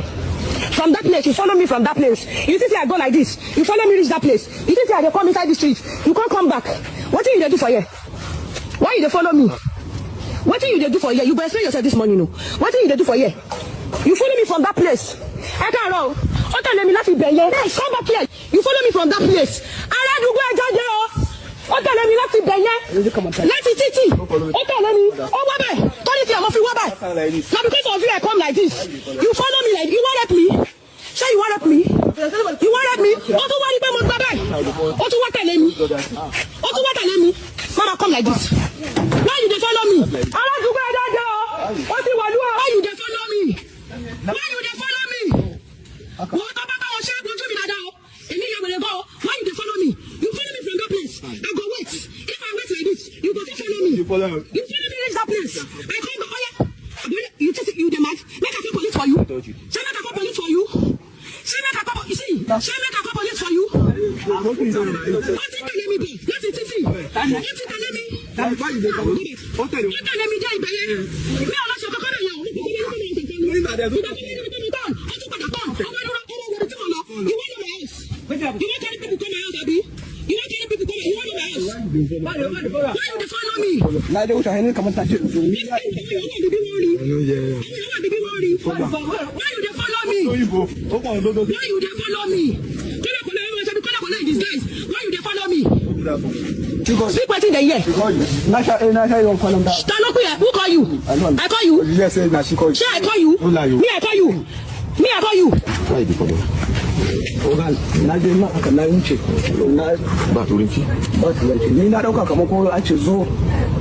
Zofo ayé ẹ̀fẹ̀ bàjẹ́ níbi ìsọ́zọ́ ọkọ mi gan lẹ́jẹ̀ bá mi sọ̀rọ̀ tán ní tèmi àkọ́kọ́ mi láti jọ́ dé junction bẹ́ẹ̀ yẹn zọ́ bí báwo zọ́ ni mo wá yà wọ́n ní street ọmọ dúró zọ́ and you say for here I dey inside street how dey zọ́.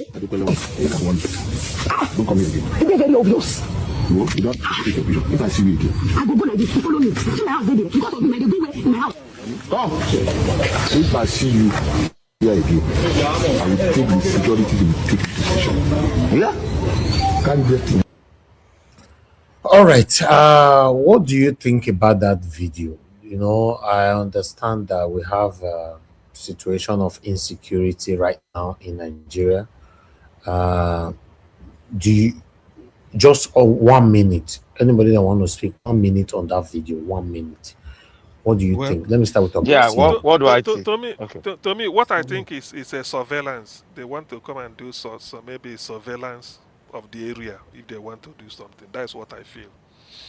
Okay. Chris. Yeah, for me, to be honest, that guy just look initially I felt he's in a danger, but it be like say the guy they innocent one kind. Maybe he's just doing his business, but now sweaty just come my mind, sha. Yeah. Okay. Black Panther. Okay. And that person is suspicious. First of all, is a very big suspicious movement, and they would have called in the police to take him for interrogation, because you don't know. It might be he's trying to survey the place, or it might be he's trying to survey the place for robbery, kidnapping, and that's why they need to take him in, and they have to interrogate him. That's all. Okay. Madarita. Yeah, he looks like a spy. It's either he's following the woman, to plan to kidnap her. I don't know why they didn't show her, or He's assessing how people are dressing up and following them, thinking they have money. But he looks like a spy. Possibly survey the area, and that trolley he's carrying is like a decoy. It could be, yeah. So that's why he looks like a spy, and they should have taken him to the police station, because that kind of guy, if you interrogate him further, you probably get some information that's very important. Hmm. Okay. This Mr. Labo. suspicious. Chris, I just want to say, don't look at people to say innocent. Oh. They are the most dangerous people. So you don't look for the face to judge. That guy you see there can cause a lot of problem. But I don't know how that issue ended. If they had actually taken the guy to the police station, that would have been the best thing for them to do. Not this one. They just left it. Only say the On police, that you one, cross police. for me, with the state of the nation now, I think everybody should be proactive and be security conscious. According to the woman, she moved left, the guy followed her. She moved right, the guy followed her. So somebody who mentioned spy, I think I agree with you, because that's how they put on an innocent face, thinking that they are doing their job. They are not doing any job. You can see that thing that he was carrying was very empty. So it was targeting something, because these guys are already inside the town with us. So, but unfortunately, even though you call police to interrogate or whatever, the guy will go free. That's one thing about it. That And is I the don't know thing. why. Once you don't reach police hands, these guys, in fact, these guys are always praying you hand over them to the police. But I have another video I want to play quickly. This one is a different thing that I talk about on this platform, in fact, almost every other day. Hi, you point to Friday. I'm the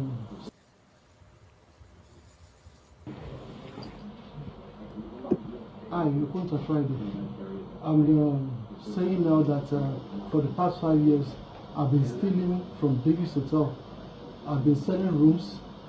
I've been the major one involved in collecting money from guests. They've been transferring to my account, and I've been the one giving the remaining people money, sir. And I've been the one majorly doing it for the past 5 years. And when we get the money, I and Mr. Wale take the lion's share, and if Mr. Shea is around, they also take a part of the lion's share. Then we share the remaining ones to the remaining people. So basically, everybody knows about it. Everybody in the housekeeping knows about it. Have you built a house from these proceeds or not? Yes, I have built a house from it. So within a year now, today is Today is 2nd of June. We have finished the accounts for May. In a year, from May last year to May this year, how much has passed through your account? From May last year to June this year, total of 17.8 million has passed through my account.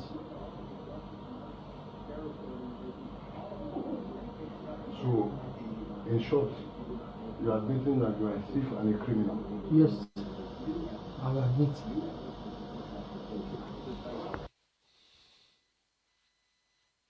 All right, now this guy you are seeing on the screen, to make it obvious to our listeners, I would like us to read this here so that you understand what he did. Moderator, please, if you are not busy, please help us to take this on the screen. Thank you very much. Yeah, thank you. From trusted staff to business saboteurs, why many investors no longer want to employ Nigerians. This recent Ibadan hotel theft incident is yet another painful reminder of a reality many business owners across Nigeria live with every day. According to reports surrounding the case, the trusted staff member in the attached video allegedly worked with other employees to systematically divert and steal funds belonging to the hotel belonging to the hotel over an extended period. The amount reportedly involved runs into millions of naira, over 17 million naira in the last 1 year alone, by bank transfers alone, cash money not included. And this is just one staff. Others stole too. My God. Oh yeah, please continue. Okay. For many people reading the story, the focus may be on the figure stolen. For business owners, however, the most painful part is often something else, betrayal.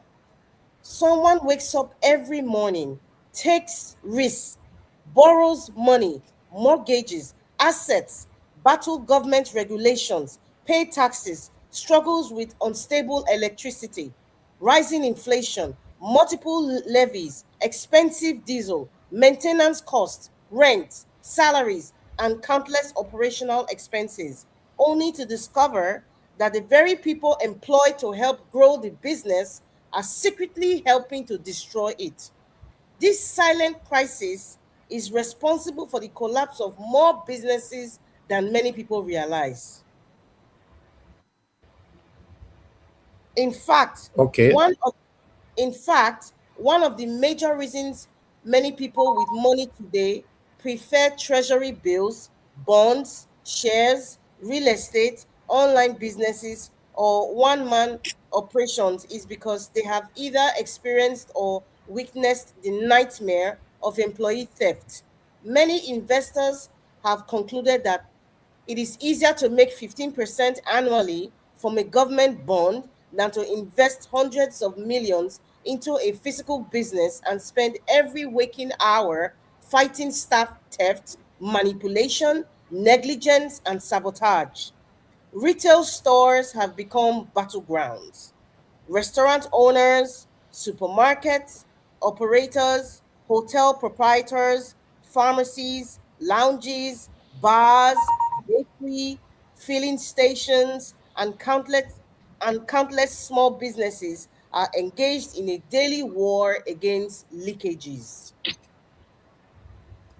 The unfortunate reality is that theft often comes in forms that outsiders never see.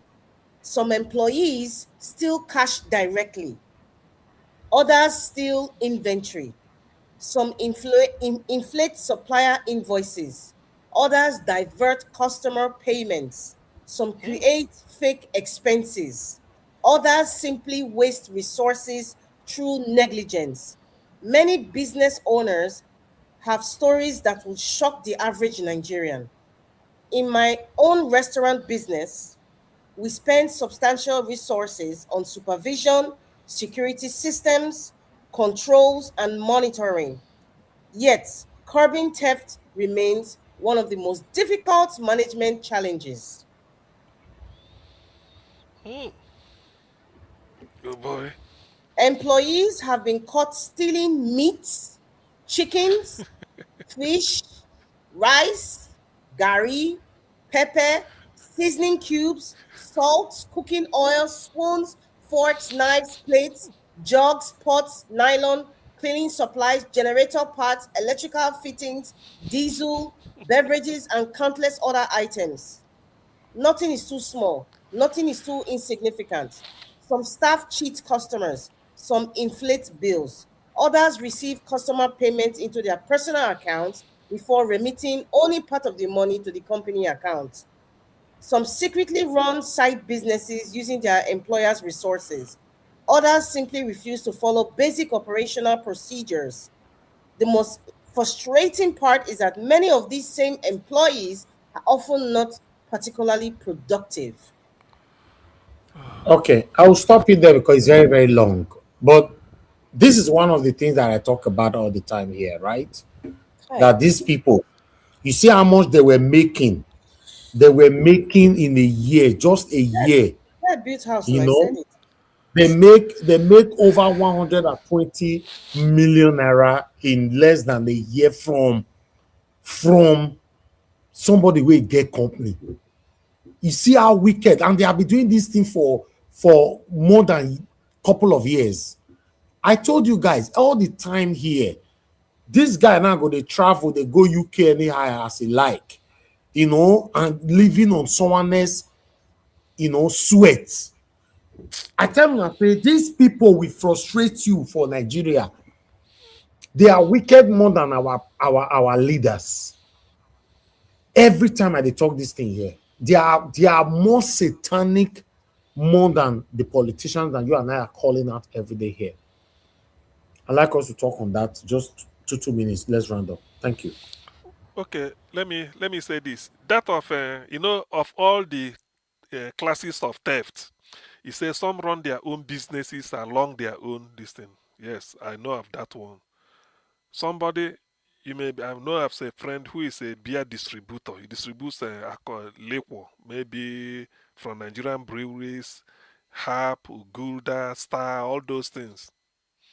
Now, such things they sell wholesale. If you bring it, they sell it in crates. Maybe you supply Star beer 200 crates, or they say 100, or different beers, some 50, some 100, some of these. They will go and take money. That is for them because you've rented the premise, the warehouse. They will go and bring their own. Bring those beer, be selling. If they didn't finish their own, they won't sell your own. So if you ask for inventory, they will say, so time Nigerian brewery supplied us 50 crates of Star. It is in the inventory. How many is left? 35. We sold only 15 so far. How much is the 15? You multiply it, everything is correct.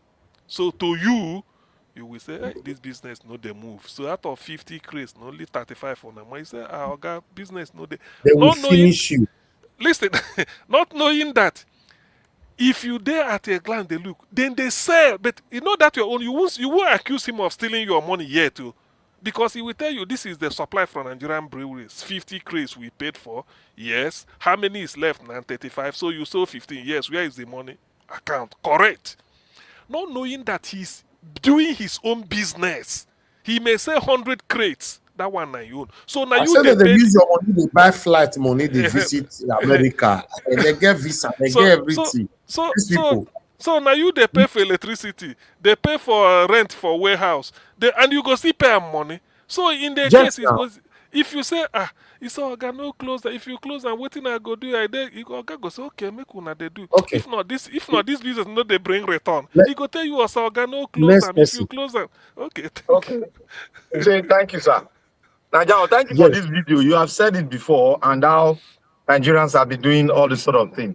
And I would say I agree totally with what Dr. CM is saying. And this has become an epidemic in Nigeria. It has been there for long. It has been there for long, but it has not become an epidemic. But there are some factors. There are some factors that led to these issues. Which are those factors we have been talking here? And it has to do with the beginning at home, the culture we laid onto our kids at home, and how loose we made them to, to the society, for the society to train them for us. These are some of the factors. And what is happening today, poverty and a lot of things, now is the time for survival. And when you are in an environment where the only thing you have is just to survive, these things will become a culture in a society whereby people use people's money to enrich themselves and those sort of things. But we got to correct this. That is why we are here. We got to correct our political situation so that the morality, all the institutions that need to be corrected will be corrected. Such person should be taken to the police station, such person to face the court and go to jail. If those are the things that you use to curb it, it should be enacted. That is why we are saying the constitution, Nigeria is not yet a country. Not that it doesn't happen in society in the West, it happens, but they have structures that will deal with that decisively. We don't have it. Everybody's becoming brothers and sisters in crime. That is what is happening. The president is stealing, the vice president is stealing, the senators are stealing. What do you expect? What do you expect, my people? What do you expect?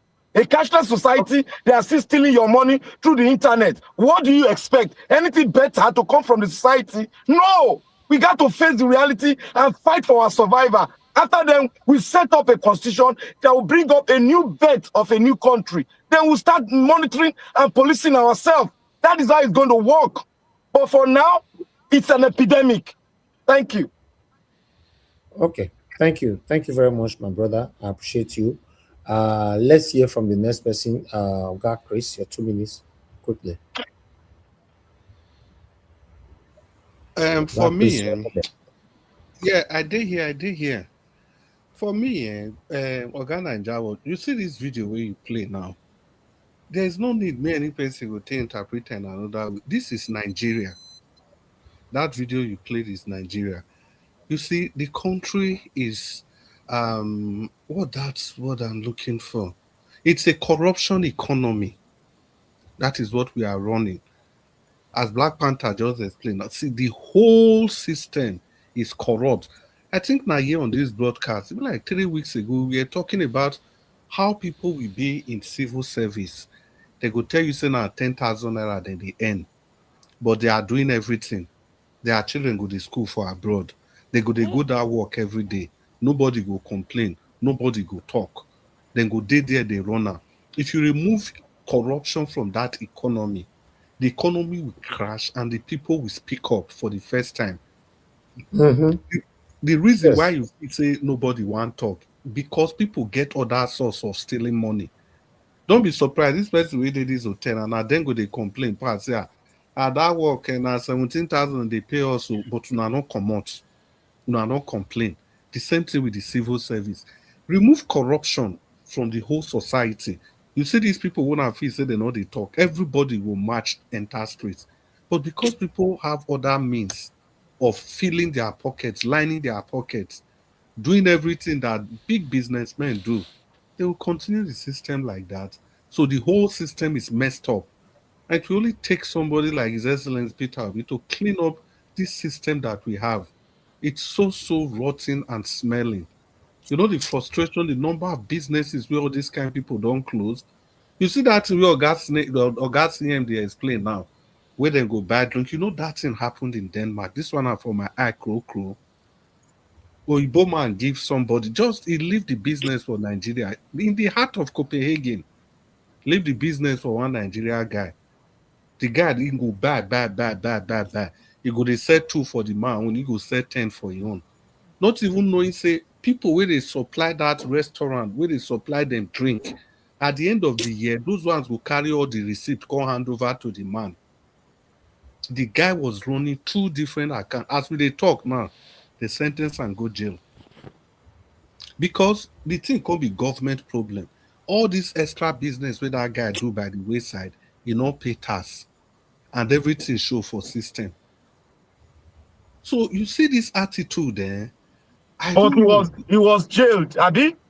Then jail him straight away. That is it. The system works. No, Black Panther, forget jail for Denmark. He better now just that only freedom now they go take from you. If you go there, then go do their private room, their everything, cable television. The only thing they lose is just their freedom. And that's what they want their jail to be now. They don't put 10 people for room, one person. The only thing you lose now that your freedom. So, and that criminal record. See, let me tell you how bad it is. There was a day we were in church. Okay. So after church service, get one guy where I talked to, bye-bye, I hope we'll come by next week. He said, no, he not go come next week. I just said a normal talk. He said, no go come next week. Say, because now only this week in day free. Now I say, you day work? He said, no, he said, he get holiday today, this weekend, in the holiday. Somebody will day jail. He said, next week, he not go day free, he go day jail. I said, what do you mean? He said, they serve 6-month sentence. So as part of the sentence, every weekend, every other week, you go out, go do waiting like. And a big man jail. So if you finish, you go back again. Now na for. So well, leave be that as it may. This is a very serious business. It is the same economy that we are running at the state level, at the at the local government, at the state, and at the federal level. All right. Before we go, one last video that I want us to let me see anybody that will see anything wrong with this video. You know, Don't say anything till finish. Where are the people that are supposed to service these cars? Yesterday, they kind of check. They came with draw 3,000, and I was not having money with you. Let them come. We'll pay them now. He said they should send the money for him before he come. Send what? He said that he send the transport, that one that he's owing the taxi man because he.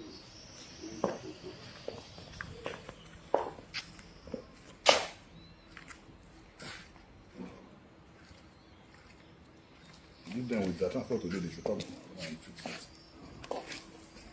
Where's the key for the Rolls Royce?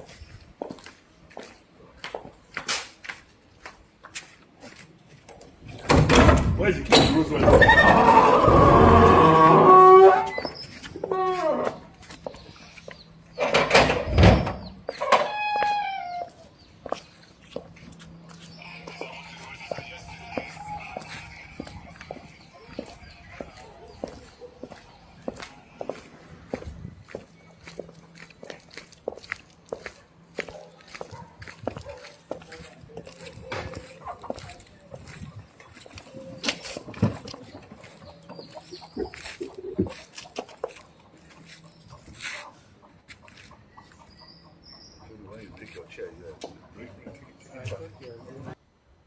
Okay. Start from Mr. Sion. Gassian, what's wrong with this video? What do you notice? What I noticed, just they show in cars to me. Okay. You. Naija watch, you forgive me. I don't call you tired. You didn't mention my name in the first video. You just ignored me and Pinsala. Today na Father's Day, no life for Father's Day. Okay, hold on. Okay, Margarita, what's wrong with this video? He's content creating now. I don't take this kind of person. He's content creating. Okay. Both of you have failed it. I'm coming. Let me tell you now what is wrong. Hold on. You hold on first. Oga Chris, what's wrong with this video? Yeah, well, I know if it's because you say them fail and me, I change my mind. Now wait till you want to talk with that. Okay, you fail and too. Don't worry. Black Panther, what's wrong with this video? What I see that is wrong in this video, professionally, why should he park a Rolls Royce outside the house and park other small cars inside? I don't know why did you? I don't know why you should do that. Okay, all right. Alabo, what's wrong with the video? What I see there with the conversation I heard them talking is portraying this person, Dino Melai, as a stingy person when they pay people well. So for the people to tell big man like this that they are not coming except to pay the money, it means he has a bad character. Okay, now, Mr. Alabo, you are right. If you people listen to this again, the problem of Dino Melaye security man is that where are the people servicing these cars? Then the security man responded by saying the mechanic say they come because say get transport to come. So how much be the transport? Now the security man responded to Dino Melaye that 3,000 naira. It means, remember, two things is happening here. The mechanic not fit coin, not get 3,000 naira transport to come. People they repair Dino Melaye car. Now, Dino Melaye's personal security man not get 3,000 naira to pay on Dino Melaye's behalf. So Dino Melaye now have to bring the 3,000 naira out by himself. Tell them to come. So it shows that's a big. Listen here. Listen again. Where are the people that are supposed to service these cars? Yesterday, they kind of check. They came with draw 3,000, and I was not having money with you. Let them come. We'll pay them now. He said they should send the money for him before he come. Send what? He said that he send the transport, that one that he's owing the taxi man because he. Okay, now for the mechanic to also demand, you must send the money first before I come. It shows say the mechanic they always drag your money from Dino Melaye hand. Yeah, that means they owe them. They owe them. Yes. You understand? For me, if I call my workers, anybody that is working for me, As long as they see my call, even right now, if I call, they go pick. They're on their way to my house. You understand? So this is what you get for big manity. All these satanic people. Your gate man doesn't have 3,000 naira to pay on your behalf. Your mechanic deliberately refused to come. If you not send that 3,000, will be that 3K come first. They come. Naija What watch. is Naija yes, watch. sir. What I observe also is that even the gate man, no be say the guy no get 3,000, but if he give, he no go get them back. So there You is don't a go get them problem. back. Yes, If he trust your guy for make that sacrifice to give and say when my guy come, I will collect this money. It means there is a big problem. But the big question there be say this kind of video, what to make me feel say not just content creation. So how then go they film this kind of video? Who film them at this close range? Who film them? No, him will film the thing. Now, Dino Now so Melare film they am. film himself every time. Oh. Now so they film. He want make guy. Let me tell you, Oga Chris, he wanted to do the content creation as you said, and he posted the video without not realizing that he has been exposed. Okay, he's passing a different message. Yes. Exactly. He wanted to show to you and I how many cars he have in his compound and he has in plage. He doesn't know that he's showing his greediness. Exactly. So when he posted, there were fire on the mountain on Instagram. He deceived some of us. Now he catch some of us because some of us just be saying a normal content. And maybe they talk and catch all of the cash bandarita, cash on that way, cash. But Naija watch, shebi you sabi Dino as per say on be paddy abi. For the advice. Naija watch. Why you go pack Rolls Royce for outside and put punch inside room? No. He packed that one for outside because they go out. Everything content, Black Panther. If you want display those cars, there is content. If you want to see cars, but in the process, he could expose himself. From the small, if I they go use mechanic for UK, I never they learn. So he said all these cars with big engine, why they had that's why in abroad you use Mercedes for taxi. When I don't see them, Mercedes Benz taxi. Why? Because the engine means that you go to fire them every day. Big engines. You have to be firing it. He said something like cars with big engine no means every day you go just the drive them from one corner to the other park. Like all this one where you park. Some of them will develop engine fault because they need to be fired, let's say 50 kilometers at least. Especially those eight cylinders then. Now they talk now because the mechanic tell me here. He said buying a big car. He just like because he mentioned from where I live to for Nigeria that they buy them to show off. And that is the thing now. Okay, look at the same packer. I nearly wanted to count it. I wanted to say, show him again, make I count them. Because see the thing, just packer like say. But what did they do with all those cars, Seb? I know, now they're in sense rich. So you see, Peter B go laugh. Peter B, if you show this, Peter B go use and do lecture. He say, when you buy cars like this, you pack it. That money you put in the bank, if you put all the money in the bank, it's going to give you 15% interest. That money you can put it back. You go build 10 classrooms for one place, for your village. He not get any company. He not get factory. Okay. He has all this type of cars. Where did he get the money from? I think the left and right. He not get company. Yeah, he not go there. I think the left. Okay, 1, 2, 3, 4, 5, 6. All those are Black Panther. good in Dubai. He reached 10 here. 1, 2, 3, 4. No, now he go to set up properties for Dubai. No property they into. Now I just do it now. Okay, 1, 2, 3. And they count this. Okay, this side go there like 10. Okay, look at this side again.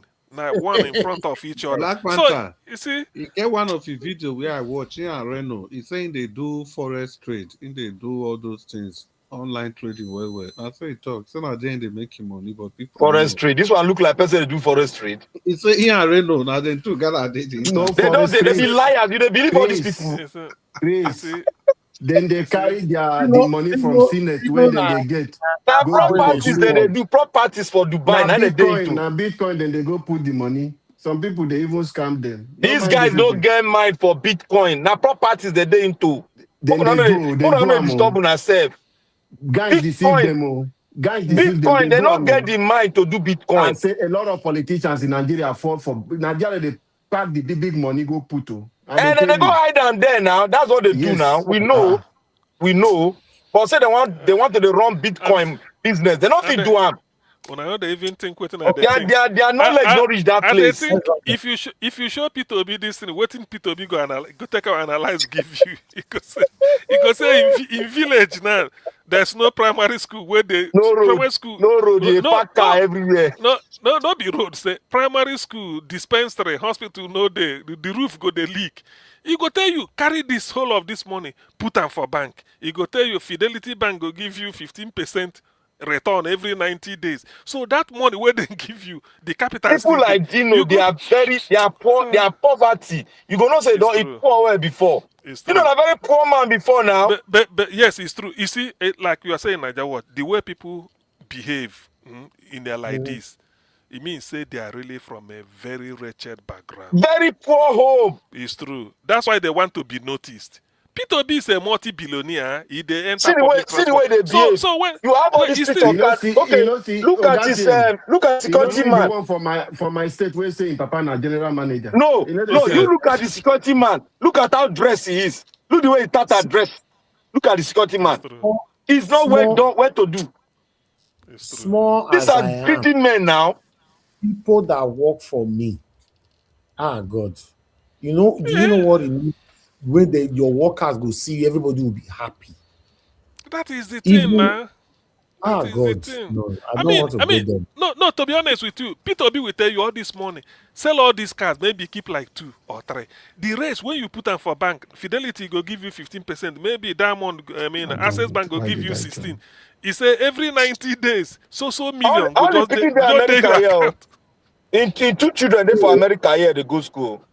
This Gino one Anyway, I don't want to talk about them. I just want to make sure that video. For the academy go where I don't know. No, he go reach time when they talk about these big men. All these our urbans, all of them. Yeah, I don't investigate them small. I don't catch through. Do you know? Where be multi-billionaire in dollar? I don't catch through. No. You see, this is money that is not in circulation. That's what P2B go tell you, say, because P2B said that money where they give Ikoyi that time, you know that building with that time where they go harvest dollar for Ikoyi. P2B say even if you steal them, if you put them for bank go they use them, they do turnover. Economy go they boost, go they benefit. People where they steal Nigerian money, they're too plenty. And they tell they're too plenty. They over plenty. Let's the corruption in Nigeria is not just the government. No. At least today's broadcast now shows to all that is both the citizens and the government. So if we can have a good leader that can deal with the government, so who is going to help us deal with the citizens with their mindsets? That one go hard. Yes, that one go hard, because that's why you see that Nigerians still travel to places like America, UK, and they are still corrupt. Their mindset is still corrupted tomorrow. They are still into fraudulent activities left and right. You know, the government is good though. They are dealing with corruption in their country, but the citizens, you know, how do you stop them? That one probably is going to be forever. We can't stop that, you know, because Nigeria wash, you can stop it. The reason why we need Nigerians in diaspora still coming to crime is because it's a culture that we have come to embrace, unfortunately. A culture of if you have money, you are heard. There's this professor in America with all the degrees that she has and everything. You gave a responsibility, but you have siphoned over 3 million. What am I saying? It's more than billions of dollars. That woman now, she will build mansions in her village, build in Lagos and Abuja. She will go to Banana Island and buy. And she will say she's working hard in America as a professor.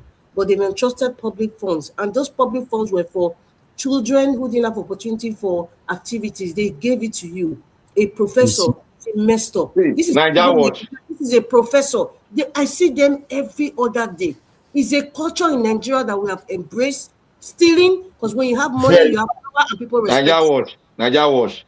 Corruption, corruption is an epidemic all over the world. It's just that. Talk about Nigeria. Yes, Nigeria's own is unique. See, nothing like unique. See, we're too greedy. Look, Moku know they talk like say Nigeria is the most useless country. There are so many useless African countries now. It's just that many of us don't see them, not come out to the limelight. Nigeria, the case study is Nigeria. Let's focus on the case study of Nigeria. See, the Nigeria, if we have a good head, it will trickle down, and that trickling down the laws are going to be put in place to position everyone at the right spot. Just like somebody that is corrupt now, he comes to the US. Before 2-3 weeks, he has adhered to the instruction. He's now obeying common traffic lights. No, you are not getting it. You are not getting it. No. You are not getting it. Because you are diverted, please. How? Nigerians in the UK, lots of Nigerians in the UK today are into criminality. Lots of Nigerians today are into criminality in America. So what are you talking about? See, lots of them are into criminality. Lots of them are being caught. When they have the jail now, they will steal and cheat. That's the truth, Black Panther. Don't so even though they are being caught, many are still giving birth to. Many of them come to the UK today, they don't work. They are stealing, stealing credit cards and doing so many things. You are right. How can it be corrected? That's the question. He cannot. That's what I'm saying. No. I cannot uphold that. Okay, tell me. Okay, you tell us. I cannot uphold that. The only way you can correct it is by putting down a good system. So UK don't have a good system. UK, they corrupt for UK now. What do they talk? Okay, so America not have good system. America they can't any like water. Let me they talk. America they can't any so have they stopped it? They don't do many a year now. Because everything's on the system. Do you know how many Yahoo boys fool America? For where? What are you talking about? For where? You there? Black Panther, today na your birthday, calm down. Today na your birthday. You know supposed to. May I tell you the person who scam my person? Now Indian man. There's plenty for scamming for America. Make they know they tell na bad information. Indian, now plenty pass for scamming for America. Indian, go and Google it. Black Panther, we are not doing comparison. Now I don't know why they bring another country into it. No, what you are thinking is that Nigeria is too plenty for scamming. You are not talking about no. I didn't mention that. Okay. My argument is that you can never stop Nigerians from scamming. Simple. But you can control it. You can control it, fine. But that's it. You can only control 15% out of the 100%. We can control it. I can agree with controlling. You cannot totally wipe it out. You can't wipe it out. So you are telling me to have good leader, they'll do that in Nigeria. Azal. No, the controlling, that's what I want. You can control it. Even Singapore that have the highest level of law, they could not stop it. What are you talking about? Yeah, you are right. On that ground, you're right. We can control it. So many of them just have that criminal mindset. They want to steal to sustain their sustainability. That's it. To come home and shout, say, I get money. Exactly. That's what they do. It surprised me as Nigerians go come to UK now, especially these people coming this recent, 2, 3, 4 years ago. Now into crime then day. Rape. Crime. Rape. Do you think rape here? They come to school from school.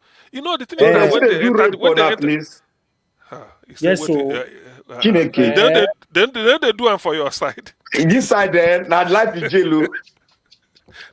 So they catch everybody there. They ask you, the people where they do and all, they tell you say they don't know say that life is jail before they start to do You know the thing they surprised me. To be honest with you, when Me and you the shock open, now because I know they hear about rape for here many times. I know they hear them again. you dey here, and the Nigerians when they come over, I say, which one be all this? You know, because do you know why? But that's what you know. You know when you the life that a girl, a lady in Western world say good morning, hi, smile. It does not mean say it don't give you green light. Sure, you know. No, it's true now. You know, but Not true.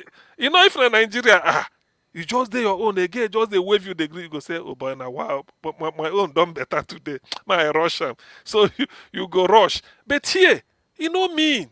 He just smile, greet you, just like he doesn't take it that way. Then you come to say he don't give you that in the day they make them. You want go rape, you want go do or start to talk some. It's true Nigerians are into crime. It's painful. When you look open paper, you look anywhere there, look, you go they see him. Go all this and say, hey, this is his person, where they walk. Now so rape, now so this, now so that. I feel ashamed. One thing we go to pray be say, may they catch them. You know, Of when course. they catch them is better. Because if catch they not them, catch them, they will carry their rubbish, come put contest inside Nigeria again, they'll come increase. No. If the more they catch them, expose their nationality. You wait there somewhere, they do your own genuine business, jelly. So they go they look at you. You see the impact. Say this person is from Nigeria. See, you know one thing, You know one thing where I noticed when I they ask one of my white body, he say Nigeria get good government.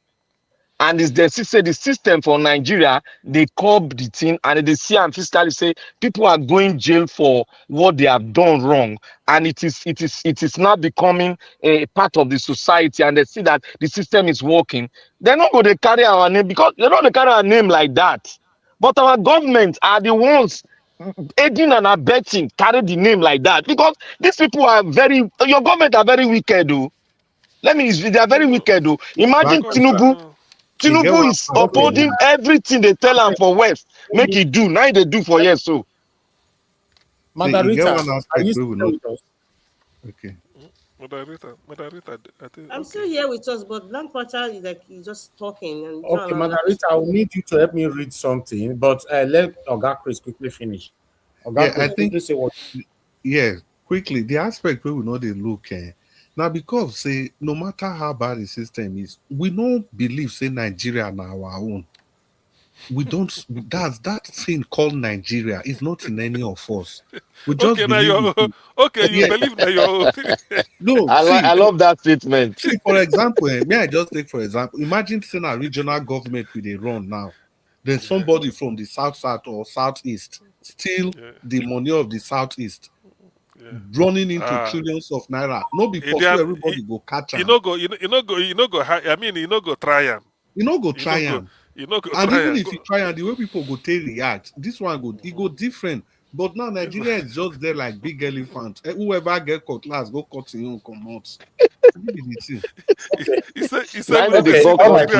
said we know they see Nigeria as our own.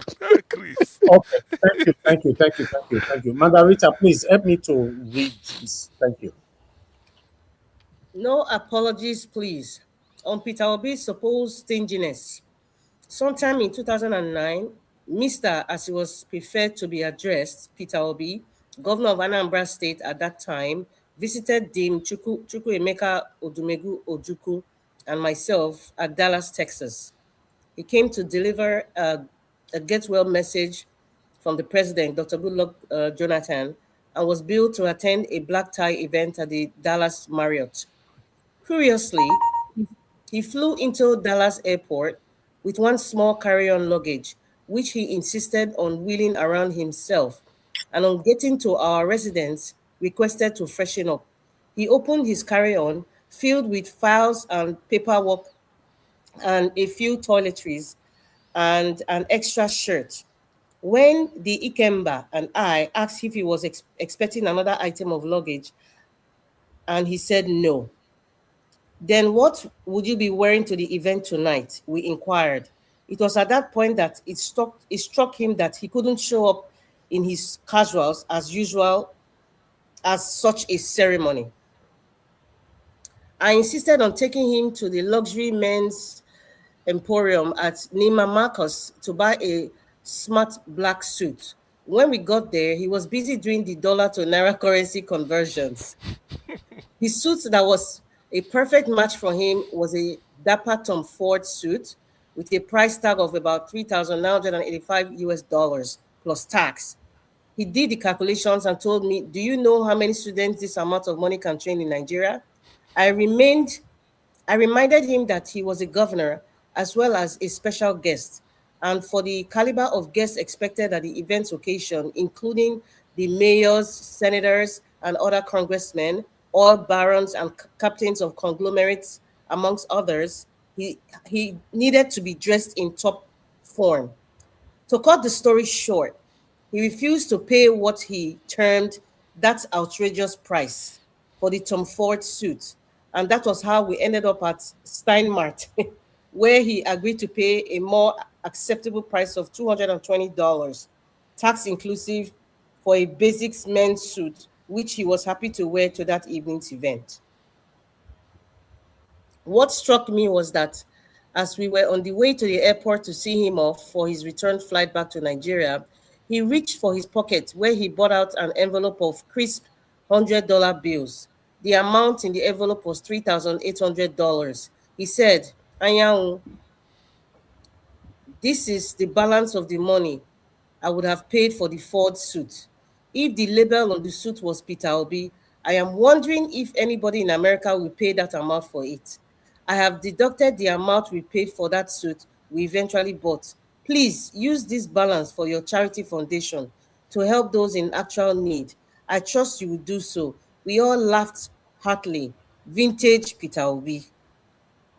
The eventual beneficiaries of that largesse was Madame Teresa Agbo, a yam seller who became penniless and displaced when her yam shed was gutted by fire; Callistus Egbe, who was bedridden due to illness and needed help with school fees for his young children; and the Ungbemena family of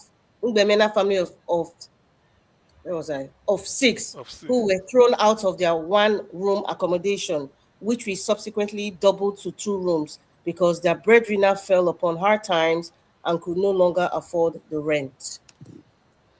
In life, you either live by your creed or you desecrate the mold by which the Almighty created you. Any progressive nation measures an individual by his values, not his votes. In this way of life is what is derided as stinginess. If this way of life is derided as stinginess on the part of Peter Obi, then we all need to adopt this mold for a more sustainable and more humane environment. Inyom Bianca Odumeju Ojuku, 16th of June, 2022.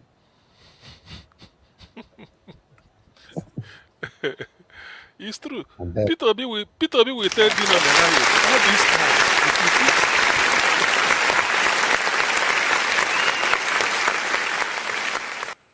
thank you very much, Margarita, and thank you to our principal. You know, sometimes these things we need it. I just wanted to use this one for a closure, you know, to let you guys understand that we are following the right man. We are not Exactly. just following him for the name of say people they follow him. We are Exactly. following him, yeah, because there's a reason to. If we are lucky enough to have him as our president tomorrow, you and I will not have nothing to regret. That's why you see I'm here. Look at the time now, it's 12:34 here in Lagos. I'm here every day. You know, thank you very much, my people. Let's round up. Come to the end of the broadcast. Thank you very much, moderator. Thank you, our Dream Nation, Black Panther, Oga Chris. Thank you, Oga CM, Mr. Odua, and many others that came in. I appreciate you all. Thank you, everyone that called in as well. Thank you so much. I appreciate every one of you. And I want to thank my super chatter, starting from Michael Orenemaro, that I have not yet acknowledged, who bombarded me with so much money. You know, you're the day they smile since my big apa. Don't plaster my face again now with money everywhere. Michael Renemaro, thank you very much, sir. I'm very, very grateful. Your pocket never ever run dry. Thanks for all that you do. alongside with my wonderful people, Madam Eugenia, Madam Peggy Modi, Mr. Joseph OG. Thank you very much, my people. I appreciate you all. I am very, very, very grateful. Like I've said so many times, you all are the one paying me, and I'm doing my service. I'm loyal to you all. No politician go fit tell una say him buy me. My come here and they ask me question, I come they say actually I cannot answer that question. No. Now only when you don't start to be dine and eat with them, there are some questions you can never ever answer again till you die because you started dining with them. So I want to say I'm very, very grateful. God bless every one of you. Thank you, my lovely mother, for your consistency, for always being there for us every day here. Thank you very much, mommy. I love you so much. Thank you, my dear brother, Abu Azi. God bless you. Thanks for all that you do. I'm always grateful. Thank you, Social Mental TV. Thank you, Madam Peggy Modi, Madam Eugenia, Madam Stella Masevedo. Thank you, Michael Venamaro, once again, Mr. Johnson Emmanuel. Thank you, everyone right there, Madam Peggy Modi, once again, and Mr. Paul. Thank you, Love Maduka, Madam Emmy. Thank you, my people. Now, God will bless you. Now. I appreciate you all, my people. We've come to the end of this broadcast. I'll see you guys again later on by God's grace, fingers crossed, 7 p.m. Nigeria time, so that we can continue from where we stopped. Have a good night, my people, and bye for now.